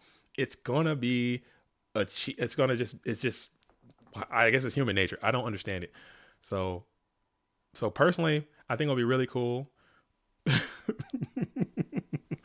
I think it'll be what it is. This is actually 0-0. This is game number. No, it's not. It's game 2. It's game 1. I'm bugging. I lost score. I don't know the score. What's the score? My man used a butt plug story. Yeah, it's true. It's you know the butt plug story. You know that story. That's dedication. This is game number one. Okay, I didn't lose track. This is game number one, and but yeah, I think it would be awesome. I personally think it would be cool. As we're gonna hit the solemn judgment, so Dale's sitting at 400 life now. You got the Zaborg in attack position. You still got 3 back row. You've already used your heavy storm. You're checking the graveyard. You're still not attacking. Still playing around the Sakuretsu armor main deck. Potentially, you're playing around a Mirror Forest. Dale won game 1. I don't think that happened. I don't think Dale won game number 1. Am I bugging? No chance. That's a troll. You're trolling. Wait, did he? I know. I think we did. No, I'm bugging. I'm sitting here talking about freaking cheating and going on my tangents as I often do. As we're going to check the graveyard, bring forth the black lusted one. We'll find out here soon. I think if this was game 2, I think I would have taken your idea and put the score back up there. I would like to believe that I would have done that. Seeing the future. Oh, Billy, are you coming in from the future? Are you 20 minutes from now? And that's what you're telling us? Okay, Billy's a future traveler. We got a time cop coming in. An advanced cybernetic organism from the future. Do butt plugs give you an automatic Trinity turn 0? Possibly. I guarantee you some of these degenerates will be like, hey man, you gotta, and we're gonna go ahead and draw. We're going to take the ring challenge and just draw it up as Dale I think you're wrong, Billy. I think that was a 0-0. So we're going to keep it at 0-0 and 1. I think we're going to put it at 0-0 and 1. Another draw on the day. Ring of Destruction doing its thing as Dale's like, okay, I knew you didn't have it, but the ring is going to go ahead and get the draw. Billy says, I hit 88 miles per hour and slammed into the wall. The DeLorean, I hit 88 miles per hour and my DeLorean just exploded, dude. And now I'm stuck in 2023. It's unfortunate. It is what it is. You know, or you could be like the Terminator 2. You just got a one-way ticket.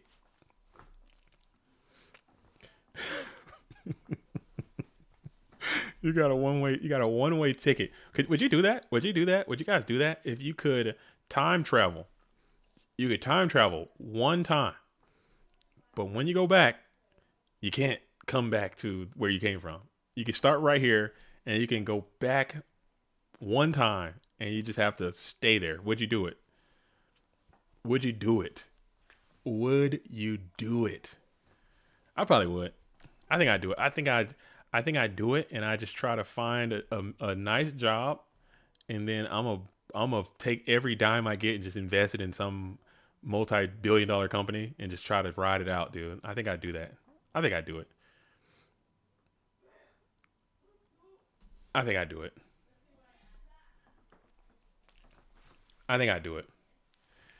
Dale looks like he's on tilt. I don't think so. I think they're having a little bit of a little back and forth. Maybe because he probably had game if it would have just got more aggressive with the plays and just pushing on through. Maybe he could have got there. Maybe that's what he's saying. But at the same time, you know what I'm saying? You got to send it. You got to risk it for the biscuit sometimes. Now they're getting some side decking in. And like we said before, both of these duels, I think they came here together. So they have to have a good idea, maybe good working knowledge of what the other person is playing. They've clashed several times in the past couple weeks. You know, meeting in some high-level tournaments, high-level finishes. And like I said, Marcus has been getting the better of Dale in the past couple engagements. So Dale's looking for a rebuttal, looking for a dub, trying to get to that winner's finals, grand finals. And I think if you're comfortably seated in grand finals and knowing that someone has to come and play you twice, that's a pretty good feeling. So I think like Game Time was saying, that's a good spot to be in. As we're going to go ahead and pile up here. As the man says, Ronnie, pretty sure I'll just stay mid AF in the game. You're not going butt plug. Well, I don't mind you. I don't blame you. I don't blame. I don't think I would either. But I know people would. I know I probably wouldn't because, you know, winning in Yu-Gi-Oh is very important to me. I want to win. I want to be successful. I want to get dubs and all that stuff. But at the same time, it's not that important. It's not that important. But that's just imagine how important it's got to be to you. Just imagine how important that means to what that means to you. If that's what it takes. Someone did that like in real apparently, and I looked this up too. It's true. Like someone did that in the real world. As we're going to go ahead and play Thunder Dragon here. As we're going to go ahead and play Thunder Dragon. Yeah, someone literally did that and it happened. And they you gotta be ready. You gotta be ready to grind. You gotta be built different. Sometimes I like being built different, but sometimes I also like being built just the same as everyone else. You know, being built different is kind of overrated, I think. As we're going to open up with the trap does shoot Thunder Dragon situation, Dale gets hit with a shooter. Someone gets hit with a shooter. As EJ Agnes says, did you beat Milano in a real GOAT duel? We actually didn't play. We didn't play a real duel. That was just a funny skit that we had a little bit of time to do. We didn't actually play GOAT. Milano doesn't play GOAT format. I'm trying to convince me, you know what I'm saying? I try to convince everyone to play, but you know, it doesn't fit everyone's sensibility, and I have to understand that. So we didn't actually play a duel. It was just funny. It was just funny that we met at the vendor's booth and we just started vibing. He recognized who I was because he's seen some of the skits and sketches that I've done in the past. I obviously know who he was, and we started talking about it, and he was kind enough to do that, and I thought that was really, really cool. And you know, for me, especially as a smaller creator, you know what I'm saying? I don't have a lot of friends out in the industry or anything like that. And I always assume that if you have these big channels and these huge followings, that you're just going to be like obnoxious and like self-entitled and not care about the littler person or whatever. But I couldn't have been more wrong. I thought that he was really, really chill, man. Really cool. He had some good information to share about being a YouTuber and, you know, growing an audience and all that kind of stuff. So I thought that was awesome. And the fact that he sat down and took the time to make that skit, even though it was only it was like the whole ordeal from meeting to shooting the skit being done took 10 minutes, and it was really, really cool. So maybe I should take that as a lesson. Like, hey, maybe people aren't dicks like I think they might be, and maybe I can like reach out to more people, and maybe I can do more collaborations and get a bigger audience to see GOAT format. Because, like I said before, even at the YCS in Vancouver, and even at some of these side events I go to, and even at locals when I go out there, and even when I'm talking to a lot of people about the game GOAT format, a lot of people don't know that it even exists, let alone, you know, that there are people who play it still. So we could just get that information out there to talk to people, and maybe it can grow a larger thing. And like I said, I have no desire to be a famous YouTube personality. It's just something that is not my goal. But I would like to grow this channel, this GOAT format channel, to a large amount, because there is a financial incentive behind that. And if we could grow this channel to a large, as Marcus is continuing on with the pot duo situation, upstart, and he's going to get his sack on. Why play? Just sack. I'd rather just sack every single time. Then the channel can fund, you know, maybe these tournaments and get more cash prizing and host more things just from the income that is generated from the channel. If we can get it to be large enough, you know, because there is a money incentive. If you can get like hundreds of thousands of subscribers or millions of subscribers or whatever, I think there is something to that. So let's see if we can pump it up. That's why I'm out here pushing it. And, you know, I think that's a good thing. As Dale is going to try to ward off the sack for as long as possible, as Sangan is in attack position. You have Pot and Duo upstart. Jar is going to be in the graveyard for Marcus. As House of Champ says, most big channels are really nice in Yu-Gi-Oh! YouTube, in my opinion.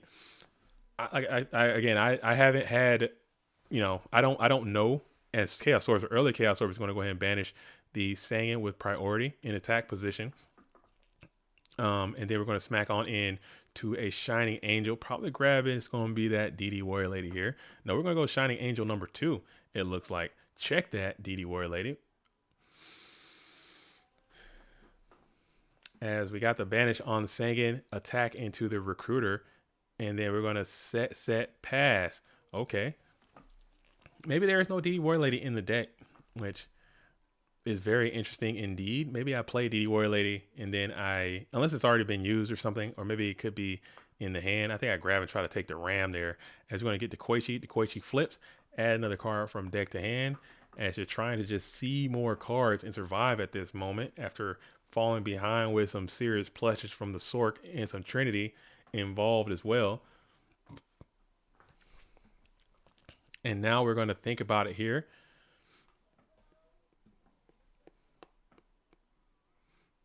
And then we'll draw for turn. All right, so Dale's on the play, and Ricardo is saying the lady is in the hand.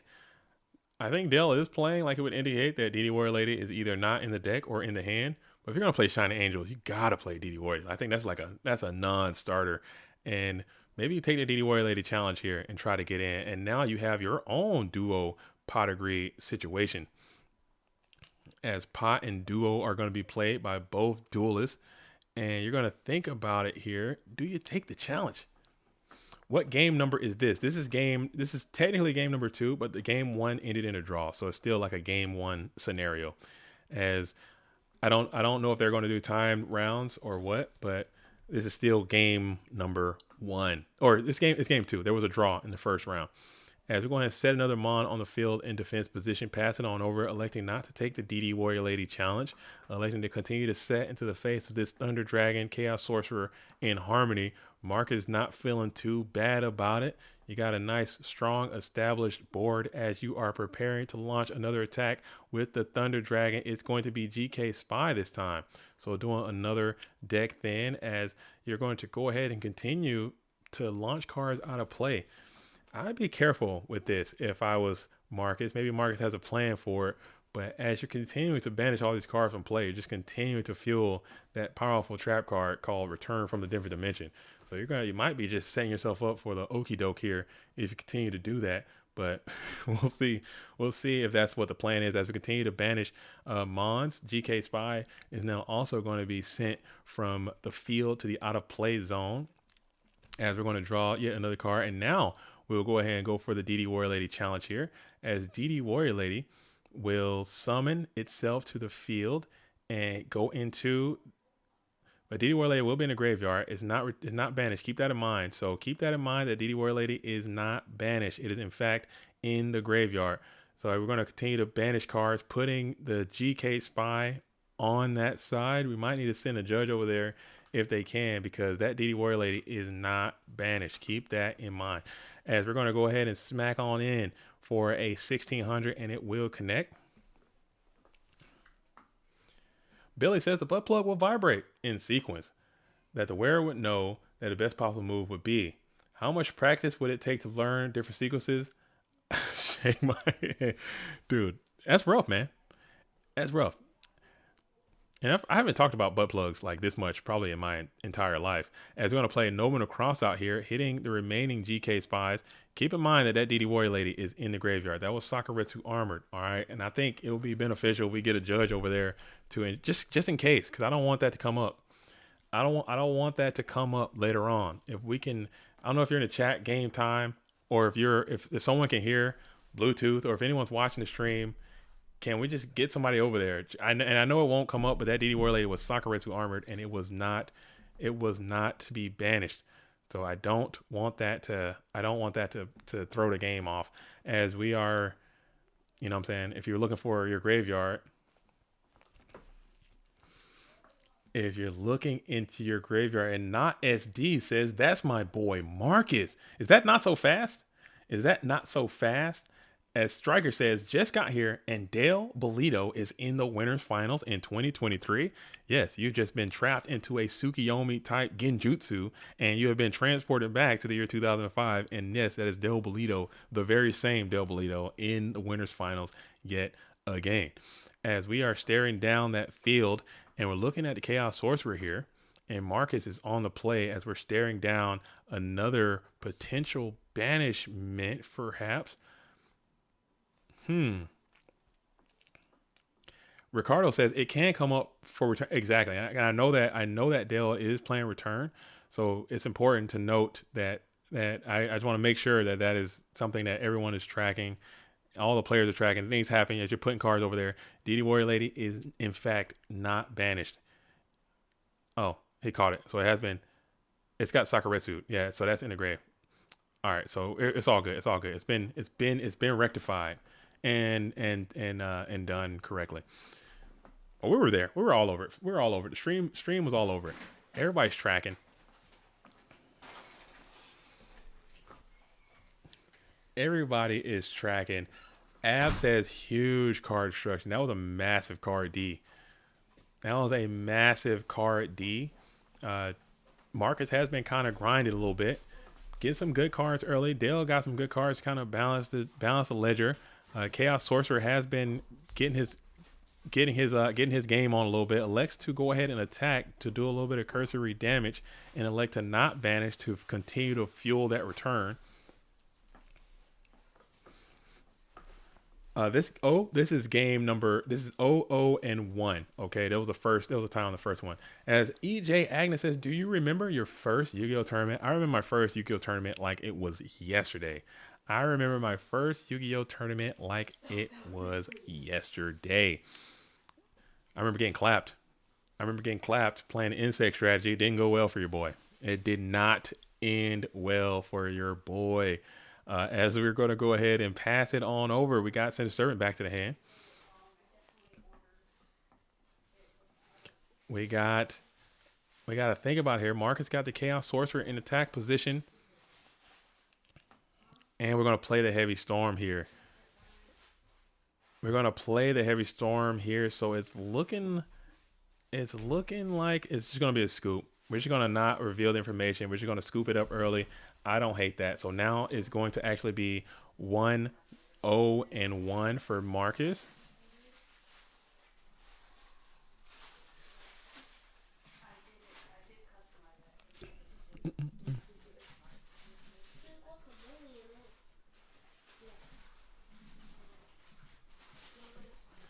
All right. How's that looking? Oh, you can't see. I got to make it a little bit smaller. There you go. How's that looking there? Nice. All right. So we got 1-0-1. All right, we got about 120 people watching the stream right now.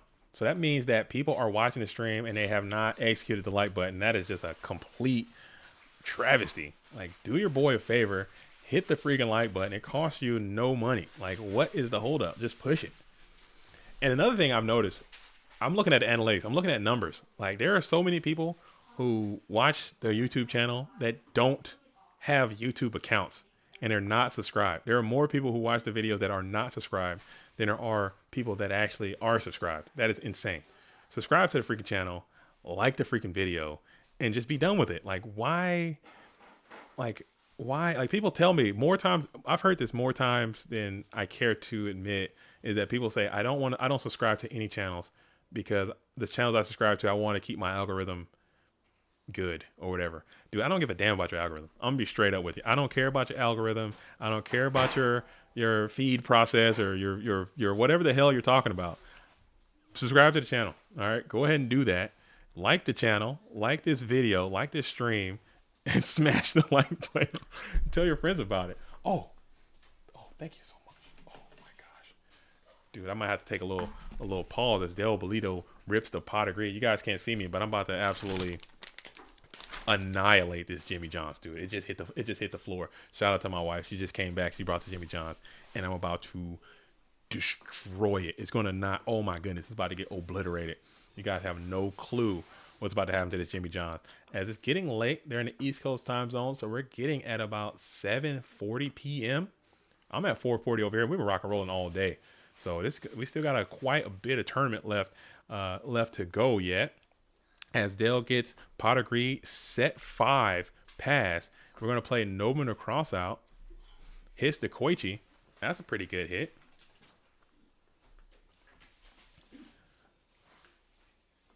Ant says subscribe, then click not interested in this video, etc. Don't do that. Don't do that. Subscribe. Turn your notification bells on. Like, share, tell a friend.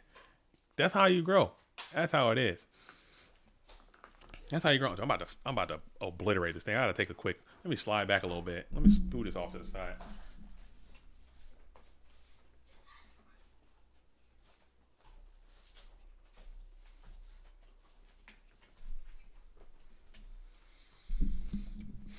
Ah, ah, mm, mm, mm, mm.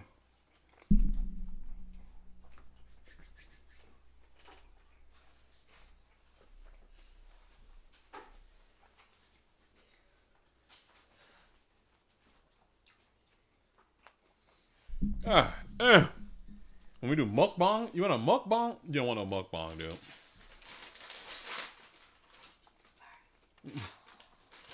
You don't want no mukbang, dude. This Jimmy John's going stupid. Oh my goodness, Jimmy John sponsor me right now, dude. I'll eat a sandwich every day. I'm telling you.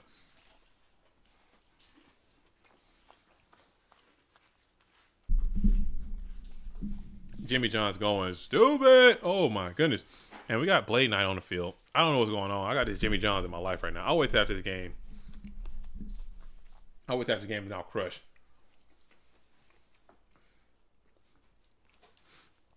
Oh my goodness. Did he just get blown up? Did he get blown up by the heavy? Did I miss something? I looked away. Did he just get annihilated by heavy storm? Oh no. Oh no. Oh no. Oh no. Was that a raw chicken heavy storm? What happened? What happened? Yo, that's absolutely devastating. Did he just get annihilated by heavy storm? He just sent it raw chicken? No solemn? He solemn pot, then got heavied after. Oh, that is absolutely devastating. That's devastating. Ooh. You gotta roll the dice sometime. You gotta roll it. You gotta send it. And now we got early Chaos Sorcerer as well. This goose is looking cooked. And we're gonna go ahead and hit the Ring of Destruction on Chaos Sorcerer as well. As Dale go ahead and drops down more life. Oh, this is looking bad. That's not looking good for the home team. It's not looking good for the home team. As he had it, I mean, you could have just let it ride and then Solemn the Heavy, and he got some good cards as Torrential Tribute. As Torrential Tribute is there, you got Dust Tornado, and you got the Zaborg, and you got the Decoiches already banished. That returns, but it goes stupid. You had it. I don't know about that. I don't know about that, man. I mean, it's the ambition. It's the drive. Sometimes you gotta have it, and he definitely had it. And you're on the top of the library right here, and you're going to go ahead and hit the Mind Con. We're going to take control of the set. It is GK Spy. You're going to go ahead and flip Spy to attack position. Dale got some cojones for committing to that line of play. That's I couldn't do it. I couldn't do it. I'm too cowardice. I'm way too reserved to do stuff like that. I think Marcus is just in too good of a spot now after that. You can't heavy storm somebody for their whole existence and then kind of come back from that. I think Dale was in a better spot to let the pot go through and then save the Solemn for the heavy, perhaps. As you got Torrential, you got all kinds of good utilities left over. And then you couldn't even chain the, I don't know. I guess you got the jar out of there. I'm not sure. But I don't know what right is. And we're going to go ahead and Tsukiyomi is going to reset that GK Spy. Dale off the top of the deck will set one mon on the field into defense position. Set one mon on the field. Set one spell trap as well. Pass it back on over. Actually, no. We won't set one mon. We'll just pass it back on over to Marcus, who's on the play. Checking into the graveyard.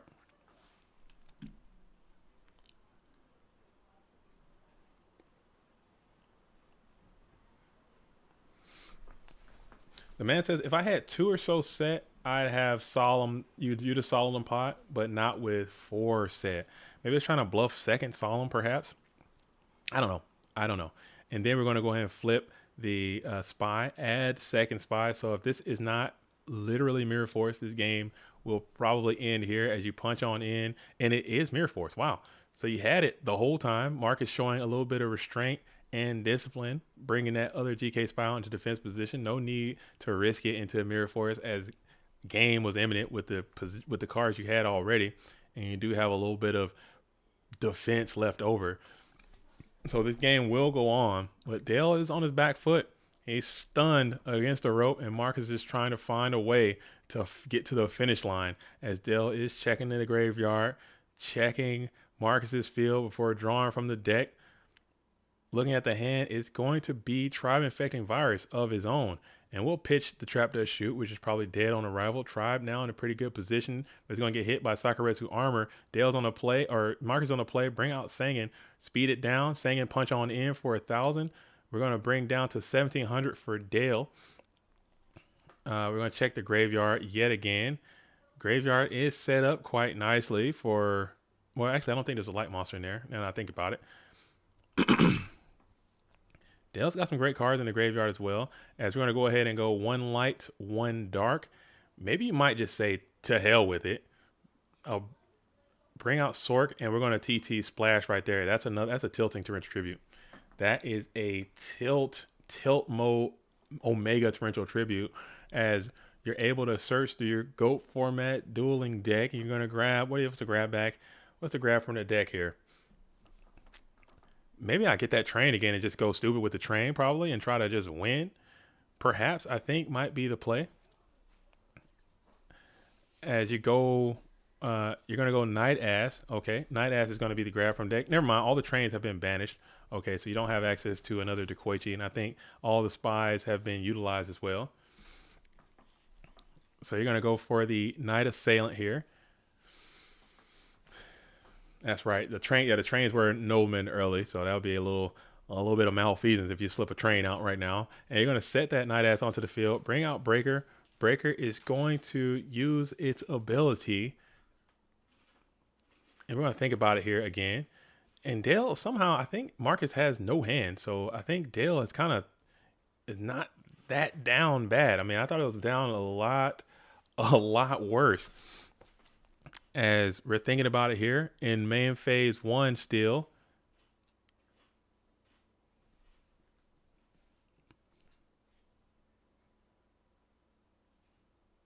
And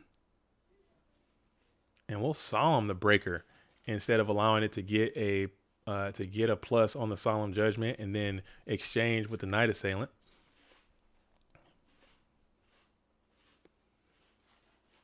As now Marcus drops down to 1850. I'm going to draw and pass. We got 1 set mon on the field. Or 1 set spell trap on the field, excuse me, to match the 1 set Night Ass. If you're just tuning in, that is Night Ass in the bin. Breaker, that is going to be in the graveyard. Yeah, Breaker is not banished. Keep that in mind. As we're going to continue to draw from the deck. Top deck BLS, just like you drew it up. Yeah, Breaker's still in the graveyard, by the way. And we're going to banish here. Marcus on the play. We're going to go ahead and draw set. Dale's on the play. We're going to draw BLS. We're going to look into the grave here. So now you got to have a gut check. This is a gut check moment. This is a gut check moment. Do you swing? Do you swing? Yeah, Breaker's actually in the graveyard. That's true. Okay. Do you swing here? You got 2 sets. I think you got to stare down. You got to stare down here. You got to get into a stare down situation, because do you freaking swing? Oh my goodness, that's rough. This is rough riding. As we're still sitting in the winners grand finals. This is the winners finals. Winner of this goes on. Chris Ivan Flores, another legend, Shonen Jump champion in the building, says, I'm swinging. You swing like a man. We're summoning GK Spy as well. You're summoning GK Spy. Swing. And it's going to be Jar of Greed. You're going to play it. Okay. Get a card. Karibo. Swing. Regeki Break. Oh.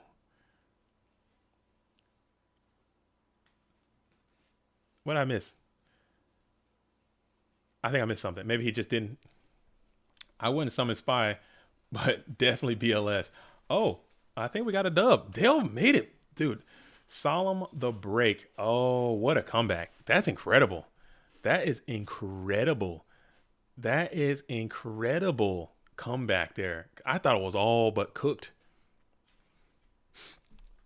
I think Dale had solemn set. I want to say, I think that's what happened. I think he had solemn set, and then it just didn't matter.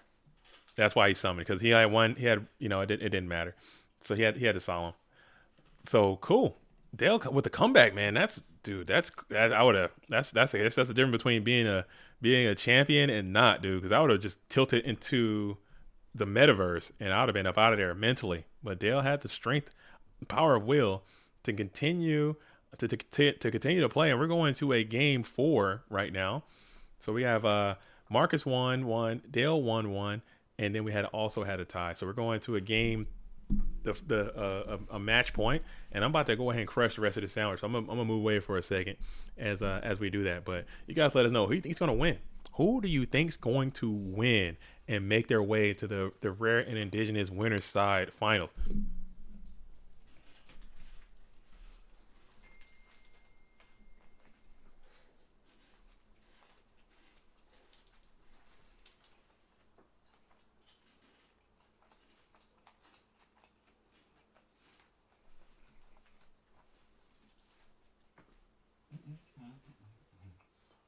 Ah, going stupid. Oh,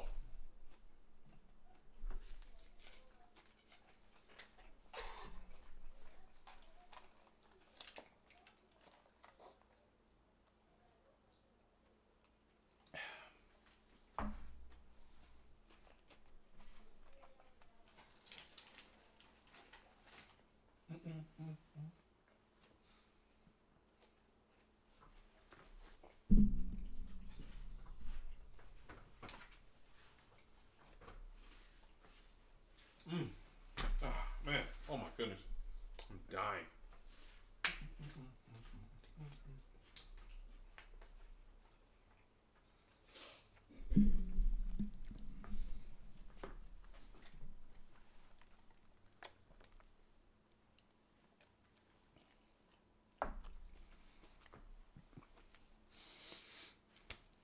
Oh my god.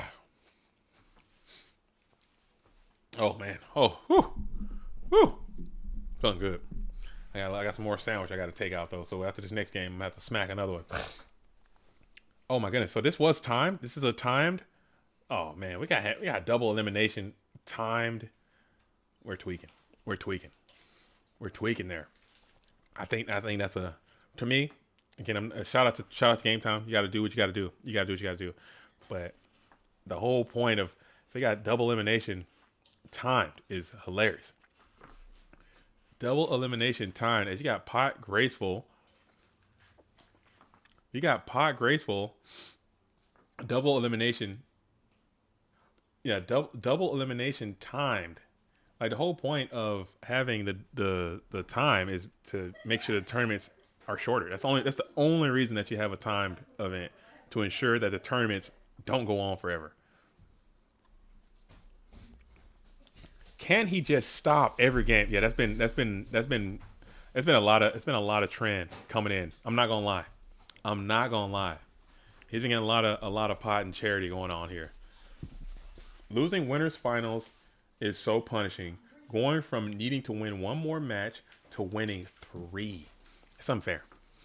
But I think the only reason that you put time on a round is to ensure that the tournaments end at a reasonable, and ensure that the rounds are going at a even pace. If you're doing double elimination, you already know the bracket's already set, so there's really no need to have time unless you need to ensure the tournament ends. But if you need to ensure the tournament ends, you need to do single elimination, not double elimination. But it is what it is, man. We take what we get. You don't throw a fit. Right? They want to close this. Okay, I'm with you. I'm with you on that. So why are we doing double elimination? Let's go ahead and do single elimination and just take it what it is. I think that's still fair. I think you're trying to, they could have just did a timed single elimination or an untimed single elimination, because double elimination is going to take double the amount of time. I could be bugging. I could be bugging. So you have to, the people that these people who are playing in this match, they're not going to be able to play the grand finals until the losers match is resolved. So it doesn't, why time this if the results of this don't matter about what's going to happen, they're still going to just be sitting there waiting anyway.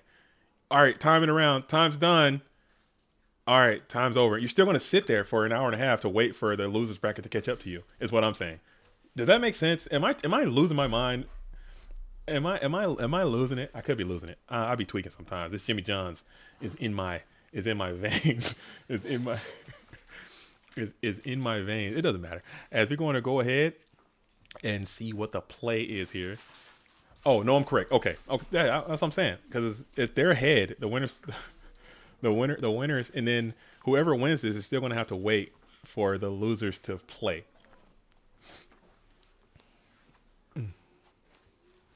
As we're going to go ahead and get the Nobleman across out, we're going to hit all of those GK Mons on up out of the deck.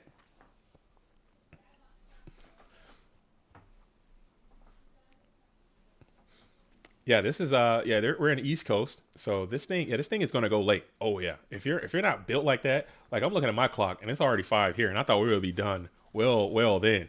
So they're already sitting at 8 p.m. over there. You know they haven't drank no water, and you know they're not eating. So you're gotta be fatigued to the max. This thing is gonna be grinding. This is a grind. This is oh yeah.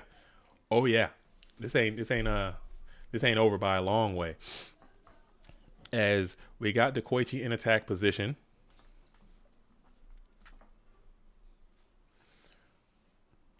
Wait. But it's not all time. They said losers bracket isn't timed. Come on, man, that can't be real. I'm not buying that. There's literally water on the table. Fake announcement. Fake news, Brad. You're fake news. Now there's water. I'm assuming they're human beings. They have to hydrate. But you know what I'm saying, you're not taking care of yourself properly. As you're gonna go ahead and use the Sakuretsu armor to hit that as a board. Someone said it in chat, so it might be cap. It might be cap. Now that'd be funny. If the losers bracket is not time, winners bracket is time. I would like that. A little curveball.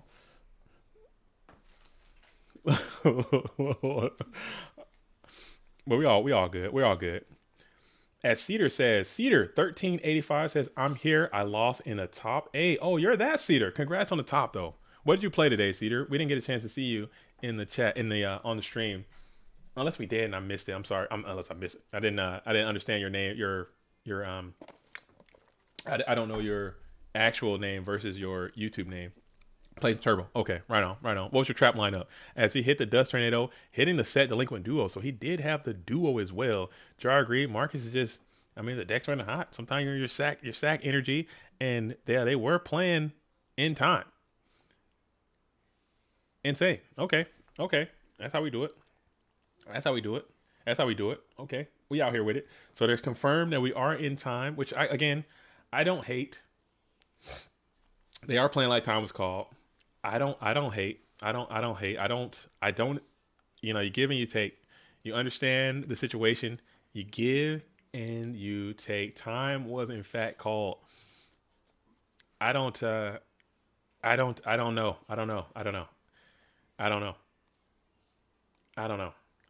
I hate it. Ant's not feeling it.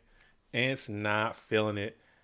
HMVB says that is stupid. Oh man, we got some negativity. Let's try to get some positive energy. I'm not trying to take anything away from the TOs. Let's not do that. I think this tournament has been going exceptionally great and smooth all day.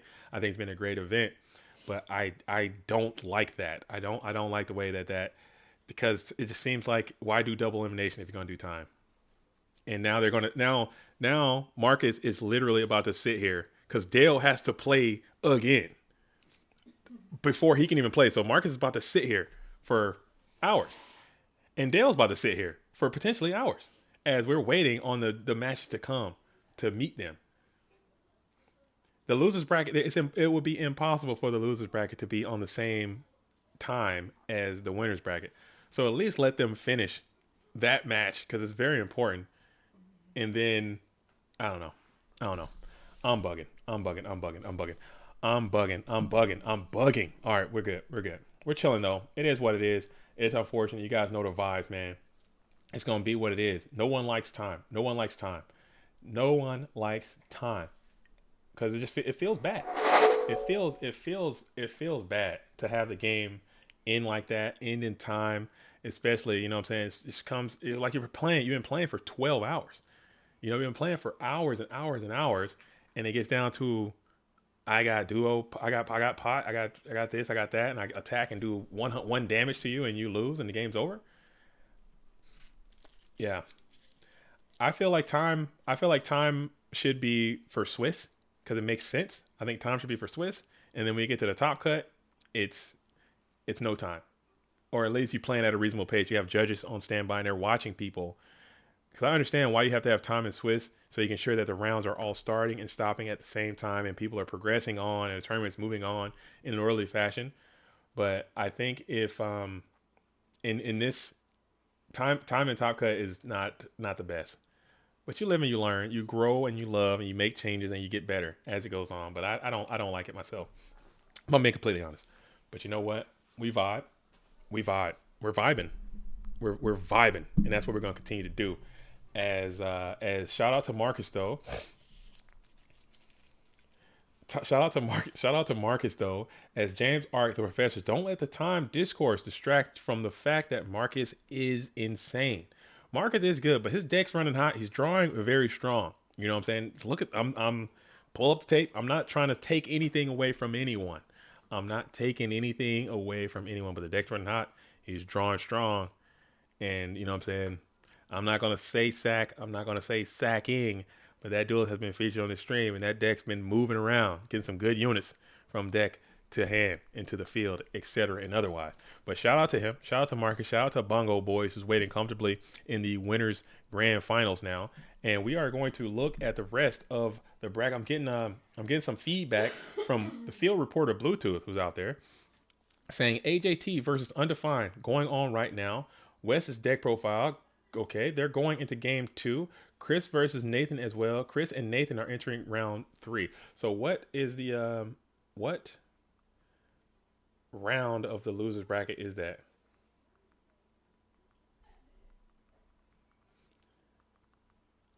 Yeah, because Dale's gonna have to drop down and wait. Marcus gonna have to drop down and wait when they, in theory, could still be playing. You know, to figure out who's gonna get a winner the right way. Okay. Okay. That main deck Mystic Walk is gaining steam. Dude, you got to do it. AJT is a notorious triple walk connoisseur. That duelist plays triple walk and has no shame. IRL. I played him when I went to Austin. I played GGP Austin, and we went to time, and he Mystic walked my ass before I even had a chance to play, and I lost. I felt like an idiot, but I was like, you know what? Them's the rules, man. This is how you play. You summon a guy, play Mystic Walk, and wins. And I'm like, what can I do? What can I do? Like, there's literally nothing I can do. He won the dice roll, summoned a guy, played Walk, won. That's it. That's it. That's it. That is going to be what it's going to be, as we are kind of standing by and we're waiting to see what's going down. We're waiting to see what's going down and what's going up and what's all around the town. As looks like Mark is going to be comfortably sitting. All right, and the owner is giving out store prizes for the side events. What side events were there, Bluetooth? Let me say. What were the side events? I didn't hear about those side events, man. We could have been talking about that. AJT versus Control are in game number 2. Are they in time? Poison of the Old Man is new meta. Dude, check your ancestors, dude. Check your OGs. Check your forefathers. Check your forebears. That's what they did. Check those OGs, man. Pull up those old school deck lists. See what your OGs used to do. Cannon Soldier was often played. Poison of the Old Man. That's a real tech that people used. You know, just for time. You summon Cannon Soldier, pop and win. You know, that's just how the game was played. Maybe we can go back to some of that. You know, look to your history. The people who came before you, your OGs. Emergency provisions like a boss. I'm with it, Billy. In time. Nice, nice, nice, nice, nice, nice.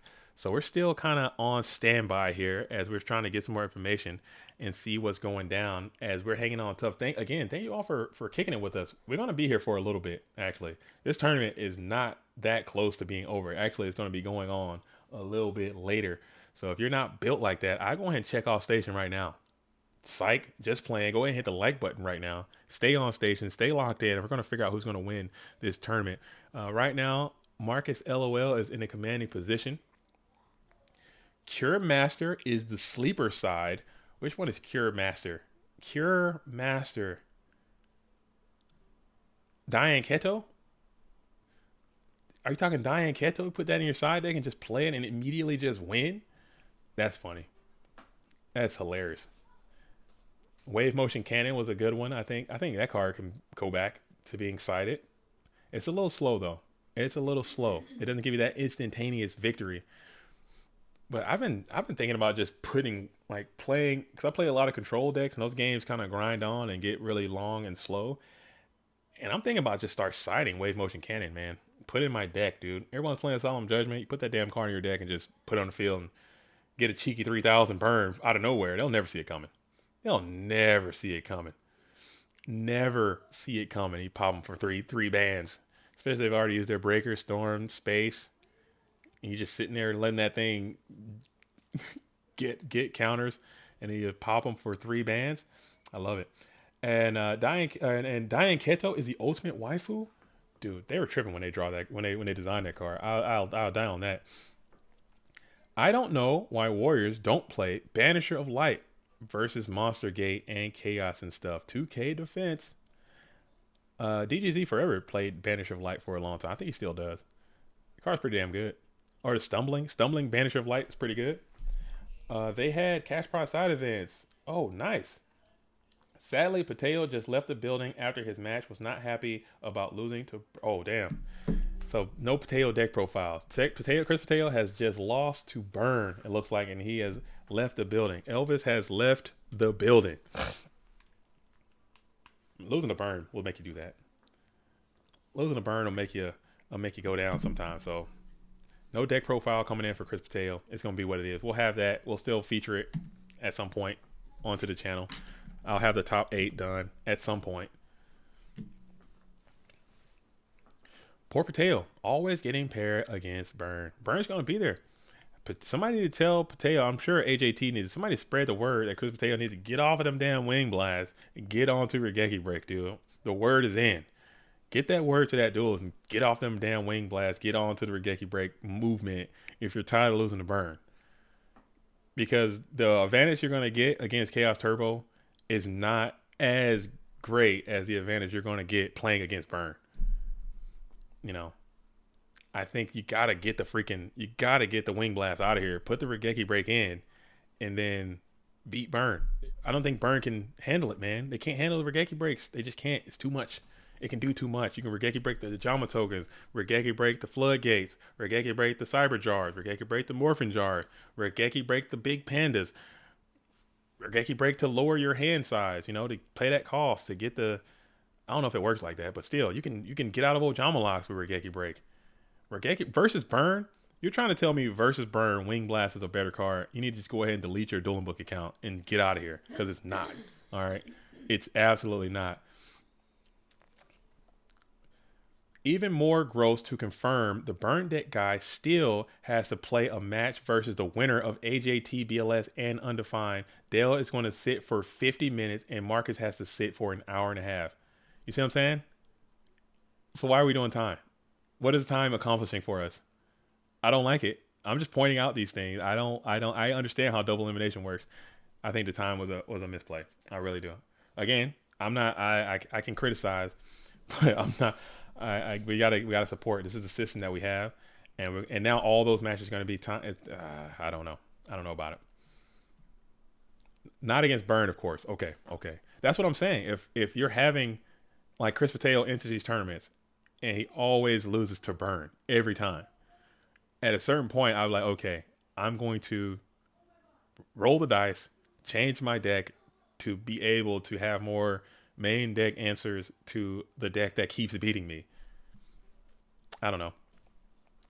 Man with Wajat would have foreseen this.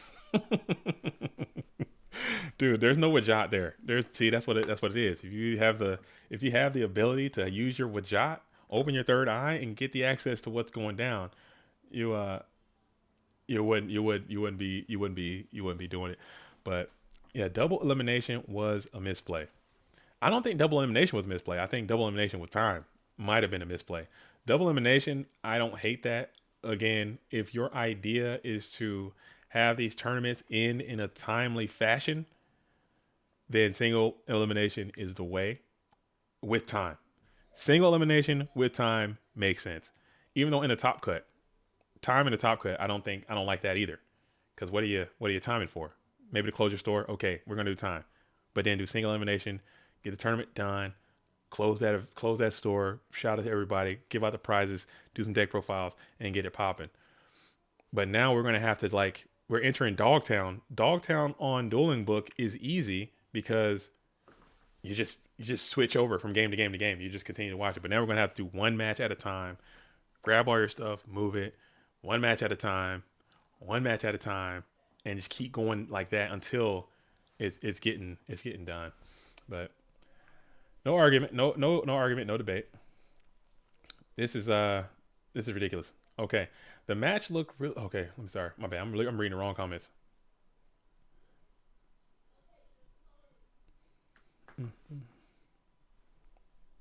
Okay. As we are absolutely on standby mode.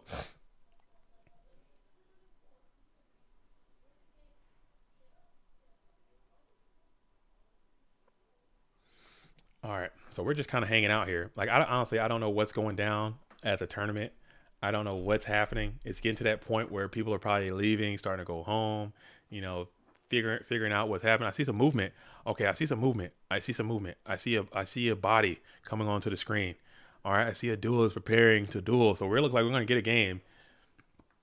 It looks like we're going to get a game. As the Boomafu says, the GGP have hygiene rules. Some of these players smell like they took a bath in weed and McDonald's. Are you there, Zabomafu? Are you there, Zabomafu? You are not at this GGP. You are not in Detroit right now, Zabomafu. I'm not buying it. You are not in Detroit right now, Zaboombafu. While walking in the woods one day, Chris and Martin saw something strange. Come on! You gotta know the vibes. Oh man, this duelist looks cool as hell. I gotta show you this guy. This duelist right here is looking cool as hell, man. I gotta get this guy onto the screen. I don't know this duelist's name, but they're looking like cool. I like the aesthetic what they got going down here. Chris and Martin saw something strange. A little leaping lemur who liked to bounce and play. They followed their new bouncing friend, not knowing where the adventure would end. Animals were headed just around the bend. Where's it going? I don't know. How'd you get there? Come on, let's go.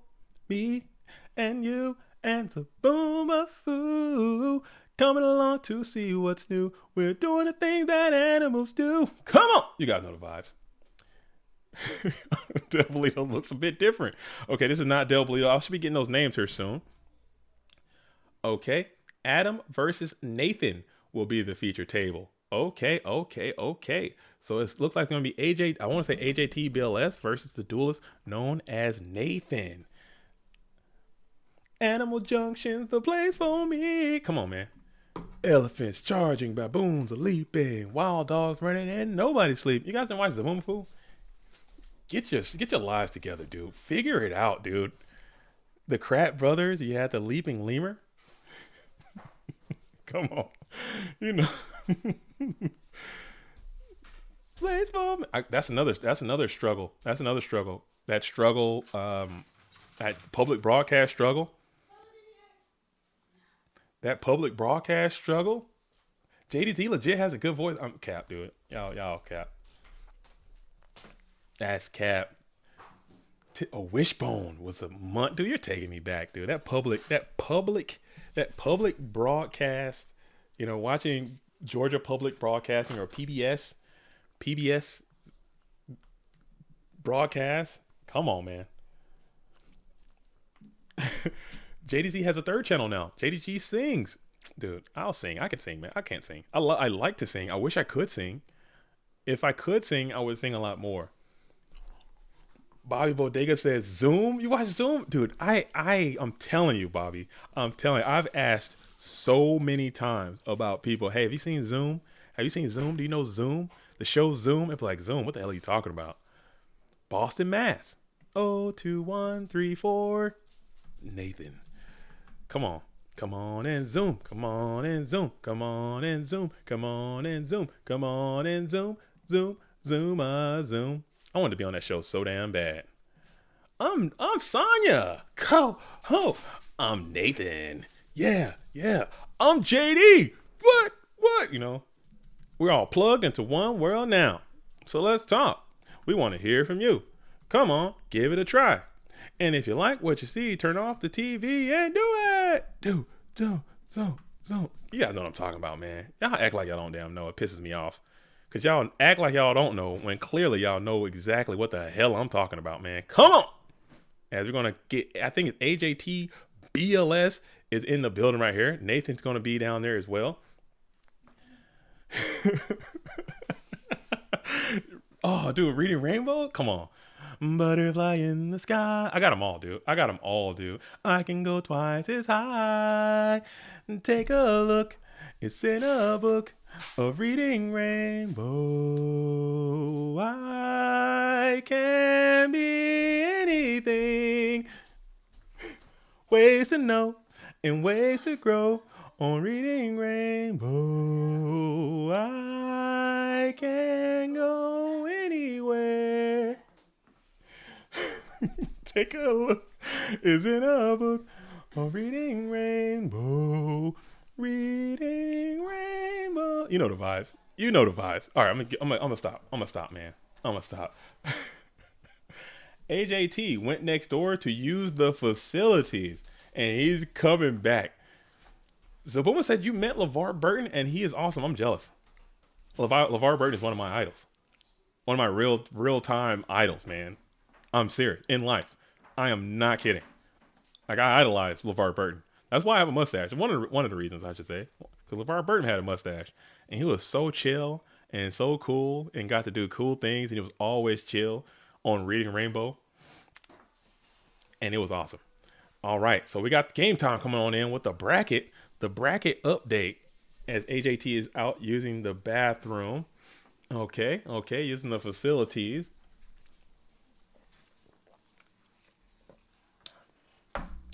Oh, dude, DuckTales. Oh man, dude, I know that one too. That's like you guys watch that show? I talked about this before in another stream. You guys watch that show, My Hero Academia, and they were talking about like how they have these different powers, their quirks. They call it their quirks. Each person could have their own unique thing. Mine is just I remember theme songs from. I remember theme songs from my childhood. I can't forget them. I don't know why. I don't know why. It's just in my brain. I can't remember where I put my car keys. I don't know where my cell phone's at most of the time. I don't know where my wallet is. I forget what I went to the store to get, but I can remember theme songs from 20 years ago. And that's just how it is. I haven't seen in 15 years. You know, I can't. Hero, JDZ, Quirk, Songify. He can remember theme songs from TV shows from 20 years ago. That's what I got, dude. That's what I got going on. As we're still waiting here, AJT is going to be coming. Just keep in mind that all this time that Dale and Marcus could have been locked into at least 4 or 5 more matches in the same amount of time. But I'm off it. I'm going to stop hating. I'm going to get out of my hater bag and get him back into my support bag. I'm gonna get back into my supporter bag, but you know I said what I had to say, and this is losers quarters, losers semi. I don't even know what round we're in. I'm just gonna put Dogtown because that's literally where we are right now. I have no clue. That's why Dogtown exists, because I'm not about to sit here loser semi extra quarterfinals bacon egg and cheese finals. I'm gonna put I'll put on there. I'm gonna put loser side on here because I don't know where we are right now.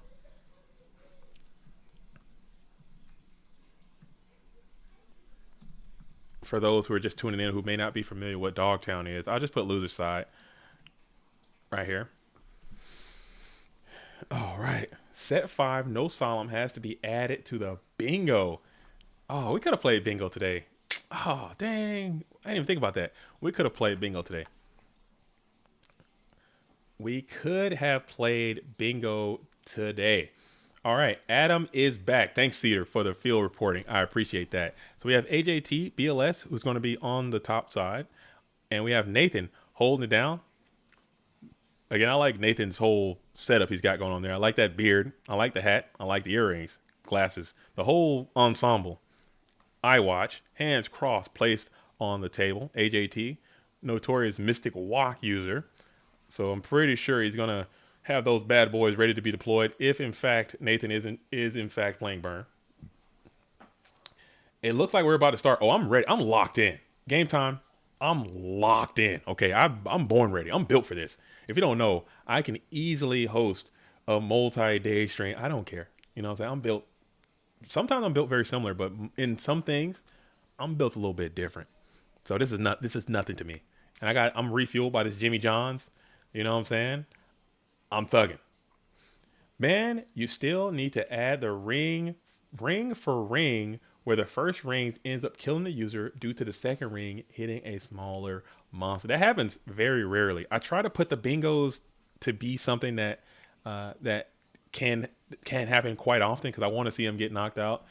And I think I need to start associating like some type of prize or something to the bingo to make it count for something, to make people pay attention a little bit more. Like maybe I can if I get a bingo, I got to eat like a spicy chip or something, or donate some money, or do some kind of push-ups or something. I don't know. We can figure something out. But the bingo was really fun. I need to bring that back. That was lots of fun. And the trivia too. Maybe I can coerce Necromancy to doing more trivia again. He's been kind of busy. You know, he's kind of off doing more things for the GOAT world. Speaking of which, he just started the casual GOATs server. He's been very synonymous with the casual community for a really long time.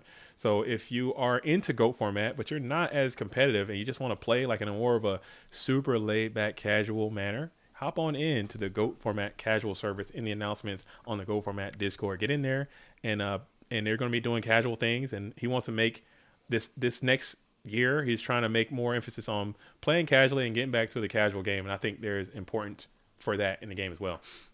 Zamumusu says, it's JDZ, hire an agent. You could do voiceovers for commercials and audiobooks.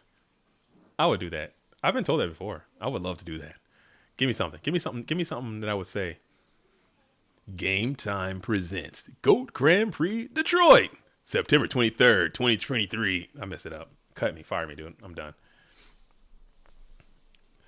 Sorry, SSB asked, any surprise bowel movements in the pants this week, JDZ? Not this week. No, not this week. But there was, I almost had one in Vancouver.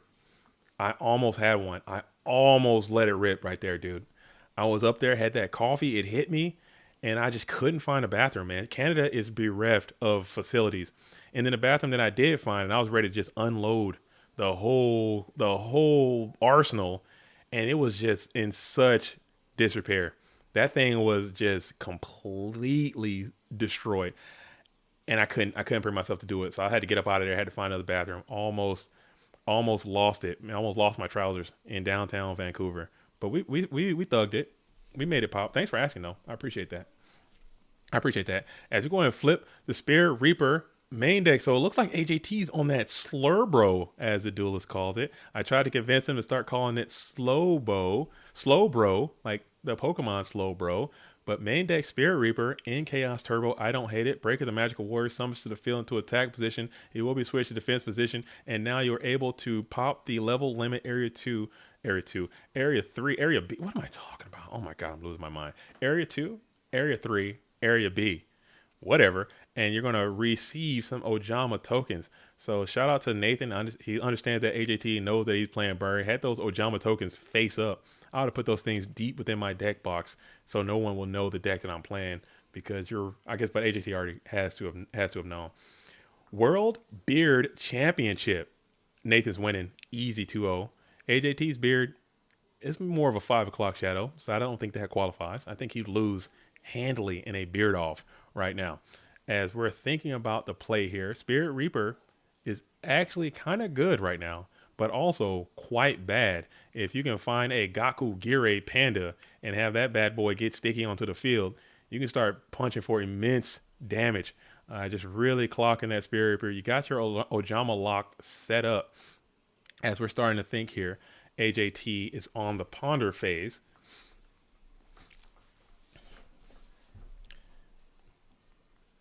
As AJT is in ponderance. Man. I think if it's ring, you gotta play it to get the damn Ojamas off the, you gotta play it, I think. If it's Regeki break, I think you gotta play that too.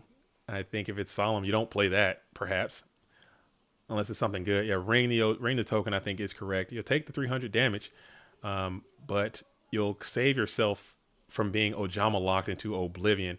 As 300 comes off, Ojama black or Ojama green is going to get sent back to the Ojama pile.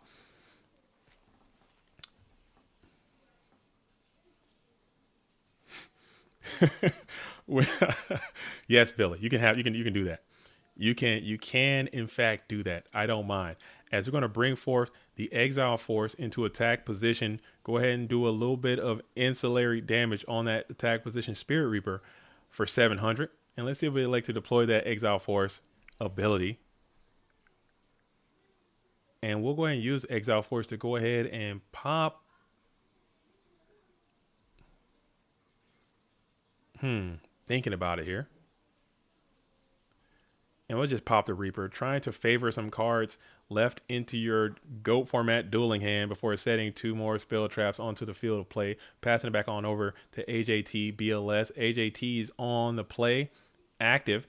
Looks like I see a GK Spy and a Solemn Judgment are two of the card hands. They can't hear me, right? I'm making sure they can't hear the stream in any way because I'm just literally calling out hands. As the Boomafu says, Fusion Gate, Chaos Turbo, top locals this week. That's what's up. Are you playing it? Are you playing that deck? That's a crazy deck. I saw somebody out here trying to make that work in the Friday events. Twin-Head Thunder Dragon goes kind of stupid sometimes. As you're going to go ahead and Sukiyo flip me, punch on in for a bulky bit of damage, bringing Nathan down to 5,000, 7,000 for AJT BLS. We're just going to set another card onto the field of play before checking the other two, passing back on over to AJT, who's up and active. Got that Tsukiyomi, going to do it again. Just take the challenge one more time. You didn't TT last time. Probably not going to TT this time.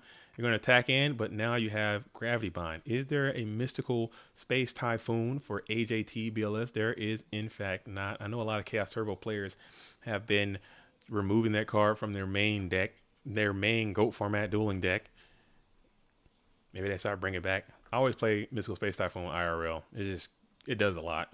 It does way more IRL than it does online. And I'm not even kidding. Online, there's way more Reasoning Gate, and there's way more Turbo, and there's way more just stuff like that. IRL, there's a lot more Premature Burials and Call of the Hornets and Gravity Binds and level limits, stuff like that. So I would rather get those things off the field as quickly as I can. So I play my MSTs. Twin-Headed Thunder Dragon, flip return, all the damage. Send it. I like that. I don't hate it. I don't hate it. As we're going to go ahead and summon to the field Tribe Infecting Virus. Just trying to relieve yourself of these Ojama tokens. Maybe go just desserts here if you've been hanging on to it. And yeah, they're going to take 2,000 off of AJT's health and get the Sinister Serpent. Typical burn shenanigans.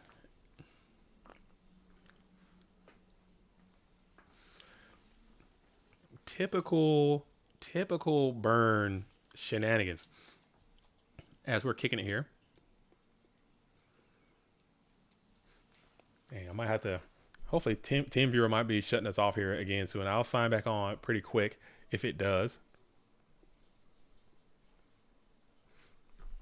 If it does, but we'll hope for the best. As we're still on the play here, Tribe and Breaker up and active. Just like you guys should get up and active on that like button and subscribe to the channel as we're waiting. So we're going to play Looks like Gakugiri Panda will go ahead and easily outclass the tribal one. Send him on off the field into the graveyard for a little bit of damage as well. A nice 1800 Gakugiri. AJT now has the Thunder Dragon, looks like, in the hand. And we'll just play Snatch Deal. We'll target that Gakugiri Panda here. Send it on over. And let's see if we allow to get some attacks up. Panda's going to reach on in there, punch in for only 800 points of damage. There's no Mon on the field.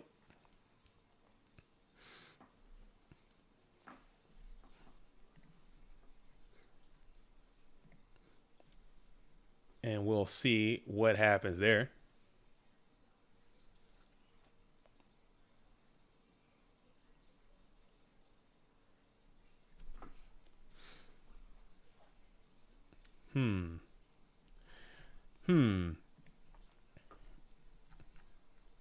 What do I have here?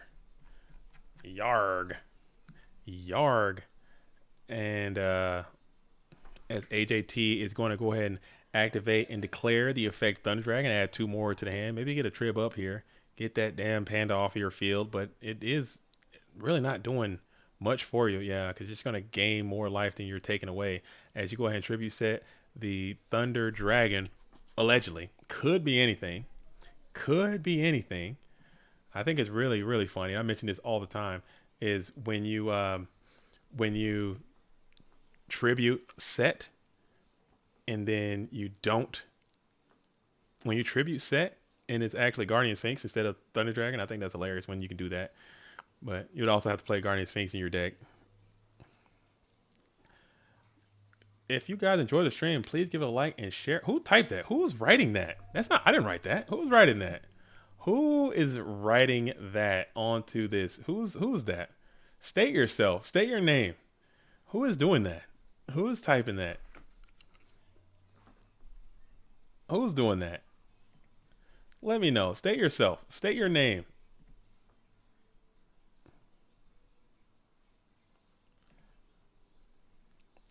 Is that you, Brad? That's not Brad. Who's typing that? That is right on.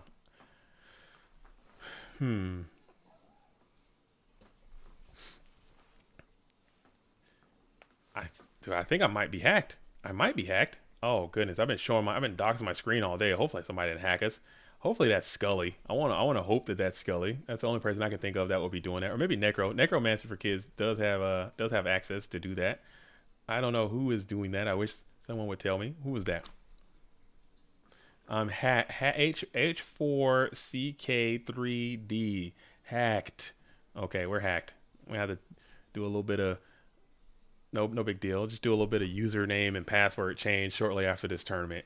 No big deal. As we're going to go ahead and send it all to the bin with a Mighty Torrential Tribute. This is game number 1. We're going to send it all to the bin with a Mighty Torrential Tribute. You get that Sangin's effect. This is game number 1.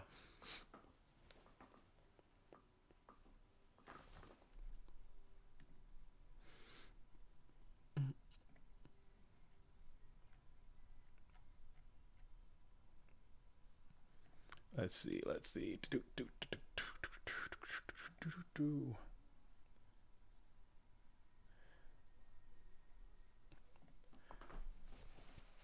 All right. That sounds like an ID 10T era. Idiot. Come on, man. I'm old. You can't come at me with the old jokes, dude. I'm an old person. That's an old person joke. As we still got that gravity bind, showing why that card is actually quite good sometimes. Because even if you get down, if you just can't be attacked, you're good to go. You're good to hook. As we're going to go ahead and still sit behind that gravity bind, electing to set another Mon onto the field, pass it on over. As Brad, you're coming at me with all these. You're coming out with all these ancient jokes, and I'm seeing right through them. I'm typing in T9. I got to figure out. We've been hacked, folks. We've been hacked. Hopefully, people aren't just deleting everything out of the YouTube right now. Everything off of the YouTube. Hopefully that's not happening as we speak. As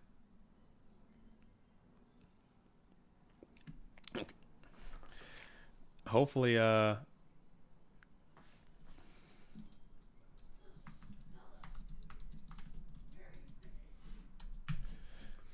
right. Delete the hard drive, clear my browser history. That's on my death tags.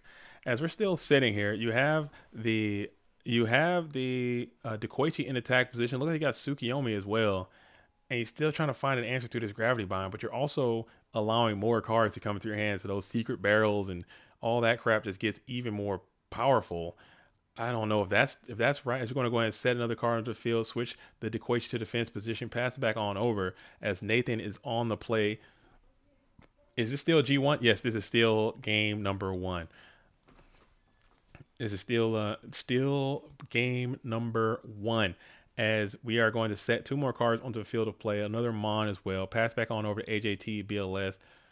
Those secret barrels are looking quite juicy as AJT is sitting at 3,300 points of life. You get to send a Serpent back.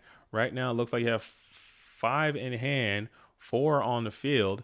That's an 1,800 point secret barrel, double barrel shotgun is going to end it if you have it. As you flip Magician of Fate to go for the Nobleman of Crossout, and we're going to allow the Nobleman to resolve without delay. What the hell is that? What the? Oh, it's Cyberjar, ultimate rare. Okay, whew. I was about to say, God dang, that thing blinging. That thing is blinging. People just hack JDZ to get closer to him. Okay. Probably. I don't know. I don't mind. I just like to know, because I'm gonna make sure I'm not like becoming self-aware, spazzing out and typing. So my brain is very bad. I have had a significant amount of traumatic brain injuries in my life. Sometimes I spaz out and forget what the hell is going on. So it's gonna be like that. But I believe it was probably someone on the staff, maybe Necromancy, Scully, Spooky. It could be anyone. It could be a lot of most of the staff has access to the YouTube channel. It could also be Bluetooth as well. Bluetooth has ability to get on there. He has his computer up, so it could be anything. I blacked out for a minute and typed that I could have. That's what I'm saying. If I did, I need to know that too. I got to track these blackouts. As it was the man. It was you, the man. Okay, do it again. Do it again, the man. Say something else. As we're going to go ahead and think about it here. We have Just Desserts is going to be revealed for 2. That's 1,000. And we're going to think about this as well. He might solemn this to just break that chain up. Yeah, I don't hate that. Yeah, just so now you can't chain any more burn on top of all of this, and you only have 2,300 life points. And if you could just find a Mon to summon, and you did, so that's going to be a GG. And the Turbo player getting that game 1 win over the burn player is tremendously huge. But I can tell you right now, AJT has a bajillion cards in the side deck for burn, so it's not going to be great coming back in unless Nathan has some curveballs coming on in from the side deck. So we're going into a game 2 situation. I will update this now to reflect that as it is.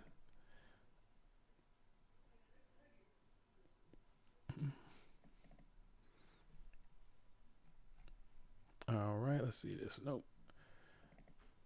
All right, we have AJT BLS, who is up 1. Oh.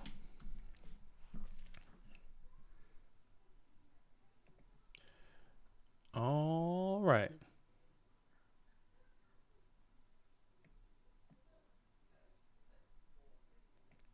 Cool. All right. Okay. All right. Triple walk incoming. You can bet your ass. Triple walk is coming. Triple walk is in. Damn, bad reaction for walk is wild, dude. That'll be. I don't know how good it will be. I think it'll be pretty bad. But at the same time, it could just be so devastating, man. If burn players started siding in bad reaction to Samochi, dude, that would be freaking hilarious. because they play Upstart. You play Battery Action, dude. That's 1,000. Eat that. You play Walk. Guess what? You're losing 3,000. You're losing 2,000. Whatever the hell you walk for, you know. And I think you can chain it, and I think you have to. I don't know if declaring that effect is the cost. I'll have to look up the rules. I have to ask TK. Maybe you guys are smart. If I play Walk, do I have to declare my attack or defense before you can chain, or what? Is that on activation? Is that a part of the cost, like declaring that? Because if I say Walk for 2,000,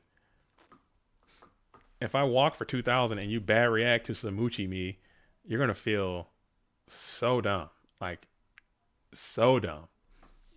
You're gonna feel. I feel outplayed. I would. If a burn player loaded up bad reaction to Samuchi, I think that would be a good counter tech. But at the same time, it's also really bad. And burn, you're already bleeding cards anyway, and now you're having a card that literally can't do anything without your opponent doing it. You know, you play Snatch Steal. No, that won't help. That won't help them. Like it literally can't do anything. Yeah, you snatch their guy and just sit on it and just burn for 1,000 a turn. Like, but on its own, it's worthless. Like, it can't do it. It requires your opponent to interact with it to get it to have some type of value, which is just a textbook definition of a terrible Yu-Gi-Oh card. So that's probably I don't foresee someone playing it, but that'd be so funny if you get blasted by bad reaction to Samochi. I think that'd be funny. Seeing somebody go walk a BLS or something and get blasted by 3,000. You declare on activation. Wow, yeah. So you have to say I'm picking defense, and now you're going down 2,000. So that's pretty cool. And we're going to go ahead and start first. Set 1, set 2, spell trap. Pass it on over to AJT BLS. Discard Thunder Dragon. Discard Thunder Dragon. And then we'll vibe for a little bit.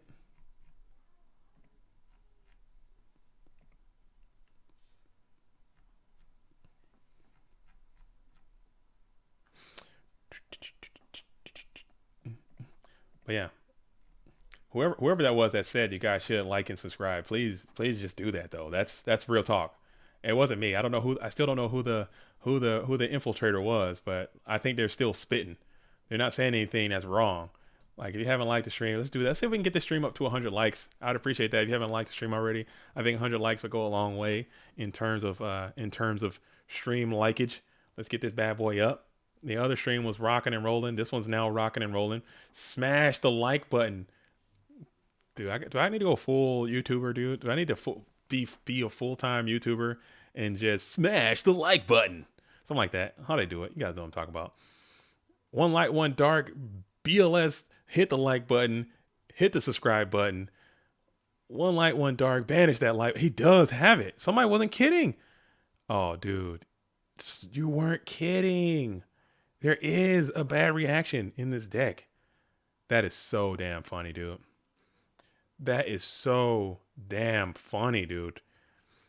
Turn the bell on for noties. Turn on that notification bell. And like I told myself I didn't want to do that kind of stuff. I told myself I didn't want to do that kind of stuff, man. But it freaking works, man. The YouTube is like, you gotta do that. You have to kind of, I'm not saying sell yourself, but you have to change what you like to get, because you want people to watch the damn videos. You want people to watch the videos. You want people to subscribe to your channel. You have to do what works. You have the thumbnails, the titles, and the wackadoo. I need to be more wackadoo. I don't think I'm wackadoo enough. People say I'm too wackadoo sometimes, but I need to be even more wackadoo to get people in here. If that's what it takes, I'll whack it up. Dude, if that Jinzo hits the field, this freaking thing is going to be a freaking wrap, dude. You better do everything in your human power to keep that damn Jinzo off this field, because it's going to be Jinzo on your ass here soon. And he's got calls, so you know he's coming back. You need to do everything in your human existence to keep that damn Jinzo away from this freaking GOAT format dueling field, because when he hits the field, he's coming after your buns, dude. He's coming right after your cheeks. Like, he's not even going to be playing. Like, he's going, what is that? Oh, it's a pot of greed, looks like. Just a signed pot of greed, maybe ultimate rare pot of greed. Nathan's got some classy cards, man. This deck is looking blink. This is the freaking most blinged out bird deck I think I've ever seen. All those cards are just flexing. Them things are flexing, man. He's got the ulti pot, the ulti jar, the secret lily. Cards are beautiful, man. They're looking good on there. They're blinging on me. I'm feeling flexed on. JDZ, we need to do a collaboration TED Talk for Worlds. I'm down. I don't know what that looks like. I'll do that. I'll do a collaborative TED Talk for Worlds to talk about what is the heart of a champion. What does it mean to be a champion? I'm JDZ, and this is my TED Talk. Do you have the ambition and the drive, the motivation required to be a champion? Something like that. TED Talk, bad reaction to Samuchi. Am I saying that right? Is it Samuchi? Samoki? What am I saying here? Somebody give me a phonetic pronunciation of that phrase. Bad reaction to Samachi, Samoki, Samuchi? Ty Royal, Smoochie Wallace. And we're going to keep rocking. We're going to keep it rocking. Samochi. Samochi. You know mochi, the ice cream? It's a bad reaction to ice cream. I have a bad reaction to Samochi, dude. You give me some ice cream, you better have a toilet nearby because it's coming out, dude. Not even kidding. I know you guys didn't tune in for that, but you guys know my IBS. I gotta shout out to IBS out there. If you got some irritable bowels, you know what I'm saying? It's a real thing. You know what I'm saying? As we go ahead and set some more cards onto the field of play, I'm telling you right now, your priority one should be, what do I got to do to keep that damn Jinzo off the field? Okay, that should be where you're at right now. Buff Panda is a good start. Keeping a Mon that is just stronger than Jinzo can be is a great start. But if you got Jinzo followed by Chaos, you can just, man, it's gonna be a something. Bad Samochai. Moo, not Mo. Bad Samuchai. You're lying. You guys are freaking lying, dude. Bad Samuchai. As we're going to go ahead and play the Phoenix Wing Wind Blast AJT on the Wing Blast IRL. I'm telling you, I don't know, man. I think the polls are correct. I think the turbo elitists have spoken, and that Regeki Break stock is up, and Wing Blast stock is down. AJT electing to stick with it. I know he's kind of going back and forth in some tournaments throughout this season. He had an incredible amount of success playing Wing Blast last year, so maybe he feels more comfortable with the strategy or with the card IRL. So we're going to Wing Blast and send the Gakugiri Panda to the top of the deck. I like that too. Just putting it on the top of the deck. No need to put it face down. Am I tripping? It's defense. It's definitely Mo, not Moo. Just wanted to hear you sound like a cow. Damn, you got me, dude. I've been freaking debated, dude.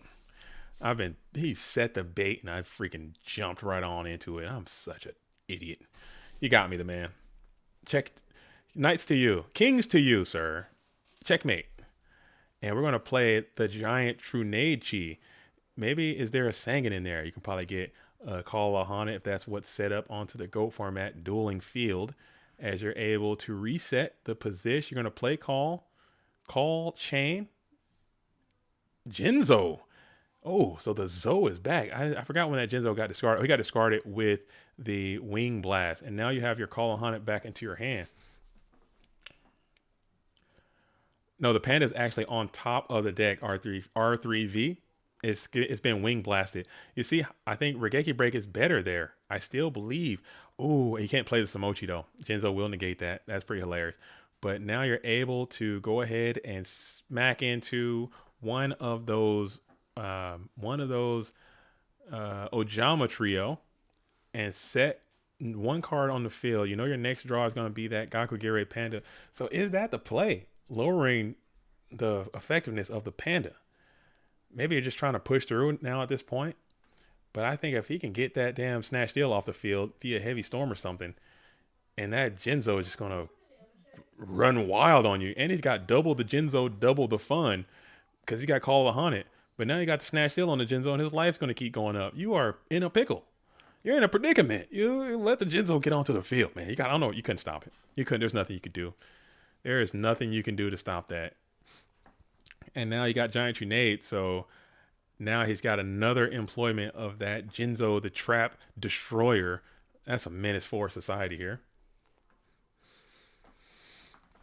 And now we're thinking about it here. AJT appears to be on the play. We have some cards getting shoved all around in the hand.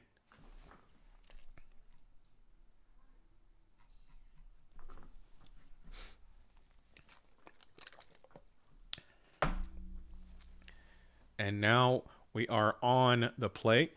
Is this so? Who's all left in the tournament? Is it literally just AJT, Nathan, Marcus, and Dale? Is that it?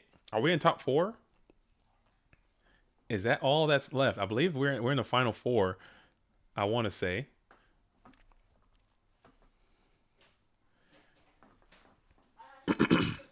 As we're still standing by, I believe that's what the situation is. I believe we're in the final 4 of the event.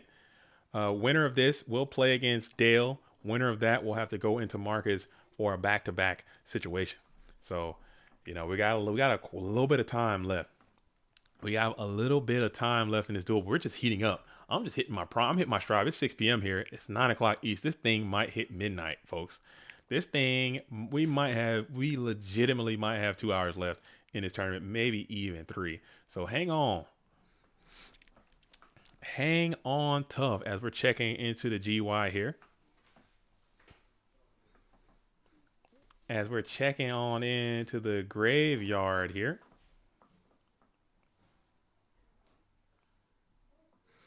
And then we're going to go ahead and pound on in to the Dekoichi. AJT will add another card from deck to hand. You're fine with this as your AJT. You know you're just going to keep adding cards. You're taking damage. You're going to keep adding life as well.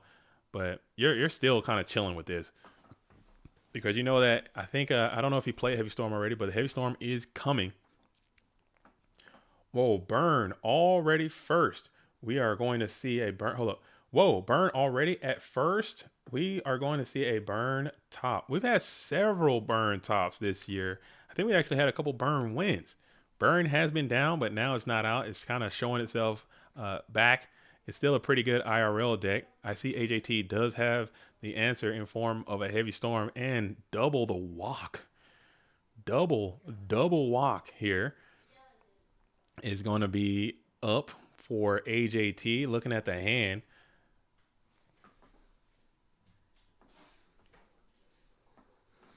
And we're going to see. We're going to go ahead and discard 2 cards, looks like.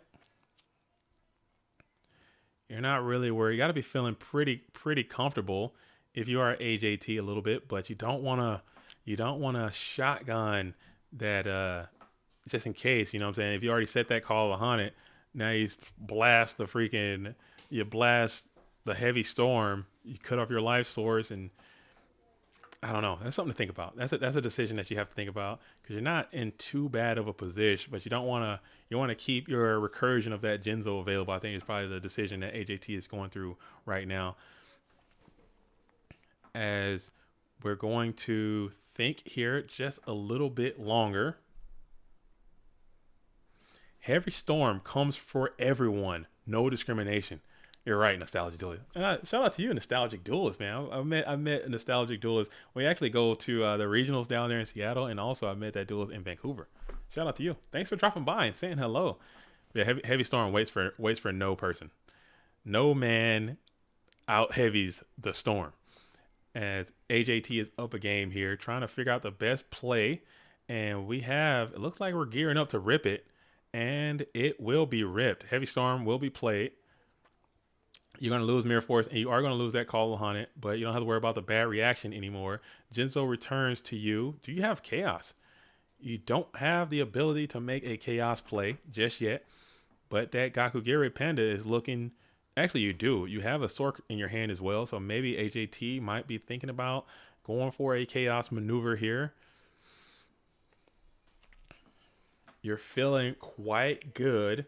That would be great. Tiberius, what happened? Burn 1 GGP Sensi, 66 players on August 6th. I noticed the top 8 deck lists aren't on the site. I can input them into DB and provide them for the site if wanted. Tiberius, that would go a long way. If you could do that, our GGP coverage it's kind of spotty sometimes. That's something we're gonna work on. We're working on it all the time. GGP Cincinnati is one that kind of slipped through the cracks, I would say, in terms of coverage. But we need help. Like we don't have emissaries and agents that are able to go to every GGP. Like I stated before, we're not a multi-billion-dollar corporation that can afford those types of things. But at the same time, if you can help us do that, it would be great.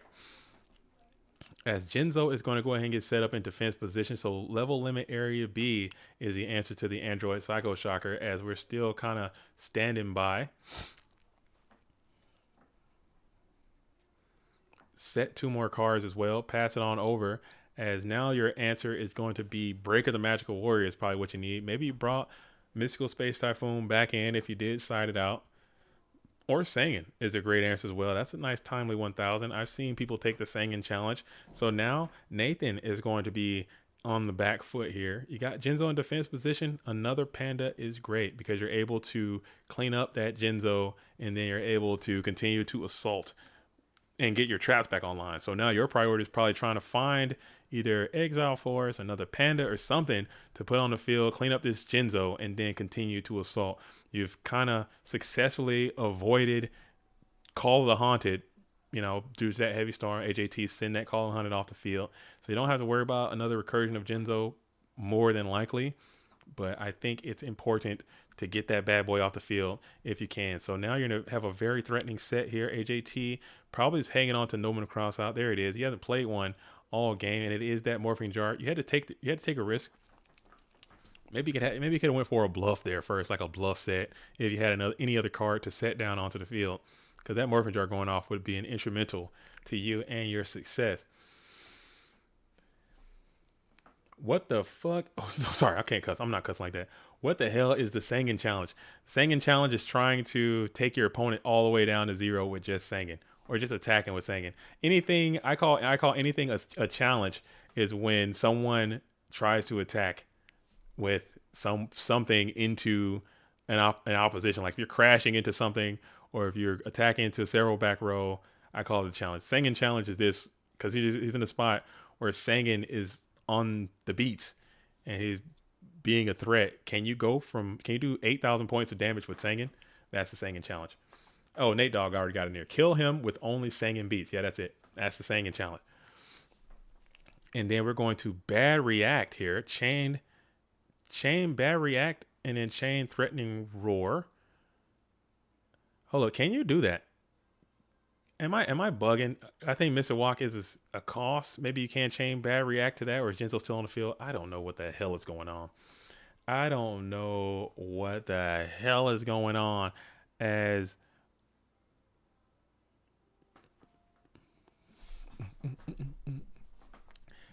we're absolutely kicking it. Yo, Zachary, how are you? Gotcha. Okay. Walk is a cost. Genzo goes to the grave before, so you're able to react to that. As so multiple copies of bad reaction to Samochi. I think that might be cool, man. Burn players, pay attention. You might see something here. As you're going to walk it up, do you have another reaction?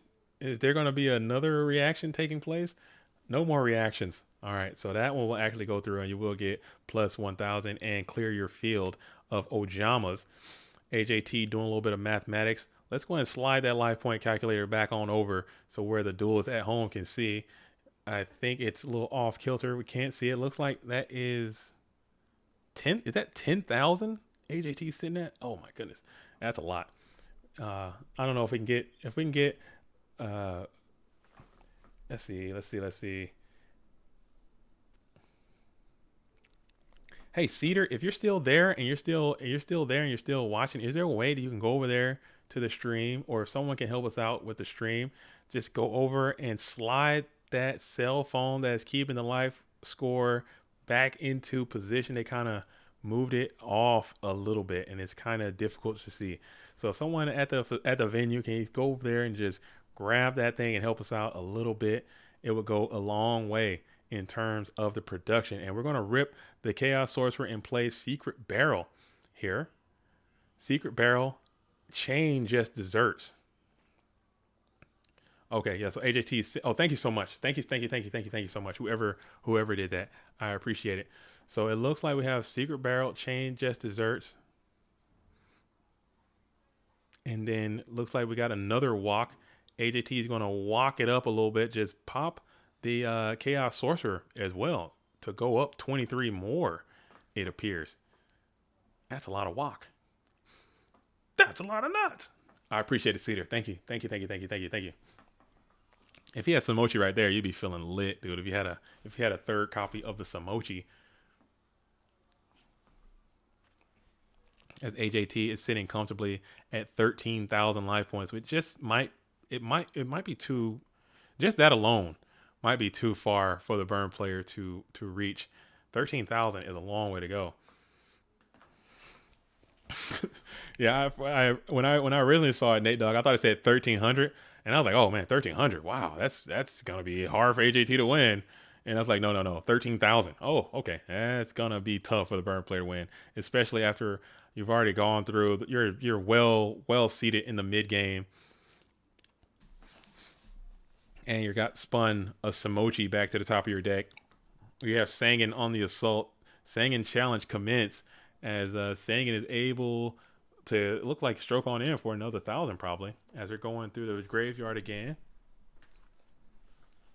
That's a lot of nuts. You know what I'm talking about, Spooky. You know what I'm talking about. People don't know, man. People don't know. Oh, dude. I think about that movie at least once a week. Oh, what's on your game with these references? I can't your tips and stuff, but now Kung Fu co-finds and Fizz. Oh, dude, people don't know. We're old. I think we're just a little. We're in that generation where we grew up with that stuff, and it just always comes. It always comes, man. As Sangan does another 1,000 and it connects. And we're going to flip to Koichi. He will be placed in defense position. Sangan comes in for another 1,000. So Sangan challenge might be real. He might go coast to coast, and we don't have an answer for it. As we go ahead and think about this before we elect to set another card onto the field. We're going to think about this. AJT's in a pretty good spot. We're going to check opposition graveyard here as Nathan, arms folded on the table, staring down the current game state. Takes head off, get a quick little head scratch in there. It's not it's what do you That's such a good one, Scully. What do you get when you cross an owl and a bungee cord? My ass. Silence! God damn. That movie's great, dude. Oh, dude, that movie. My ass.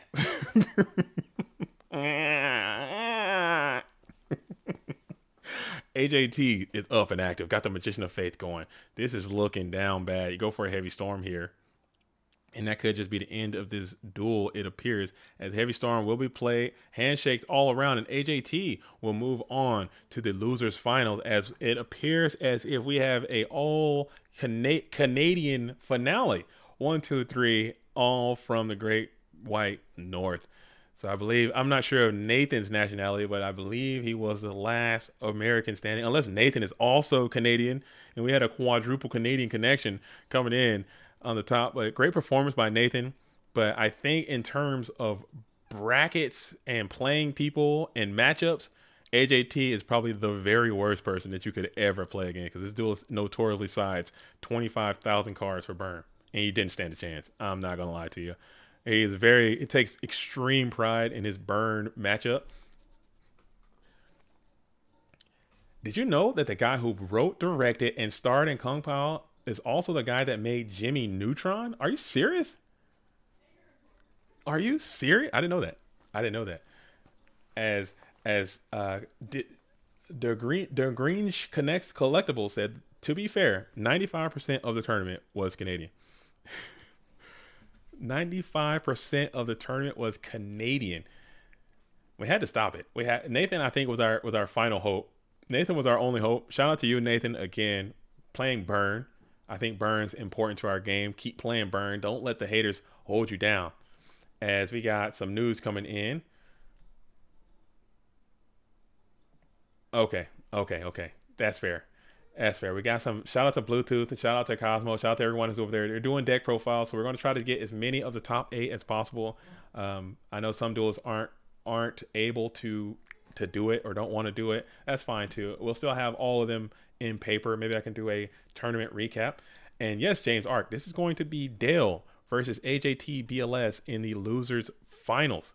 Okay, losers finals. Let's go ahead and I'm gonna go back to the screen for a little while I set up that screen, and we'll see where they're going to be standing here, or where they're going to be.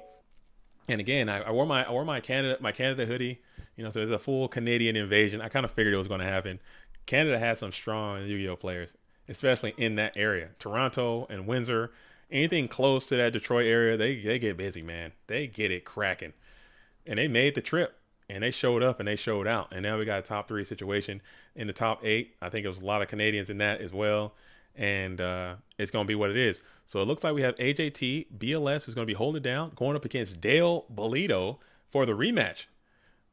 And Dale's already locking in. So Dale's coming. AJT is going to use the bathroom break. Take a quick bathroom break. I think I will do the same as well. Just use the facilities real quick. I will be right back. I'm going to be right back while they're setting up.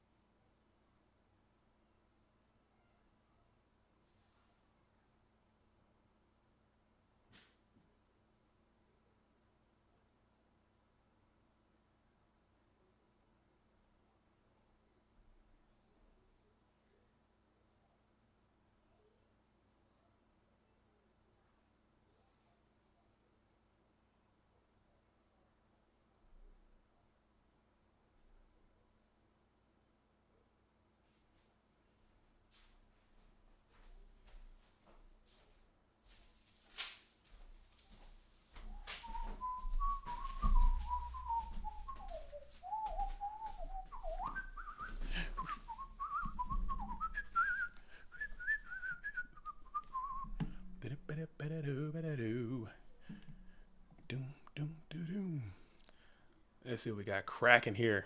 All right, Dale's in position. AJT is off the screen. Okay, so we're gonna hold it down right here and see what's cracking. It's gonna be Dale Bolito and AJT for the rematch. Dale kind of got lucky, not lucky. I'm not gonna say lucky. Dale kind of got the fortunate side of the original match they had. Now they have to play again. As Beto Clar, Ace V says, let's go AJT. We got some AJT supporters in the chat on this losers side finals. All right, so the winner of this will have to play Marcus, and they're going to have to do it in a double up capacity. They're going to have to come and play Marcus in a double up capacity. I think this is a good break for Marcus. He's been playing nonstop all day. So now he's had the opportunity to take a break to go on in and get some vittles, some nutrients, some rehydration, and get back in. So that's going to be kind of rough that Dale's also had the opportunity to sit around for a while. So this is going to be the losers final. I hate that losers. I don't like losers. I don't like putting losers on there. I guess that's what it is, but literally, man, calling people losers is just rough. As we got some people saying, we got Nate Dogg. Shout out to Nate Dogg, been holding it down with us all day. Holding it down. Game time, MI, holding it down all day. Great event. Put the dog finals on there. Now I'm gonna put losers. I'm gonna save the dog for our online events, just because we might be getting viewers who are tuning in and they don't understand. They don't know the dog. You know, I don't want to have to blow anybody's minds. People will be asking what dog is, what the dog's all about. And some people know. If you know, you know. If you don't, hey man, I can't help you. As Wavemint says, in Journey's hit song, Don't Stop Believing, the city boy is born and raised in South Detroit. That's a fact. Now, wait a minute, you're talking about singing. I got that one locked in. I got that one locked in. Okay, but I do like to do karaoke. That used to be one of my libangans. Okay, one of my hobbies I would do is karaoke, but I don't do it anymore as much as I would like to. But but that song is actually banned. I think that song is actually banned from karaoke because so many people want to sing it. And if you don't have that range, you can't get into it. You can't do it. You can't. What kind of music? What kind of music do you guys like? What's the vibe out there? Cuz we got a lot of old heads out here. What's the vibe? What's the vibe out there? You guys listen to that classic? Yo, Marcus checking in? Yo, how you feeling? How you feeling, Marcus? How are you feeling right now? Are you lit? Are you on cloud nine? Are you comfortable? Are you feeling like are you in a good position? This is a over the text in the chat box interview because I would love to have you come in and give me a call and just talk to the GOAT world right now. But there's something going down with my sound and I can't do it. Taking a little nap, getting rehydrated, eating some food, vibing out. That's what's up. That's what's up. You're chilling. You're big chilling. You're big chilling. Okay. So if the deck keeps running hot, this could be your event. This could be your day. This could be up to you. This could be up to you. Good luck, duelists. Knock this thing out. Get the dub. Watch out. You got some heaters coming your way. AJT, BLS, and Dale Bolito are both heaters, and they're coming your way, and they're gonna bring everything they got. So keep it copacetic, man. Keep it rocking. No big deal. No big deal. I was raised in the 80s and the 70s. Good stuff. But you know, the 90s jams hit us millennials in the field. Dude, 90s. Dude, come on, man. Come on, man. Come on, man. I like all music. I like all music. There's never going to be a right answer. Okay. Did I get this thing fixed? Oh, let me get the freaking text going while I'm sitting over here talking about music. Let me do my duties to Queen and Country and get Dale Bolito back at it again. Back at it again. AJT, BLS, back at it again. All right, let's get this thing going. But throughout I used to have like the certain types of music that I would listen to, certain type of music that I wouldn't. And I had like experiences where I would meet up with different people in different walks of life, and they would get me into different things. So I have a very wide range of music that I like. I have a very, very wide range of music that I enjoy. As we're going to go ahead and get this thing rocking, make sure the side deck is right. Let me pull the screen back up so we can see what's happening. And we're going to get this bad boy going down. We're going to get it locked in. Hopefully you guys are locked in. And hopefully you guys are ready to rock. If you've been with us all day, oh man, we're gonna finish this thing strong. So that's what I'm talking about. That's what I'm talking about. As we have Dale Bolito in the bottom side, we have AJT BLS on the top side. Shuffle up and deal. Last time Dale had a crazy swift 2-0. This time you think it might be a much closer. I think so. I don't think you're going to swiftly 2-0 AJT BLS 2 times. I don't think you're going to do that. I don't think this duel is capable of being swiftly 2-0. I think it's a double elimination menace. Let's get those red markers off of the screen for crying out loud. What are you doing, OBS? Get out of here with your eye holes. With your eye holes. Gorilla Biscuits, Dead Kennedy. I got a question though. Question of the day. How do you guys feel about the this is just a little bit of field study I've been doing. How do you guys feel about the progressive rock band Tool? The progressive rock band Tool. How do you guys feel about Tool? And I say this argument just to prove one thing, like I don't think there's ever going to be peace and harmony on anything. I don't think there'll ever be full agreement. I think the rock band Tool. Do you guys know who that is? The three answers I get when I hear about Tool is either they're just so bad, they're so good, or who the hell is Tool? That's typically what I get. As we're going to play Delinquent Duo, turn one duo, rough riding, as Dale Bolito is on the play Pot Agree. Oh my goodness. So now Dale's deck is on the heater right now, as we're going to go ahead and play Pot as well, and Chair. Oh my goodness. So Sorry. We got we got full Trinity. As Ghostwriter says, not a fan. Not a fan. Oh man. As AJT is on tilt mode a little bit. Tilt mode activate. Dale comes out with a full trend opening. Hate to see it. Hate to see it. Hate to see it. Hate to see it as Nate is retracting his statements. I mean, full trend, it sucks, man. But it doesn't happen. It doesn't happen that often. Have seen it happen quite a bit in these tournaments. I don't know what the hell's going on. That's why you got to. I'm telling you, I'm shuffling the apps. I don't care. I don't care if you are Saint Thomas Aquinas, dude, and you pass me your deck, and you're honest Abe, Abraham Lincoln, you pass me your deck, I'm going to shuffle that thing into oblivion, bro. You're gonna might need some new sleeves after I get done shuffling that thing. I do not care. I don't care. I'm mixing, I'm matching, and go, dude.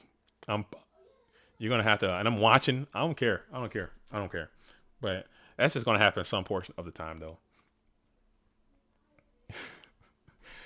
As Spooky says, I feel like we're more you talk. I feel like we're more kindred spirits. Tool is one of my all-time favorites, easily my top 5. Oh my, thank you, Spooky, thank you. 'Cause, no, I just want to prove. I just want to say that to prove a point is because some people either really really like Tool, they really really don't, or they really don't know at all.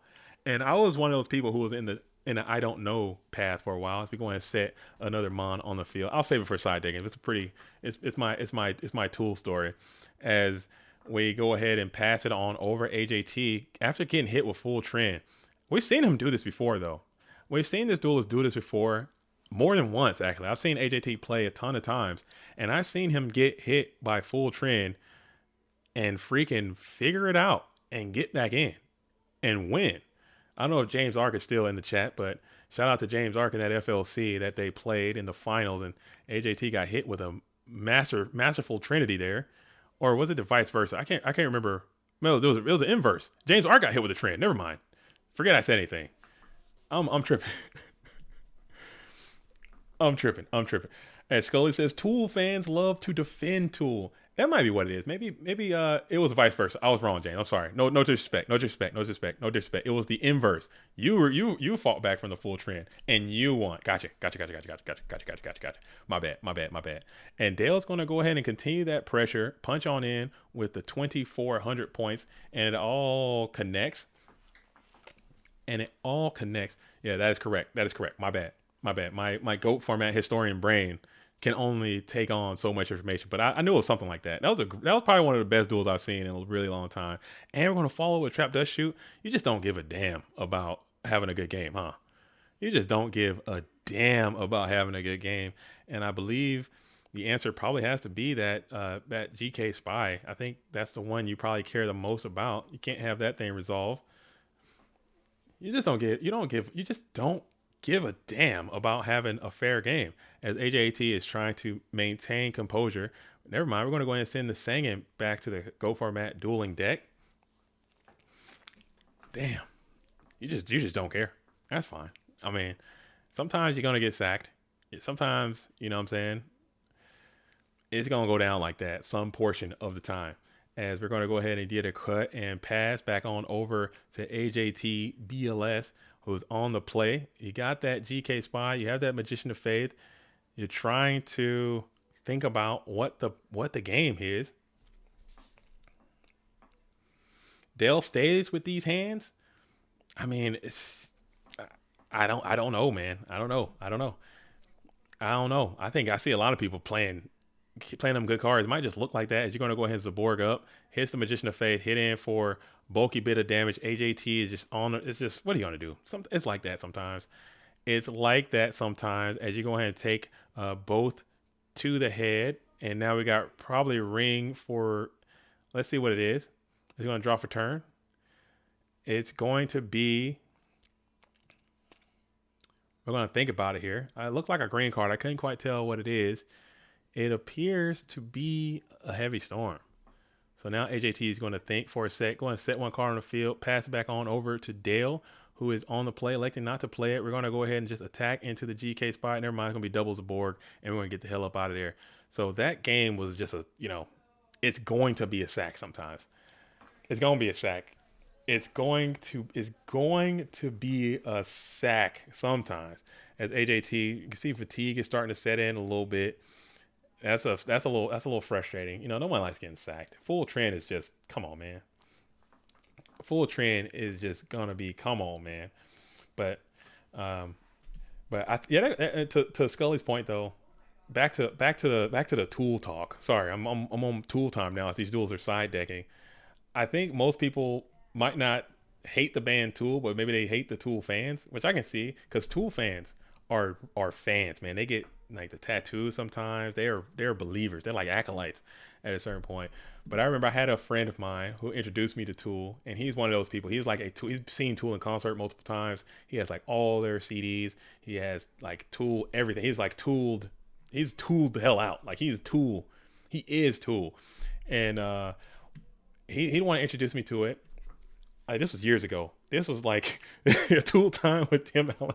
Yeah, this was years ago. This was like when that song when that 10,000 Days album came out. It was like, bro, you don't know Tool? You gotta listen to Tool, man. You gotta listen to it. It's got this. They got the harmonies. They got the drums. They got the thing. And I was like, I got the MP. I got all the music. This is on MP3s back in the day. So I got all the music, put it on my computer, and I listened to it. And I was like, okay, that's pretty good. And I didn't think anything about it. Fast forward, I was at home and I was driving. I was moving from North Carolina to Georgia. I'll never forget this. I was moving from North Carolina to Georgia, and my family had already gone ahead, and I was driving by myself because I had this truck, like the moving truck, and I was driving alone in this truck, and I was like, man, I need some music, and I remembered I had all that Tool music. I put Tool on the CD player, or whatever, on the speakers, on the radio, and I'm telling you, I have never had an experience like this before. I absolutely like teleported. Like I transcended my body. I escaped my body and I drove from North Carolina to Georgia and it felt like, oh crap. Oh crap. Okay. We're back. We're coming in. Sorry. We're coming back in. Sorry. I don't have teams. I'm not paying for teams. It happened right on side decking time though too. So that's cool. At least they held on to it so we can get to side decking. I'm not paying for Tool. I'm not paying for teams. It ain't gonna happen, bud. Teams not gonna do it. Not gonna do it, bud. We're just gonna keep resetting this thing, dude. Get over it, bud. But yeah, I was riding out to this Tool, man, and I freaking like had an outer body experience, and I was like, I think I was hypnotized. I really do. I to this day I can't explain what happened, but that has never happened before or since, and it was pretty cool. It definitely getting hacked by the end of the night. Oh yeah, we're probably already hacked. My favorite. I'm a reg. Dude, I love Sober. Sober is just probably one of the greatest songs ever written. And I'm saying that I don't care. I'm a Tool homer. I'm a Tool fan. But that beating, beating, beating, beating,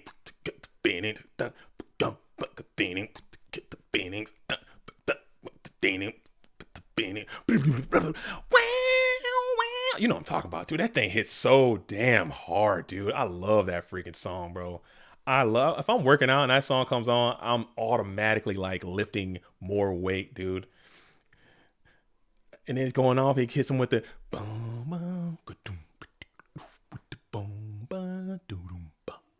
if I put it on right now, if they didn't DMCA the hell of us, I would put that junk on right now and jam. I love it, dude. I love it, dude. I am just a worthless lie. Come on now. I am just an imbecile. Dude, now AJT gets the duo. What is going on? I've seen so many duos being played turn one, and I'm about to lose it, bro. How does it keep happening? I've seen so much. Okay, maybe I'm listening to Tool, and if you try it out, if you never heard Tool before, just give it a shot. They got some absolute slappers, dude.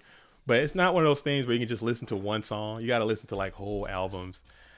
Like I'm telling you, it's it's like what's that song? Why now? I don't know the words. How to go? Right now, hold on. The inside, it's home. But experience. You know what I'm talking about? This body. Dude, that goes so hard, dude. Because you have the really slow version before, and then like just wow, wow, wow. It just sets you up, and then that thing drops out, dude, and it just jamming, bro. It's so cool. And then it hits you with the second part. I want to be alive and breathing. Dude, come on, man. That's come on, dude. It's so good. This body's an immortal, pain is an illusion. Wing blast on a breaker is a feels bad type situation. Parabola, yeah, that's what it is. That's what it is. That's what it is. But there's a parabola, and then there's like, I think, on at least on the CD, they broke it up into two songs. But the video is like a 10-minute video. I love it. And now we got Pot of Greed here. We're gonna flip Serpent, summon Breaker, continue the aggressive approach. Actually, we're gonna think about this. Pass back, Pot. You can't summon. I think you already summoned. I don't know what's happening here. As we're going to go ahead and think about it for a second. AJT on the play. Sends Serpent up and active. And now it's time to duel. We bring forth Thunder Dragon.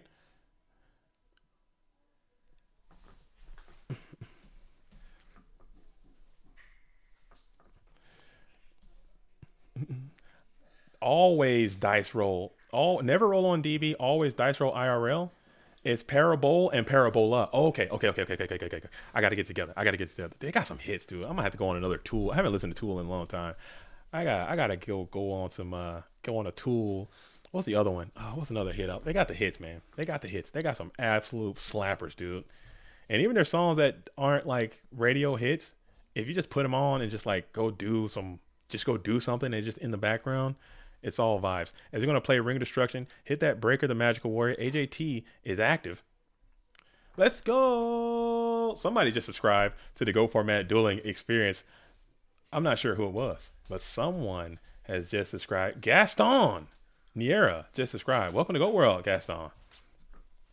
10,000 Days is my favorite album. 46 and 2s is one of my favorite songs by them. That and Schism. Oh, Schism. Schism is good. How's that one go? How's it go? Schism. Schism. Says, is that the one? How does Schism start? Let me see. Let me play it on my phone. I like that one too. Schism is a good one. I don't know if I hear it for just a second. Schism. Tool. Sorry, I'm distracted. I don't want to get DMCA'd, so I'm gonna play it for just a brief second on my phone. Oh yeah. That song slaps, dude. That song. I know the pieces fit cause I watch. It's so good. As Dale's got BLS on the field, Resolve BLS is usually gonna be JDZ talks goats and tunes. Dude, I can sit here and talk goats, tunes, and movies all day long. I love music, man. I love movies. As we're going to go ahead and use Breaker, hit the snatch steal that was set onto the field, pass it back on over. Looks like we're going to go ahead and be prepared to shotgun a standby phase maneuver here. Again, this is another instance where Regeki Break is just superior. If you wing blast and stack that BLS, you're going to feel bad. Let's be real. You're going to feel horrible. But if you have Regeki Break, you're lit and you're moving on. You're feeling lit. You're like, okay, problem solved, problem staying solved.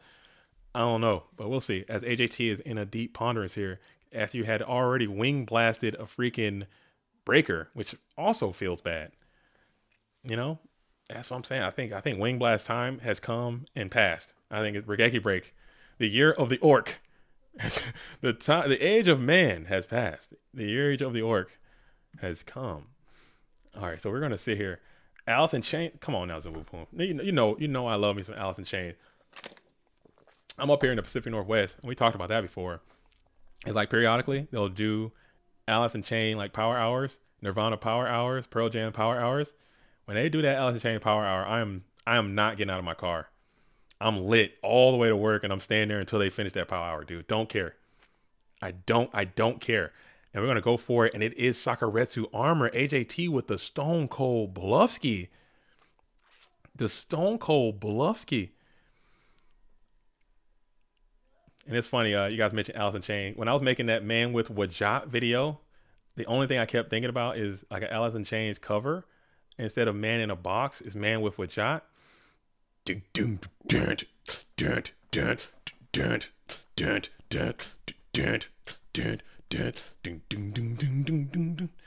I am a man with woodjot. Come on, you know what I'm talking about. Buried in my shit. Oh, can I say that? I don't want to say that. You guys know the vibes. As we're going to smack on in, I love Alice in Chains, bro. Being up here, you can't help. Like, I try to avoid, like, because I didn't grow up listening to that kind of music. I really didn't. It was all like hip hop. It was all R&B. It was all like classic '90s, you know, whatever. But when I came to the Pacific Northwest, it just took over. It just took over. It took over. It took over. You can't avoid it, man. It's a part of the Northwest culture. You cannot avoid it. As we're going to go ahead and run into the Shining Angel, which allows you to go to your dueling deck, get another light Mon with 1500 or less attack. Stay in my eyes. Come on now. I love Valid James, man. They got some heaters too. They got some heaters. Soundgarden.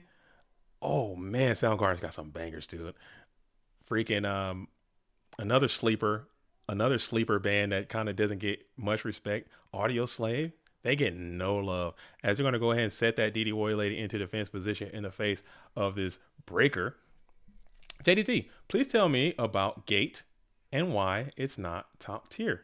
Gate, like Reasoning Gate.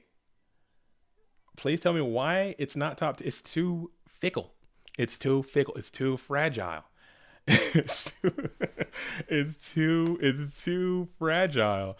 It's too soft, man. Reasoning Gate, it's a very great deck. It's extremely powerful. But when you come to see in these highly contested, competitive arenas, Reasoning Gate tends to not perform as well because it's going to have consistency issues.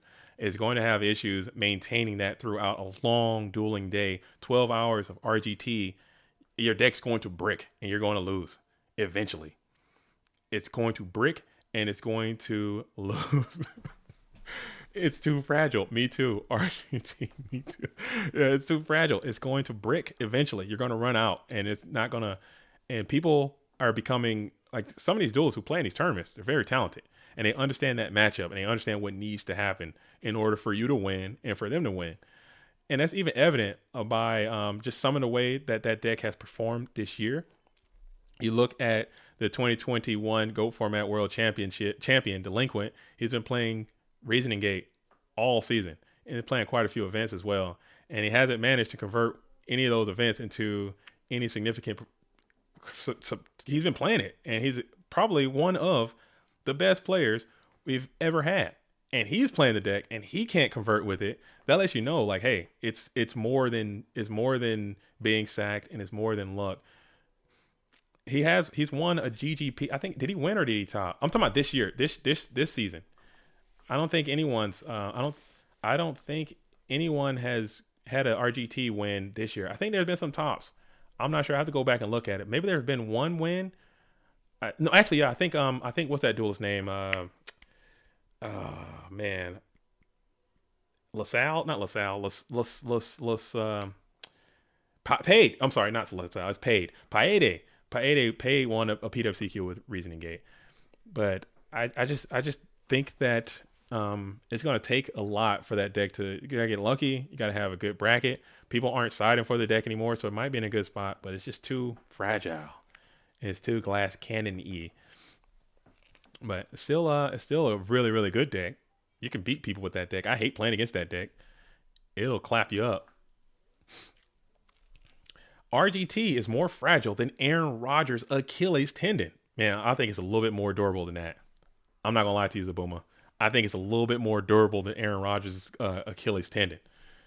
Because that thing came out and it exploded in like 35 seconds. Like, it's gone, dude. It's completely just obliterated itself. I'm talking, it came out and just like one light, one dark, banished my whole Achilles right there. And we're going to think here.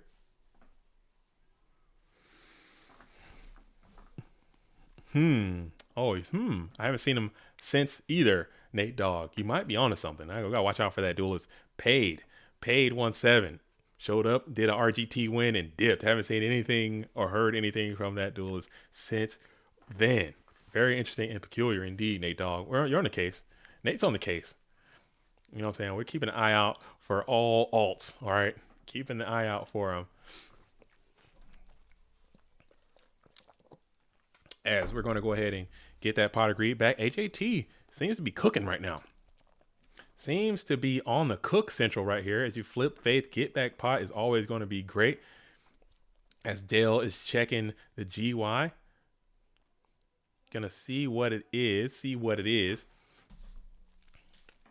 See what it is. And NSTR apparently, as we are at 6:36 PST. So we're almost at 10 p.m. EST. These duels are getting in. As we're about to hit the 12-hour mark, folks. If you're not built like that, you need to check the tank. See how much you got left. 4 quarters. Hold it up. As I gotta shift this thing over. Actually, my thing is kind of messed up. Let's shift it back over again. Let's see if that works. If we can see what's happening there. That's a little bit. Looks a little bit better. I think I was too far over to the right. You guys didn't even tell me. As I got players not even on the screen. I'm tripping over here. So I'll slide this down a little bit. Slide it over so we can get the full presentation onto the screen. I kind of moved it over a little bit once Streamlabs or team viewers elected to quit out on us. I got to readjust this each time. So we're going to do it live. We're going to do it live. I don't mind.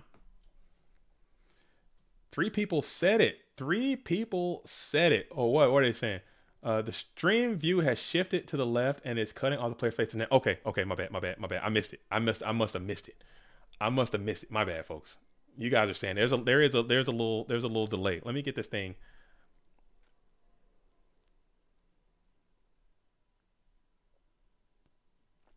All right, let's see. Hold up. Let me try it again. Got some messages coming in, and we have. All right, how's that? Is that any better? No, now the Detroit thing is. I gotta make it a little bit smaller. All right, I'm gonna fix this. We're gonna make this right before the finals. I don't want to have it all jacked up. You know. All right.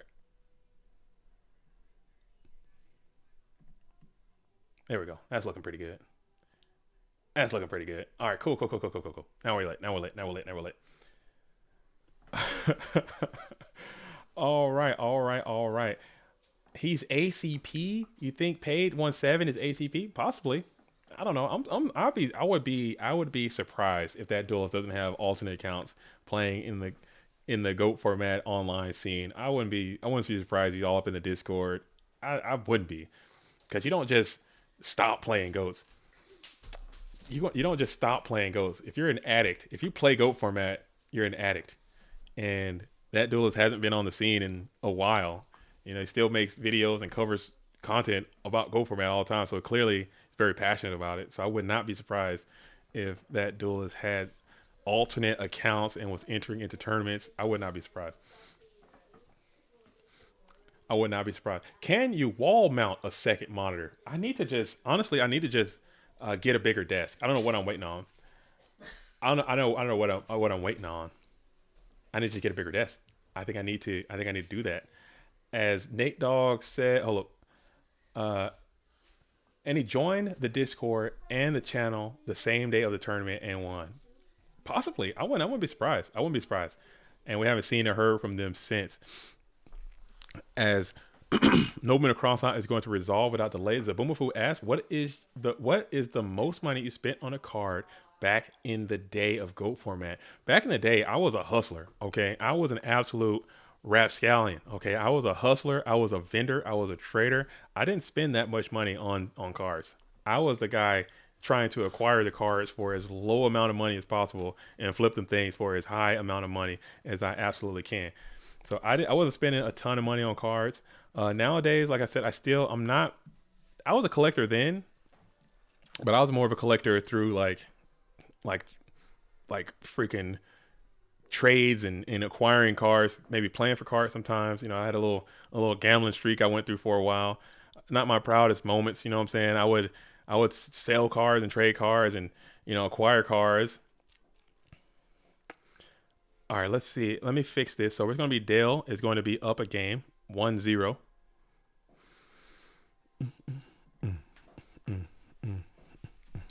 You guys going to be thinking about damn Alice in Chains, man. Feeling, they had so many hits. And so I find. I don't know what the hell he's saying, dude. Nobody knows.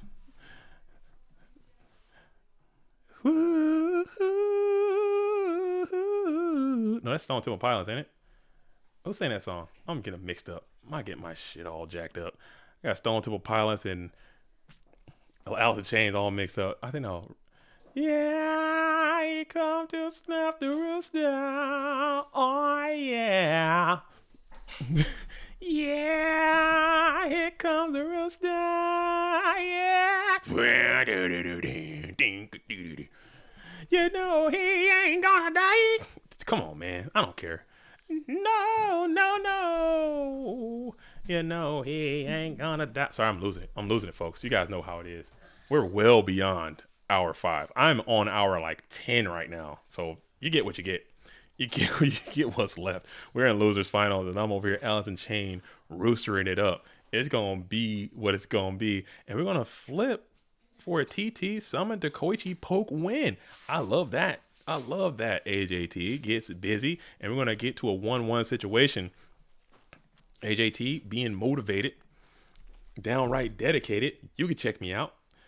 And now we are going to rock and roll to a 1-1 situation. Marcus needs to start warming up because it's getting late. It's getting late, folks. It's getting late, but we're going to see this thing through. Look at the fatigue, man. Look at the fatigue. Look at the faces. I love these cameras, by the way. I'm so glad they set this up. I love seeing their faces. Man, what you talking about, Willis? We're getting the best of JDZ. Dude, this is what you get. 12 hours. I'm delirious, man. I'm not delirious, but I start losing it, man. This is because we went pretty deep in that other stream, and now we're pretty deep on this one. So we got to be sitting pretty long in the tooth of this GOAT format dueling stream. Go ahead and hit the like button. We're almost at 100. JDZ's southern accent is S tier. I can do commentary with my southern drawl. Honestly, that's my natural accent, believe it or not. I'm from Georgia, born and raised, and I had to work really hard in terms of speech therapy to not talk like that. I had a pretty dramatic stutter as well. And I still do have a stutter from time to time. You guys can hear it. I got crutch words that I use to try to prevent myself from stuttering. That's work, man. Had to put in the work. Get rid of that. As we're going to go ahead and Dale's going to get a shuffle up. AJT shuffling up, getting a side on. Getting a side deck on. And oh, man, I still got another sandwich right here I need to absolutely pulverize. I'm going to go ahead and smack a couple pieces of this right quick.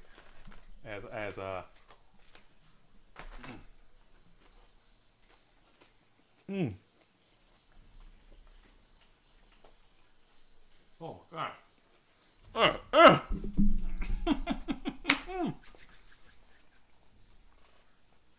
Yo, something about Jimmy John's, man.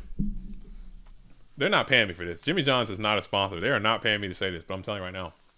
There's something about Jimmy John's, man. They got something figured out over there.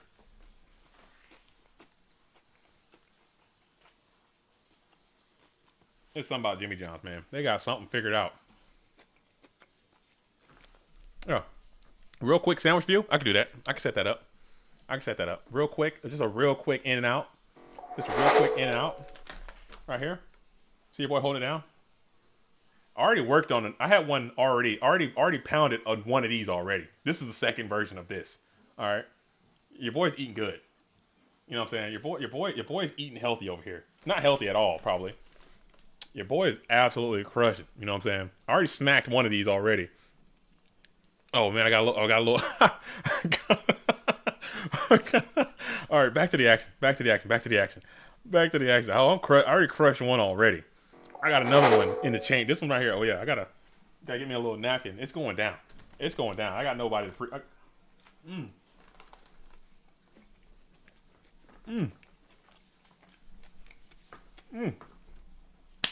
On stupid. Ah, dang. Oh, go to Jimmy John's, man. Out here slamming footlongs. This is like I ate like 2 feet of sandwiches, bro. I ate at least 20 inches of sandwich. I'm not even gonna hold you. And I don't even feel bad about it either. I just don't care. Hey, Mama. I don't even care.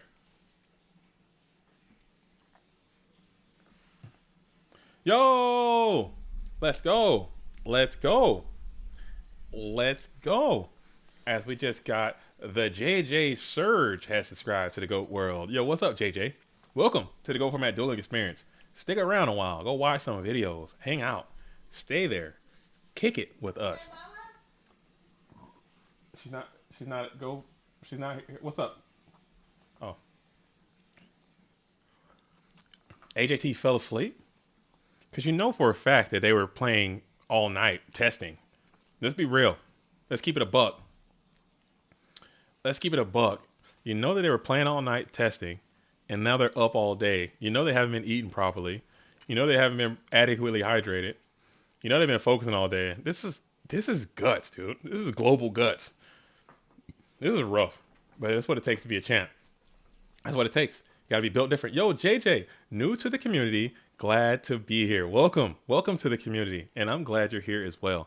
Make sure you also get into the GoFormat.com Discord if you're interested in playing GOAT Format. Also, if you want to play, no matter what level you want to play on. I already smashed the whole water. I got to smash another one too. I need to get rehydrated. No matter what level you plan on playing on, as Dell go ahead and gets the trap dust shoot. AJT opens double thunder. It's looking bad. It's looking bad. You got double thunder, all brown. You got nothing but brown in your GOAT Format dueling hand. It was a double thunder situation. That's rough and rumble. You don't like that. You're rough. The man. You're not new, man. The man. I've seen you around. I've seen you around too many. You're not. No one welcome the man. Do the opposite, in fact. Unwelcome the man. As AJT, I believe, opens double thunder. That's rough. That's rough. We're on hour 11 of the tournament.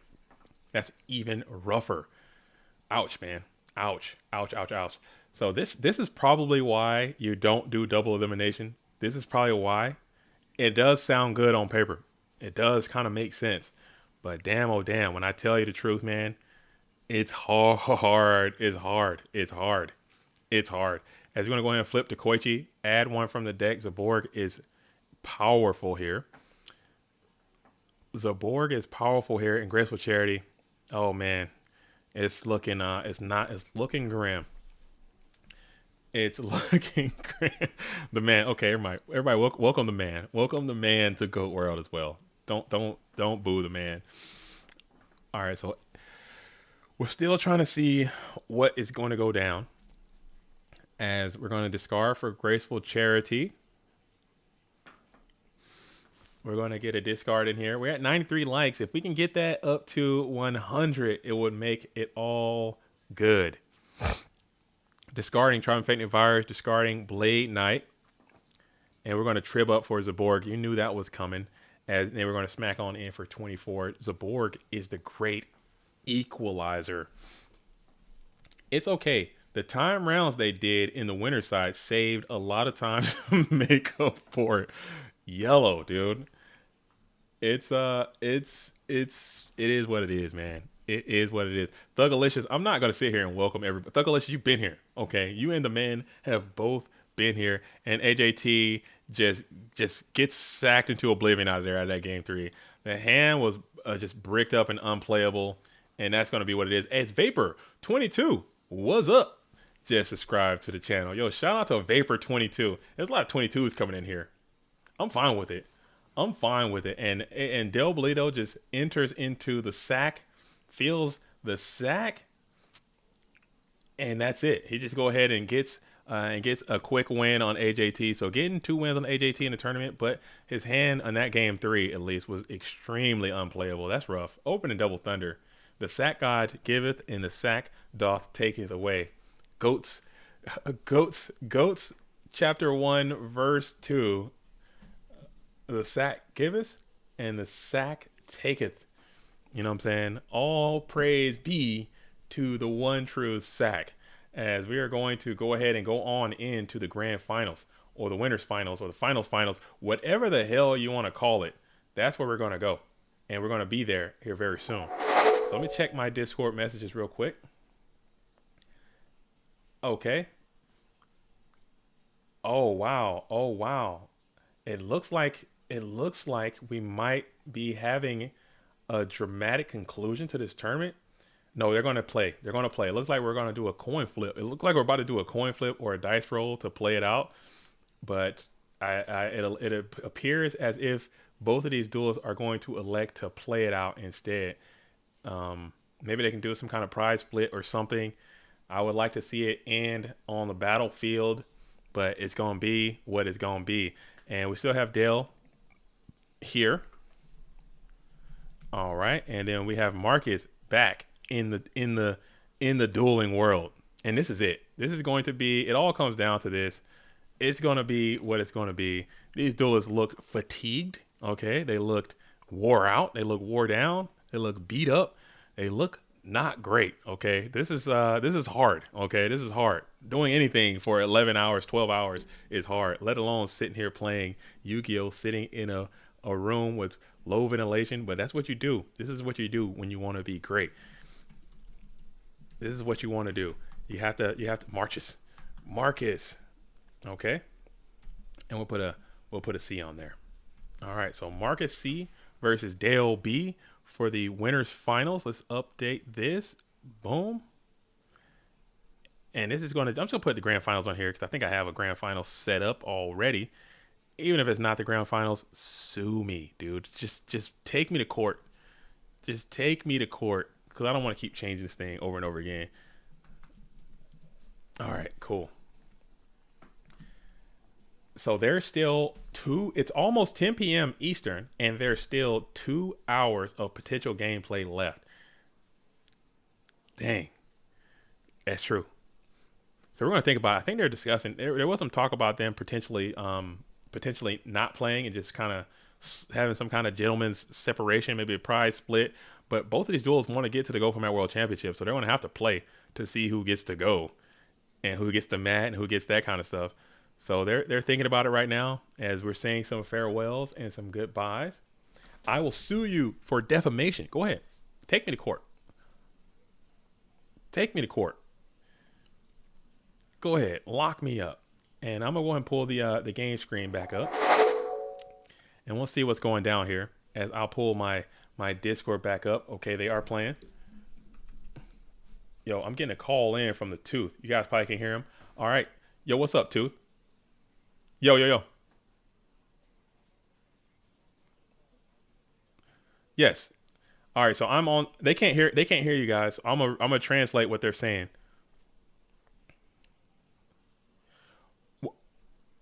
What's that? You guys are breaking up a little bit.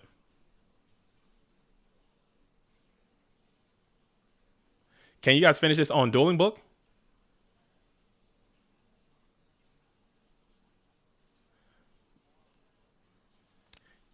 So you guys are saying that you want to cut this final short and finish it tomorrow on Dueling Book?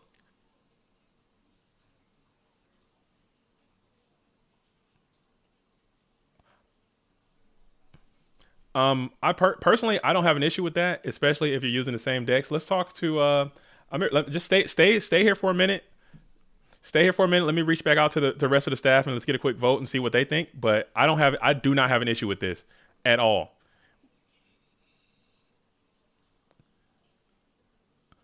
And you say, can you guys play tomorrow? Is there a possibility that you guys can do it tomorrow?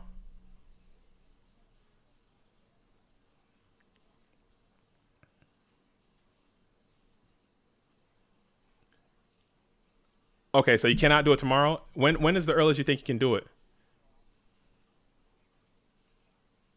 Monday?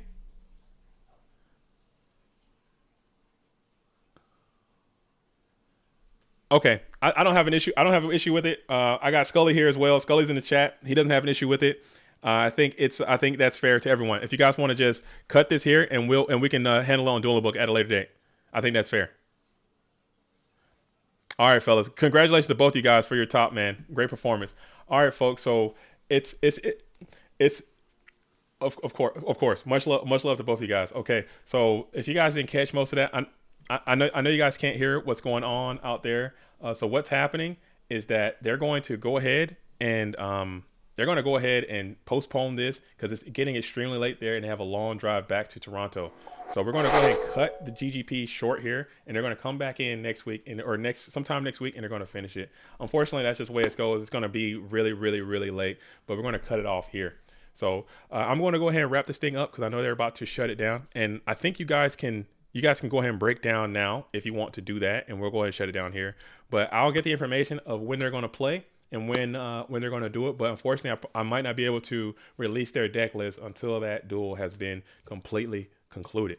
So we'll probably get them in sometime next week. Either I can stream it or maybe we can get Bluetooth to stream it. Someone will announce when it's going to happen, and we're going to get everybody back in here to get this dramatic conclusion of GOAT Grand Prix Detroit. Other than that, it's been a fantastic event. I had a blast being here locked in with you guys all day. It's been an absolute treat, pleasure, and honor. Again, huge shout out to Game Time in Detroit for hosting this event. It was spectacular. You know what I'm saying? You guys really went above and beyond for this one. Shout out to Cosmo and Bluetooth for helping set up this stream. You know, shout out to all the participants who came in from all over the world to participate in this GO format dueling tournament. It has been a tremendous honor.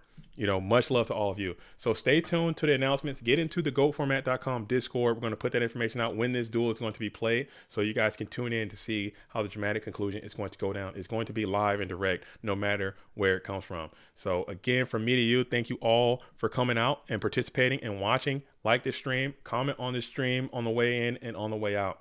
But that's all I have for now. Until next time, I'm JDZ. I play Ghost. And next time, shout out to all the real ones. Salute to the OGs. GOAT Grand Prix Detroit will continue on. Thank you all.